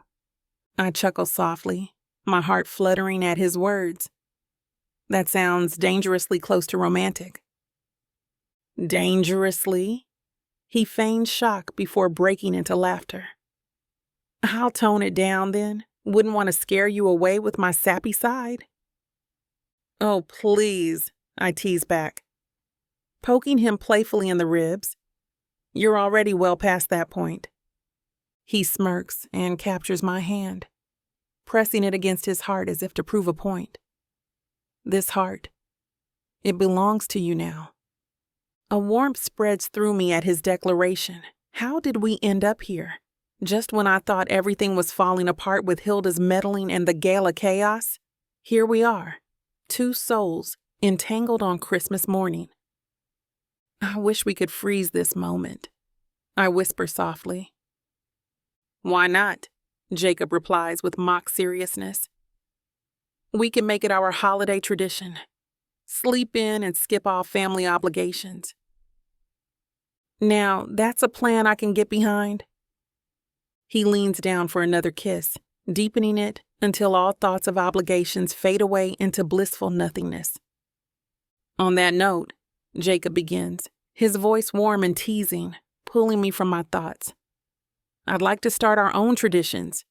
He dives into the bedside table drawer, rummaging around like a kid searching for treasure. My curiosity peaks as I watch him. Anticipation swirling in my stomach. What could he possibly have? With a flourish, he pulls out a small gift-wrapped box, the gold ribbon shimmering in the morning light. What's this? I ask, trying to mask my surprise. A present? For me? Just open it, he says with a playful grin. I unwrap it slowly, savoring the moment. As the paper falls away, my breath catches. Nestled inside is an exquisite diamond bracelet, sparkling and elegant, the kind of piece that screams luxury but also feels intimate. Jacob, you didn't have to, I managed to say, feeling a mix of disbelief and gratitude. He smiles softly as he takes the bracelet from the box. I wanted to. It's perfect for you. Tenderly, he places it around my wrist. The cool metal contrasts against my skin, sending a jolt of warmth through me as he fastens it gently. Wow, I breathe out, admiring how it catches the light. This is beautiful. Jacob leans in closer, brushing his lips against my wrist where the bracelet sits. You deserve beautiful things. His eyes hold mine with a seriousness that makes my heart race. I don't need diamonds to feel special, I say playfully, trying to keep it light despite how his gaze makes me feel utterly cherished. But I want you to know you're special to me, he replies earnestly. My heart sinks as I glance down at the bracelet, sparkling like a million stars on my wrist. It's breathtaking, an extravagant gift that makes me feel cherished and treasured, but guilt gnaws at me. I have nothing to give him in return. How can I accept such a beautiful gesture without anything to match it? Jacob, Before I can stammer out an explanation, there's a brisk knock on the door. Who is it? Jacob's voice carries annoyance, breaking the spell of our intimate moment. Breakfast is served, Mr. Stone, calls the maid, her tone brisk and matter-of-fact. Jacob groans. We're skipping breakfast. But your mother insists, sir, she replies, unyielding. Of course, Hilda would find a way to ruin this moment. I chuckle softly, feigning disappointment while secretly relieved to be saved from having to explain myself just yet. Jacob sighs heavily and tugs me up from the bed. Come on, let's get this over with. Guess we can't escape the joys of family time, I say with mock enthusiasm as I slip into my robe.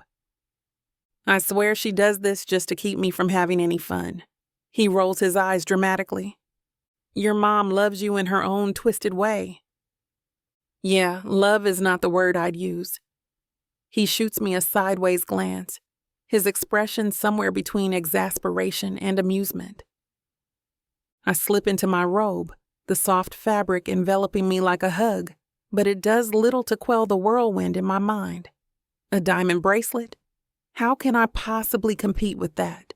My heart races as I shuffle behind Jacob down the staircase, each step heavy with uncertainty. What could I give him that captures everything I feel? Something that speaks to our history, our shared moments of laughter and tension, And all the dreams we've whispered in the dark. My thoughts spiral. It's not like I can just whip out an extravagant gift at this point. The bracelet is so much more than jewelry. It's a promise, a testament to his feelings for me.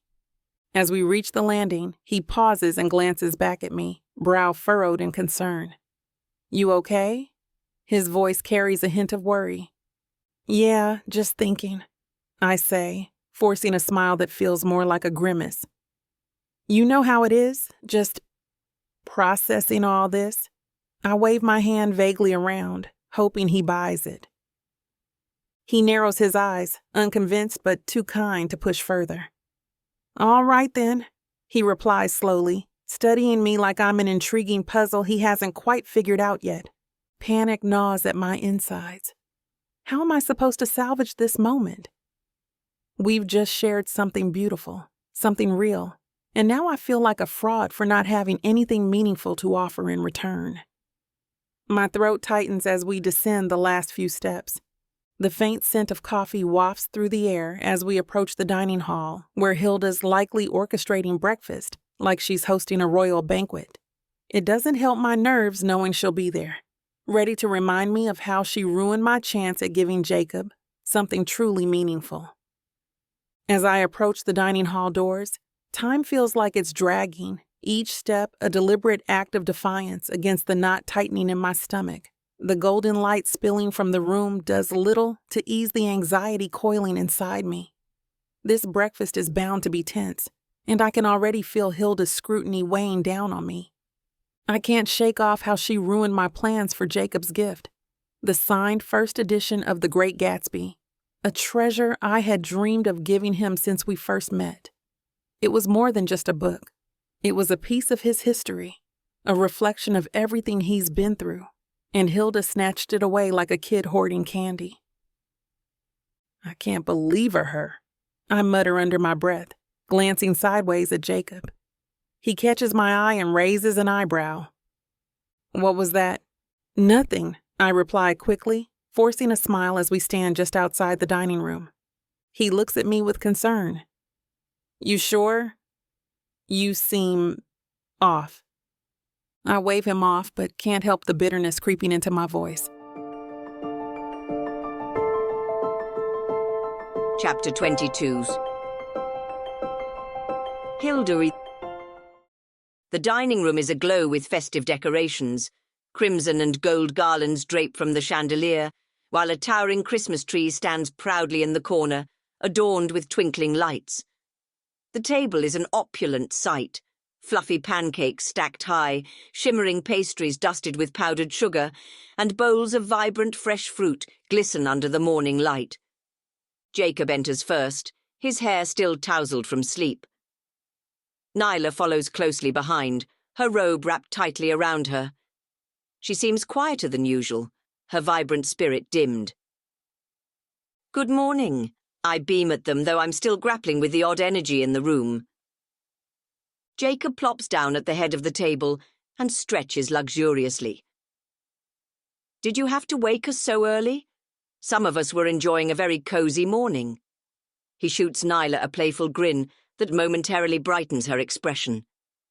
"Of course it's Christmas morning. Help yourselves to anything," I invite, waving my hand toward the spread. "It's not every day you get breakfast prepared by top-notch chefs." Jacob snorts. "Top-notch? More like top shelf are those chocolate croissants?" He eyes them greedily. "Of course they are," I respond, feigning indifference to his enthusiasm. "But remember to leave some room for pancakes. They're practically a family tradition." He chuckles and fills his plate with an array of goodies, pancakes piled high next to glossy pastries. "I'm making no promises," he retorts cheekily. Nyla glances over at him, but her smile is fleeting. She scoops fruit onto her plate without much flair. I want to pry into what's bothering her. She usually sparkles like one of those ornaments on our tree. As they start digging in, Jacob looks up at me and raises an eyebrow playfully. "What did you do? Put something in my food?" I laugh lightly.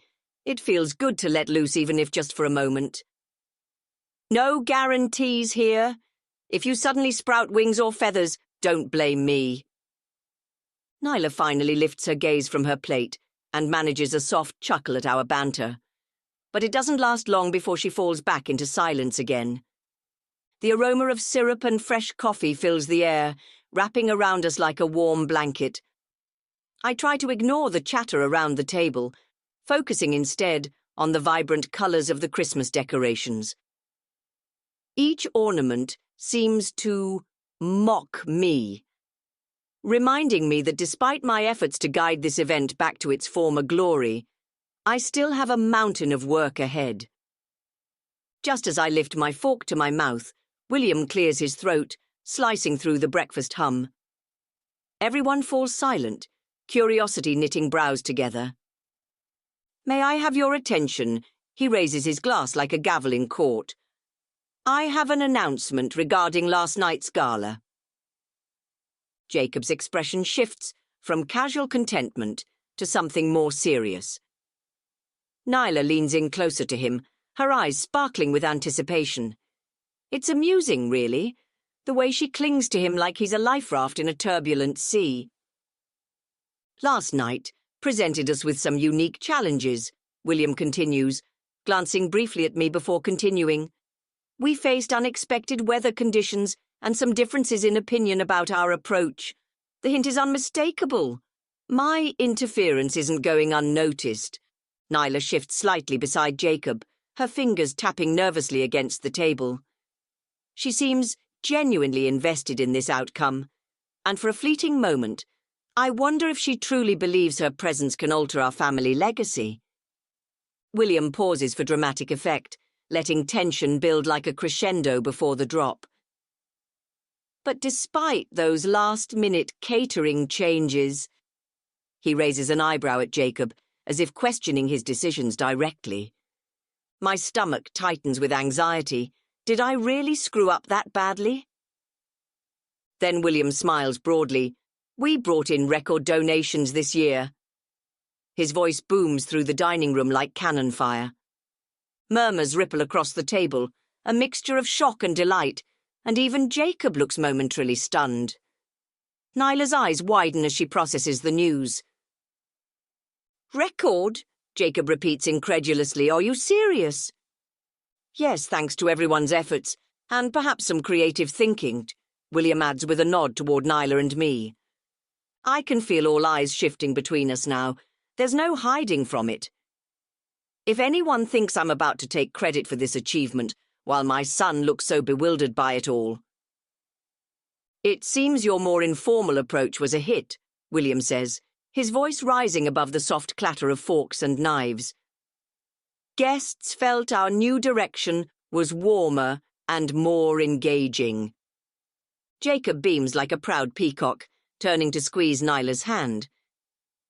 "It was all Nyla's idea." Nyla interrupts him with a warm smile. "It wouldn't have been possible if Hilda hadn't embraced it." My heart does a strange little flip at her words. I shift in my chair, surprised by the unexpected swell of warmth toward her. Despite our past bickering, our incessant sparring, I realize Nyla's genuinely trying to bridge the gap between us. I sit up a bit straighter, clearing my throat. It feels foreign, this urge to speak out, when I'm usually content to let others flounder in their failures. But maybe it's time for a change. I begin, my voice faltering slightly. I swallow hard, gathering courage like one would gather loose change before venturing into an expensive boutique. "I want to apologize." Jacob blinks at me, clearly taken aback. Nyla's gaze sharpens with curiosity, her fork paused mid-air. "Apologize?" Jacob asks slowly, as if testing the word on his tongue. "For what?" "For how I treated you both during this whole event." I flick my eyes over to Nyla, feeling the weight of years of prejudice slip from my shoulders like a well-worn coat being shed for something lighter. "I underestimated you. Both of you." Nyla looks at me with surprise written all over her face, those bright eyes widening in disbelief. I thought I knew best, I continue, my tone softer than usual. I wanted everything to adhere to tradition, because that's what I've always believed. I take a deep breath, readying myself for the fallout from admitting such weakness. But maybe it's time for me to embrace something new. Nyla shifts forward slightly, and I can see genuine surprise, and something else, spark in her expression. "Thank you," she replies quietly. There's no trace of triumph or malice in her voice, just sincerity. "I know it's hard for me," I add quickly, wanting them both to understand that this isn't easy for me to say aloud. "But your approach? It worked." Jacob's face splits into a grin as he reaches out and squeezes my hand this time. A bold gesture coming from him. The warmth radiates through me. It's disarming, yet strangely comforting. "It means a lot to hear that from you," he says softly. And just like that, despite our past differences, I feel a bond forming among us three, where only competition and resentment existed before. I watch as the warmth of Christmas morning envelops us. The table is a feast, and for the first time in ages, it feels less like a formal gathering and more like a family occasion. Nyla's laughter rings out like a sweet melody, brightening the room. She teases Jacob about his pancake stacking technique, smirking as he fumbles with syrup. It's infectious. Her joy spreads through the air, warming my chest despite the icy distance I've kept between us. As I sit back, pretending to focus on my plate, I can't help but steal glances at them. The way Jacob looks at Nyla is different. There's an undeniable spark. Gratitude? Admiration? I catch him mouthing thank you to her when she manages to make him laugh over an absurd story about her childhood. It hits me hard. A rush of guilt washes over me. I've been so hard on them both. My attempts to mold Jacob into a perfect heir have overshadowed what really matters: his happiness. Watching Nyla bask in that familiar warmth, it stings to realize how much I've pushed against it. "You knows," I interject suddenly, my voice firmer than I feel. "Sometimes it's good to shake things up." The comment hangs in the air as they both turn to look at me, eyebrows raised. Nyla smiles tentatively but doesn't say anything. She knows how to play this game. She's done it too many times before with me. Jacob shifts in his seat, eyeing me curiously. "You think so?" His tone is light, but there's an undercurrent of seriousness there. "Sure," I reply quickly, perhaps too quickly. "Why not embrace new traditions? Maybe even ditch some of the old ones that don't work anymore." The words spill from my mouth like syrup from a tipped bottle, sticky and unwieldy. Nyla catches my gaze and her expression softens. "It's all about making memories," she chimes in softly, yet firmly. "Exactly." Jacob leans back in his chair with a thoughtful expression, as if weighing my words carefully against everything he knows about our family's history. The pressure of our name hanging over him like dark clouds threatening rain. But now I see it differently. Their happiness doesn't undermine our legacy. It enhances it. And for once, maybe we can all find common ground amidst this wealth and privilege. I clear my throat and push away my plate slightly, as if that would also push away my apprehensions. "I suppose we could adjust some things for next year's gala." The way Neela's face lights up, as worth every ounce of pride I've swallowed down this morning. She exchanges a glance with Jacob, one filled with hope and camaraderie, and I feel something shift between us all three. Understanding, perhaps. But still, beneath that understanding lingers a doubt, a fear that perhaps I'm not quite ready to fully embrace this new dynamic just yet.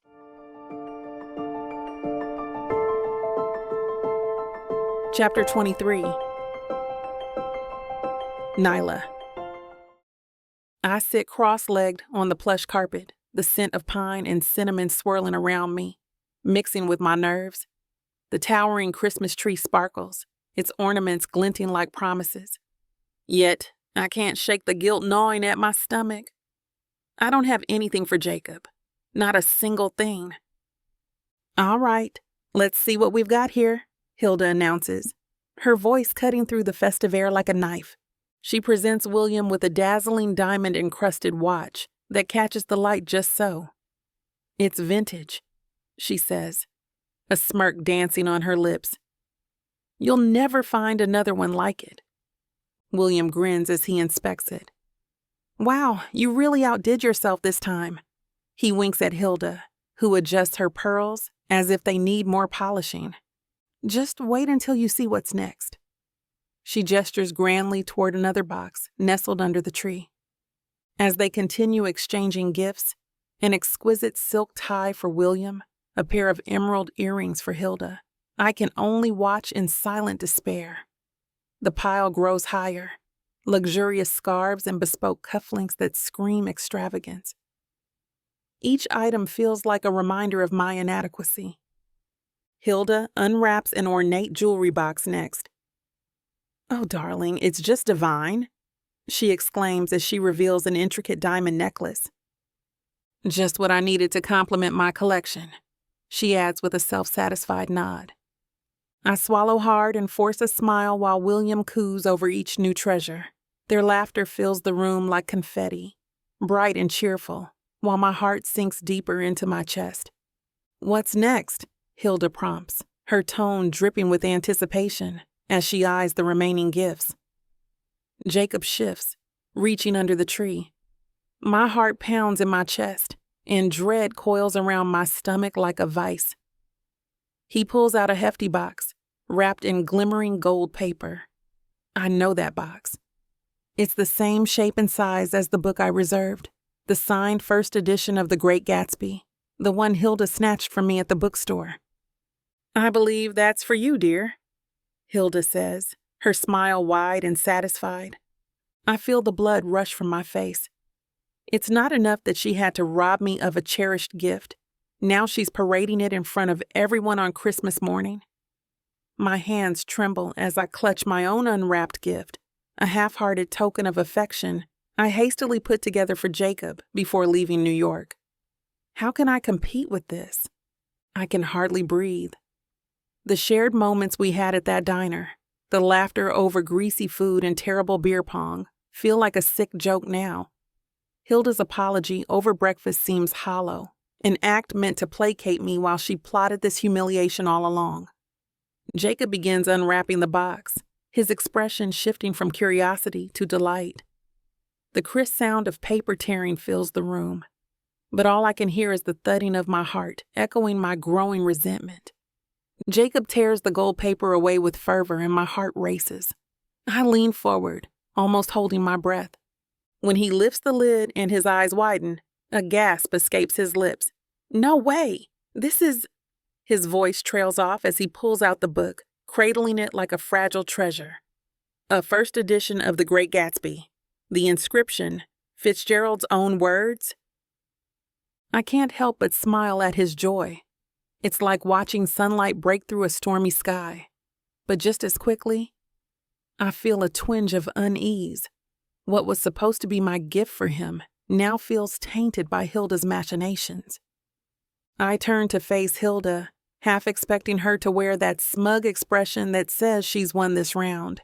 Instead, Jacob spins around, eyes sparkling with astonishment. Nyla, this is incredible. How did you get your hands on this? His excitement radiates, wrapping around me like a warm embrace. What? I stammer, utterly bewildered by his enthusiasm. His gaze holds mine with an intensity that sends shivers down my spine. This means so much to me, he says, the wonder in his voice making my stomach flutter. I glance at Hilda for clarification, and she meets my eyes with a subtle smile and an almost imperceptible nod. Comprehension dawns on me. She had a change of heart and gifted Jacob the book as if it were from me, to spare me embarrassment. I knew how much the book means to you. I thought you'd like it, I mumble awkwardly, trying to keep up with this sudden twist of fate. Like it? Are you kidding? I love it. He laughs, running his fingers over the worn cover reverently. This book shaped so much of how I see the world. As he flips through the pages, I can see his childhood reflected in every crease and yellowed corner, a world of privilege and dreams woven into Fitzgerald's words. I can't believe you found this, he continues, his voice brimming with appreciation. It's perfect. Hilda watches from the corner of her eye, an inscrutable expression on her face. Part pride, part relief.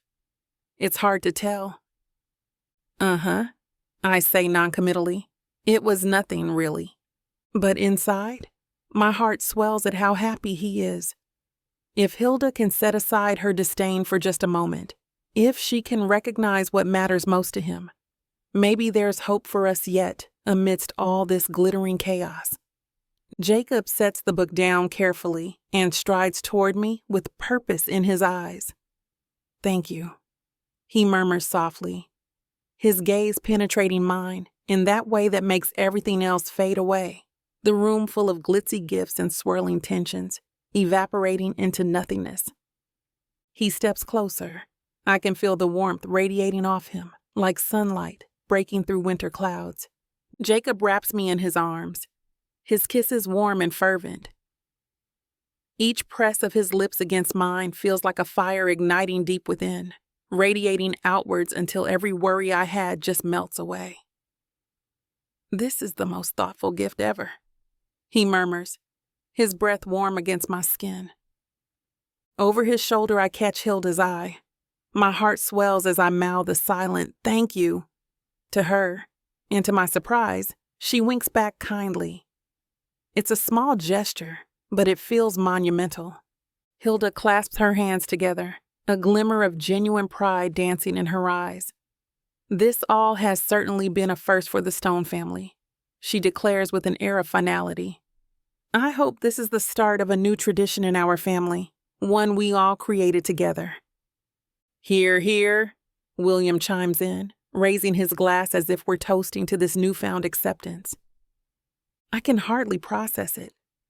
Is this real? The warmth in my chest expands as I look around the room.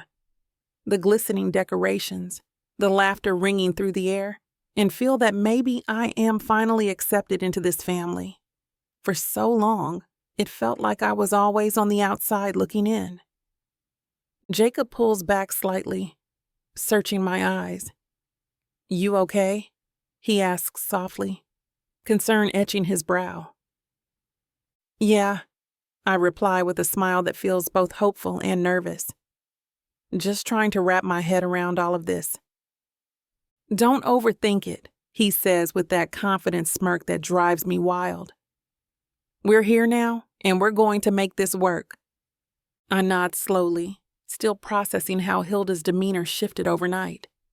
Maybe she truly is trying to bridge the gap between us, or at least trying not to sabotage what we have. The fire crackles softly, casting a warm glow around the room as I curl up beside Jacob on the plush sofa. His arm wraps around my shoulders, and I sink into him, feeling utterly content. It's like the universe finally aligned all the stars just for us this Christmas morning. Do you think we should add a few more pillows? He asks, a playful grin dancing across his lips. I'm thinking this couch could use some serious fluff. Seriously? You're going to complain about comfort right now? I nudge him playfully. We've got a fireplace, a holiday feast waiting downstairs, and I pause dramatically. The most epic first edition of The Great Gatsby. He laughs, the sound deep and warm, wrapping around me like his embrace. All right, point taken. But let's not forget who made that happen. He raises an eyebrow, teasingly challenging me. Fine, I concede with a smirk. You get credit for being charming enough to win over my nemesis mother-in-law. His laughter bubbles again, and he leans back against the cushions with an exaggerated sigh of relief. That's it? My work here is done. I chuckle and nestle closer, relishing this moment of blissful normalcy amid the chaos of our lives. It's easy to forget everything else when I'm wrapped in Jacob's warmth. Can you believe how different this Christmas is compared to last year? He muses, his gaze distant, as if recalling memories from another lifetime. Different is an understatement, I say softly. Last year felt like walking through a minefield every time I was around your mom. I'd say you navigated it like a pro. He gives my shoulder a gentle squeeze before shifting slightly to look me in the eye. You know she respects you now. Respect? Hilda? Now that's a stretch. He shakes his head with mock seriousness. No, really. You made her eat her words, quite literally, at that gala. Oh, please. I roll my eyes, but can't suppress my smile at the memory of Hilda begrudgingly enjoying her chicken fried steak. Jacob leans closer, resting his forehead against mine. The world outside fades away. All that matters is us in this cocoon of warmth and laughter. I just want you to know, he murmurs softly, I couldn't have done any of this without you by my side. My heart swells at his words. The sincerity behind them ignites something deep within me. I feel seen for who I am, not just Jacob's girlfriend or Hilda's rival, but as someone who brings value into his life. And, he adds playfully, pulling back slightly to look at me again, you definitely need to get your game face on for next Christmas, because it'll be my turn to outshine you. Oh, really? Challenge accepted. Chapter 24. Hilda. The sun barely peeks through the drawn curtains of the penthouse, casting a soft glow over the chaos. Staff bustle around, packing luxurious trunks embossed with the Stone family crest, each one more opulent than the last. I supervise with an eagle eye, directing the parade of bags that holds everything from my silk evening gowns to Jacob's tailored suits. Make sure that trunk goes straight to our penthouse, I instruct a flustered attendant, gesturing toward a gleaming silver trunk brimming with my designer outfits. And keep Jacob's luggage separate. The staff nods and scurries off, careful not to disturb the polished marble floors. My gaze drifts toward the helicopter, its blades whirring to life outside. William stands by, adjusting his cufflinks, a reassuring presence as always. He glances over at me with that knowing smile that suggests he understands my struggle against time and propriety. Jacob and Nyla stroll toward us, hand in hand, their faces glowing with contentment after last night's festivities. As they approach, I can't help but feel a twinge of irritation mixed with curiosity about how Nyla managed to charm my son so completely. Nyla catches my eye and flashes her usual mischievous grin. Not up for another road trip, Hilda. We could swing by that diner again and maybe even reclaim your title. I raise an eyebrow at her audacity. There is no way I'm doing that again. The mere thought sends shivers down my spine. What was I thinking?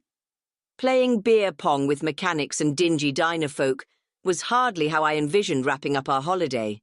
Oh, come on. You were pretty good out there. I see her flash me that knowing look, our shared memory hanging between us.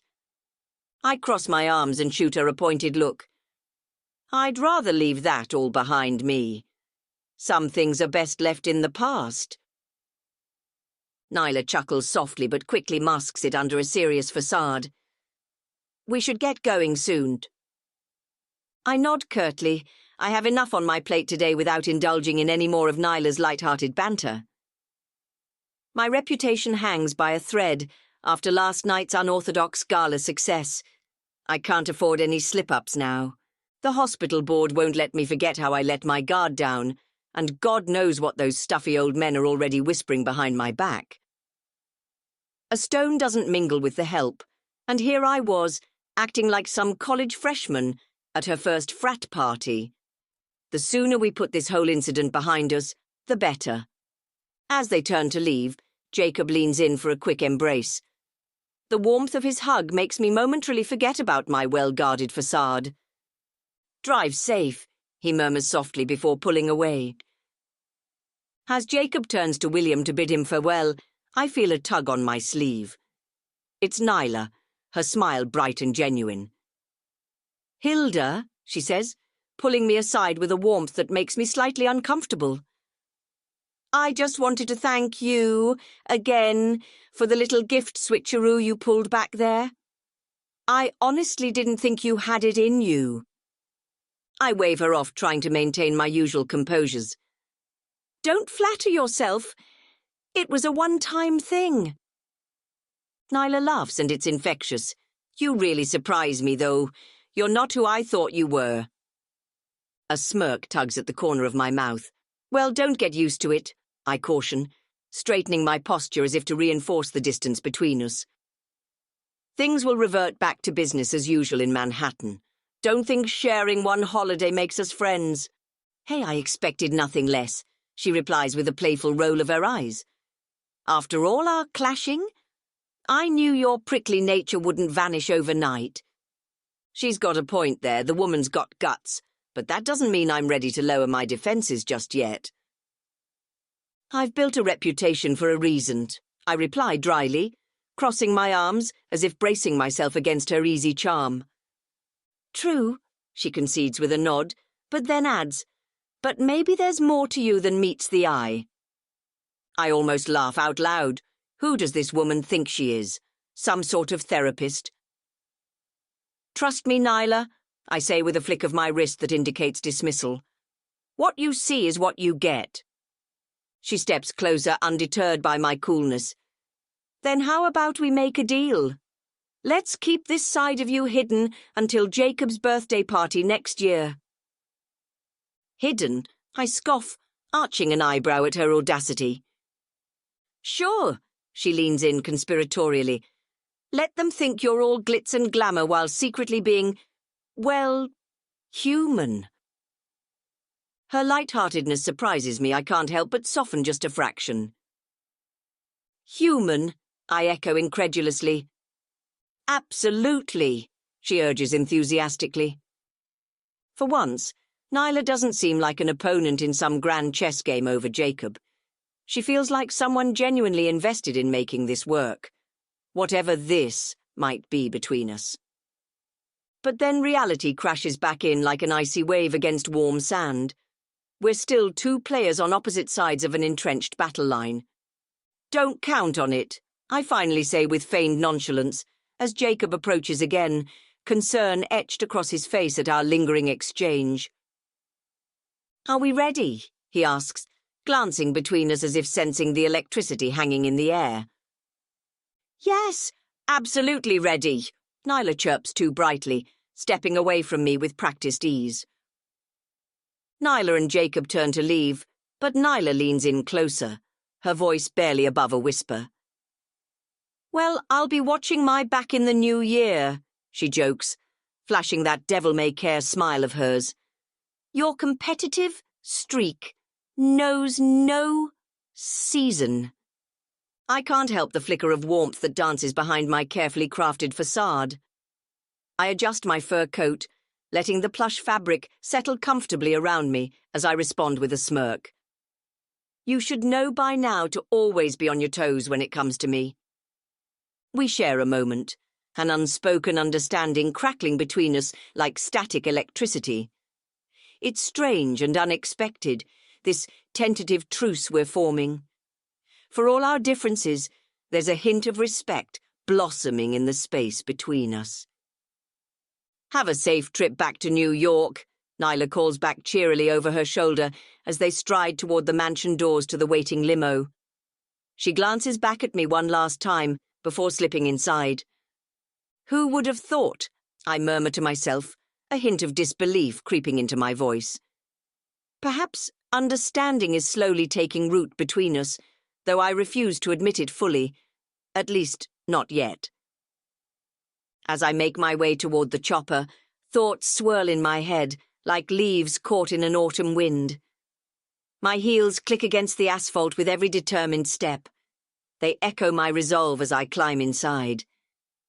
The interior smells faintly of leather and polished metal, a stark contrast to the chaos of last night's diner escapades.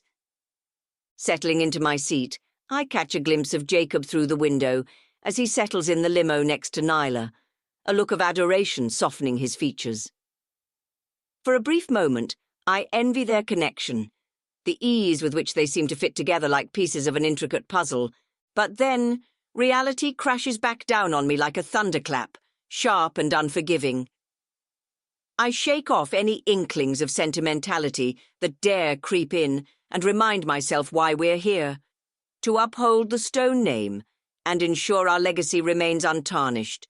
This isn't about feelings, it's about power and prestige. My family has worked too hard to let anything, or anyone, threaten what we've built. "Let's go," I say curtly to the pilot as he fastens his seatbelt. My heart thumps steadily against my ribcage, not out of fear or anxiety, but something akin to anticipation for what lies ahead. As I sit in the helicopter, the cold metal vibrating beneath me, I can't help but reflect on the absurdity of my life. Here I am, a stone, rich beyond measure, yet caught in this tug-of-war between tradition and authenticity. Jacob's affection for Nyla feels like an inconvenient puzzle piece in my carefully curated world. Why does he have to pick someone so different? I mutter under my breath, watching the ground rush away beneath us. The plush leather seats surround me like a cocoon, but it's a prison of my own making. I've spent years crafting an image, wealthy matriarch, iron-willed matron, but the truth is starting to seep through the cracks. Nyla has become more than just Jacob's latest fling. She's a force. Her warmth challenges everything I stand for. And damn it if I didn't enjoy our banter during that ridiculous night after playing beer pong. I shake my head as if that will rid me of these thoughts. "Don't you dare start getting soft," I scold myself silently. The stakes are high in our world. Reputation is everything. If Nyla were to stumble into one of those gala events wearing something too casual or saying something too real, the whispers would start like wildfire. "Who does she think she is?" they'd say, lips curled with disdain. But as much as I fight against it, part of me wonders if perhaps there's merit in her authenticity, a charm that could lure Jacob back from the edge of indecision. That thought sends shivers down my spine. When we land and I step out onto solid ground again, a wave of determination washes over me.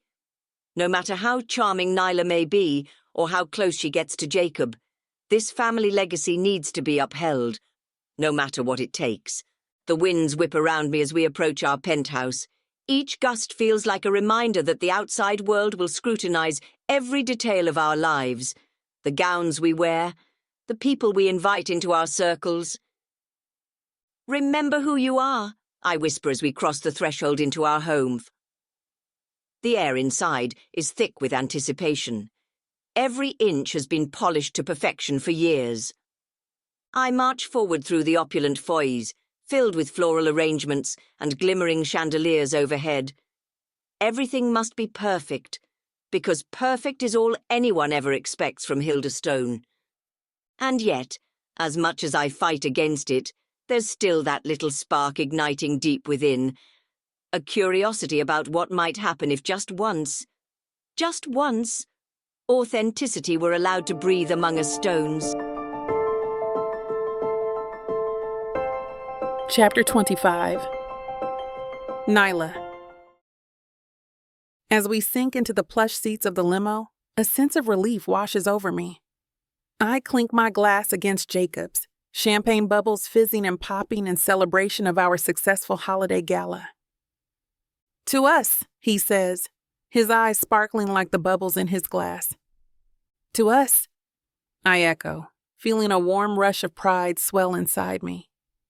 But as we pass the exit for Central Islip, a pang of memory hits me. I can't help but smile at the thought of Hilda and me stranded in that dingy diner.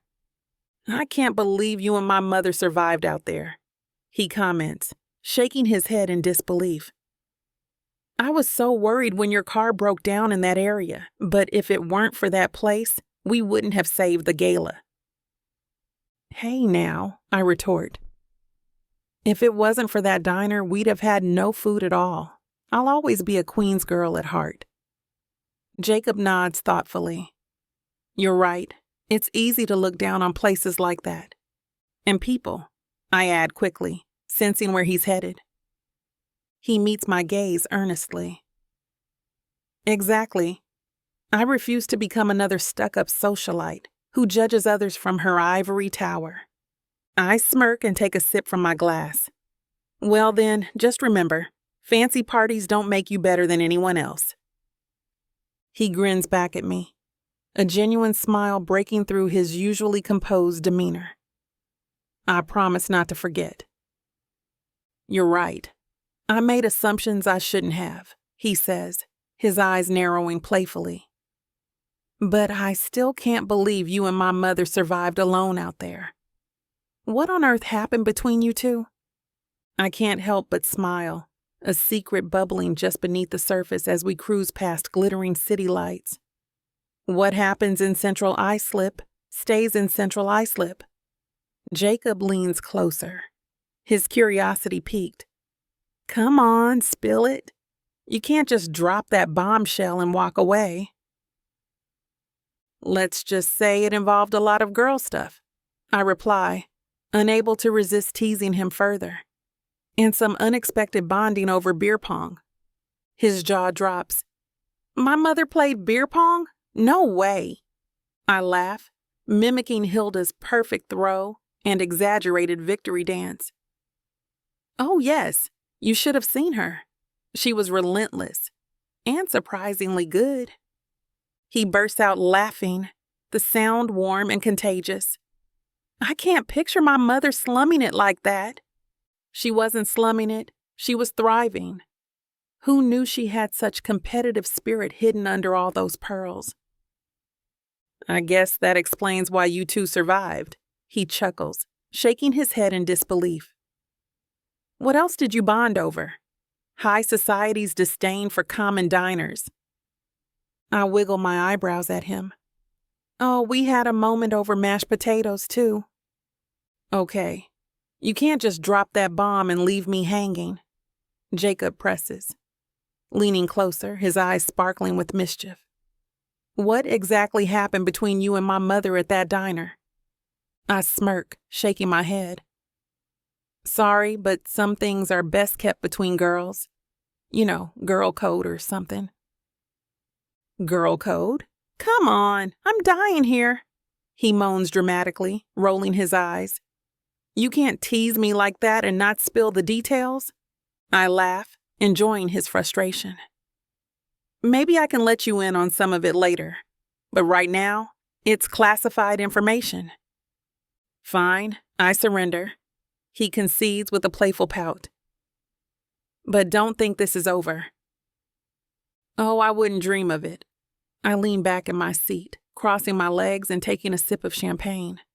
The bubbles tickle my nose as the weight of the evening settles in. Do you think after all this, she'll see me differently? I ask quietly, my heart beating faster at the thought. Jacob shrugs slightly, his brow furrowing as he contemplates the question. I hope so, but you never know with Hilda. I just want her to support us, I admit, biting my lip. I've fought hard for this relationship, and I don't want her to keep being a roadblock. He reaches over and squeezes my hand reassuringly. Well, if you can win her over once, he raises an eyebrow with a smirk playing on his lips. You can do it again. Exactly. I grin back at him, feeling buoyed by his optimism. But let's be real for a second, he says seriously. Hilda doesn't change overnight. Nope. I roll my eyes dramatically. She's been set in her ways for decades. But maybe we made a dent in that armor of hers last night? Here's hoping. He chuckles softly before glancing out the window at the twinkling city lights rushing by. We'll figure it out together. I say firmly. He meets my gaze again, determination flashing in his blue eyes. Together. Jacob kisses me passionately, his lips warm and demanding. My heart races as he pulls me closer, the world around us fading into a hazy blur. What was that for? I ask, breathless when he finally breaks the kiss. He smirks, leaning back slightly to meet my gaze, those blue eyes glinting with mischief. I have ways of getting information out of you. I laugh, shaking my head. Oh, please, give it up already. You know I'm not spilling any more secrets about your mother. All right, he concedes dramatically, raising his hands in mock surrender. I'll give this one for free. And just like that, he closes the distance again, capturing my mouth with his in another heated kiss. It's intoxicating, the way he claims me like this. His fingers thread through my hair, holding me captive as we lose ourselves in the moment. I feel the heat radiating off him, and I can't help but melt into him further. Breaking apart reluctantly, I tease him with a smirk. See? That wasn't so hard now, was it? He chuckles softly against my lips. Nope, but it was definitely more enjoyable than twisting your arm for answers. Maybe if you offered to do that more often, I quip, leaning back slightly to gauge his reaction. Jacob raises an eyebrow playfully. You want me to twist your arm? Sounds a bit masochistic. Only if it ends with a kiss like that. I bite my lip, feeling emboldened by our playful banter. Then we're on to something, he replies smoothly. His thumb brushes over my cheek before sliding down to rest on my waist, grounding us both in this moment. As the limo glides smoothly through the glittering streets of Manhattan, I snuggle against Jacob, feeling a sense of warmth wrap around me like his strong arms. The rhythmic hum of the engine lulls me into a blissful state, and I let out a contented sigh. In this moment, everything feels right. I have him beside me, and that's all that truly matters.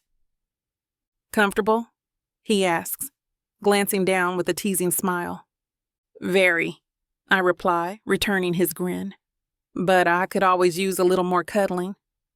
He chuckles softly and pulls me closer. My heart flutters at the simple affection we share. It's moments like these that make the chaos with Hilda worth it. Sure, she can be a thorn in my side, an extravagant thorn dressed in designer labels, but she doesn't define my relationship with Jacob. I stare out the window at the city lights twinkling like stars in the night sky. It's beautiful, but not as captivating as what's right next to me. I wonder if Hilda will ever warm up to me completely. Her disapproval has always loomed over us like a storm cloud ready to burst. But whatever happens, I know Jacob is worth fighting for. A small smile creeps onto my lips as I think about our temporary truce. Who knew a broken-down limo would lead to an unexpected bonding experience? A flash of Hilda in her Chanel suit, holding court over ping-pong players, fills my mind, priceless. Thinking about your little adventure? Jacob teases, clearly reading my thoughts. Maybe, I admit, stifling a laugh at how ridiculous it all was. You should have seen her face when she sunk that last cup. He shakes his head in disbelief. What I would have paid to be there. I lean back into him, letting out another sigh of contentment while taking in his scent. Fresh and clean with just a hint of cedar from his cologne. I don't want to fight anymore, I whisper softly, mostly to myself. What do you mean? He tilts his head slightly, concern creeping into his voice. I mean, if it means keeping you happy and close to me, I'm willing to battle it out with her again if need be. His fingers brush against my arm soothingly. You really care about us? Of course I do. The conviction bursts forth before I can stop it. I just want you to know I'm here for whatever comes next. Jacob pulls back just enough to meet my gaze fully, and there's something there, a flicker of admiration mixed with surprise. You're something else, Nyla. And you're worth every bit of it. With renewed determination swirling inside me, I lean back against him again and let the world fade away for just a little longer, or as we ride towards our future together, whatever shape that may take.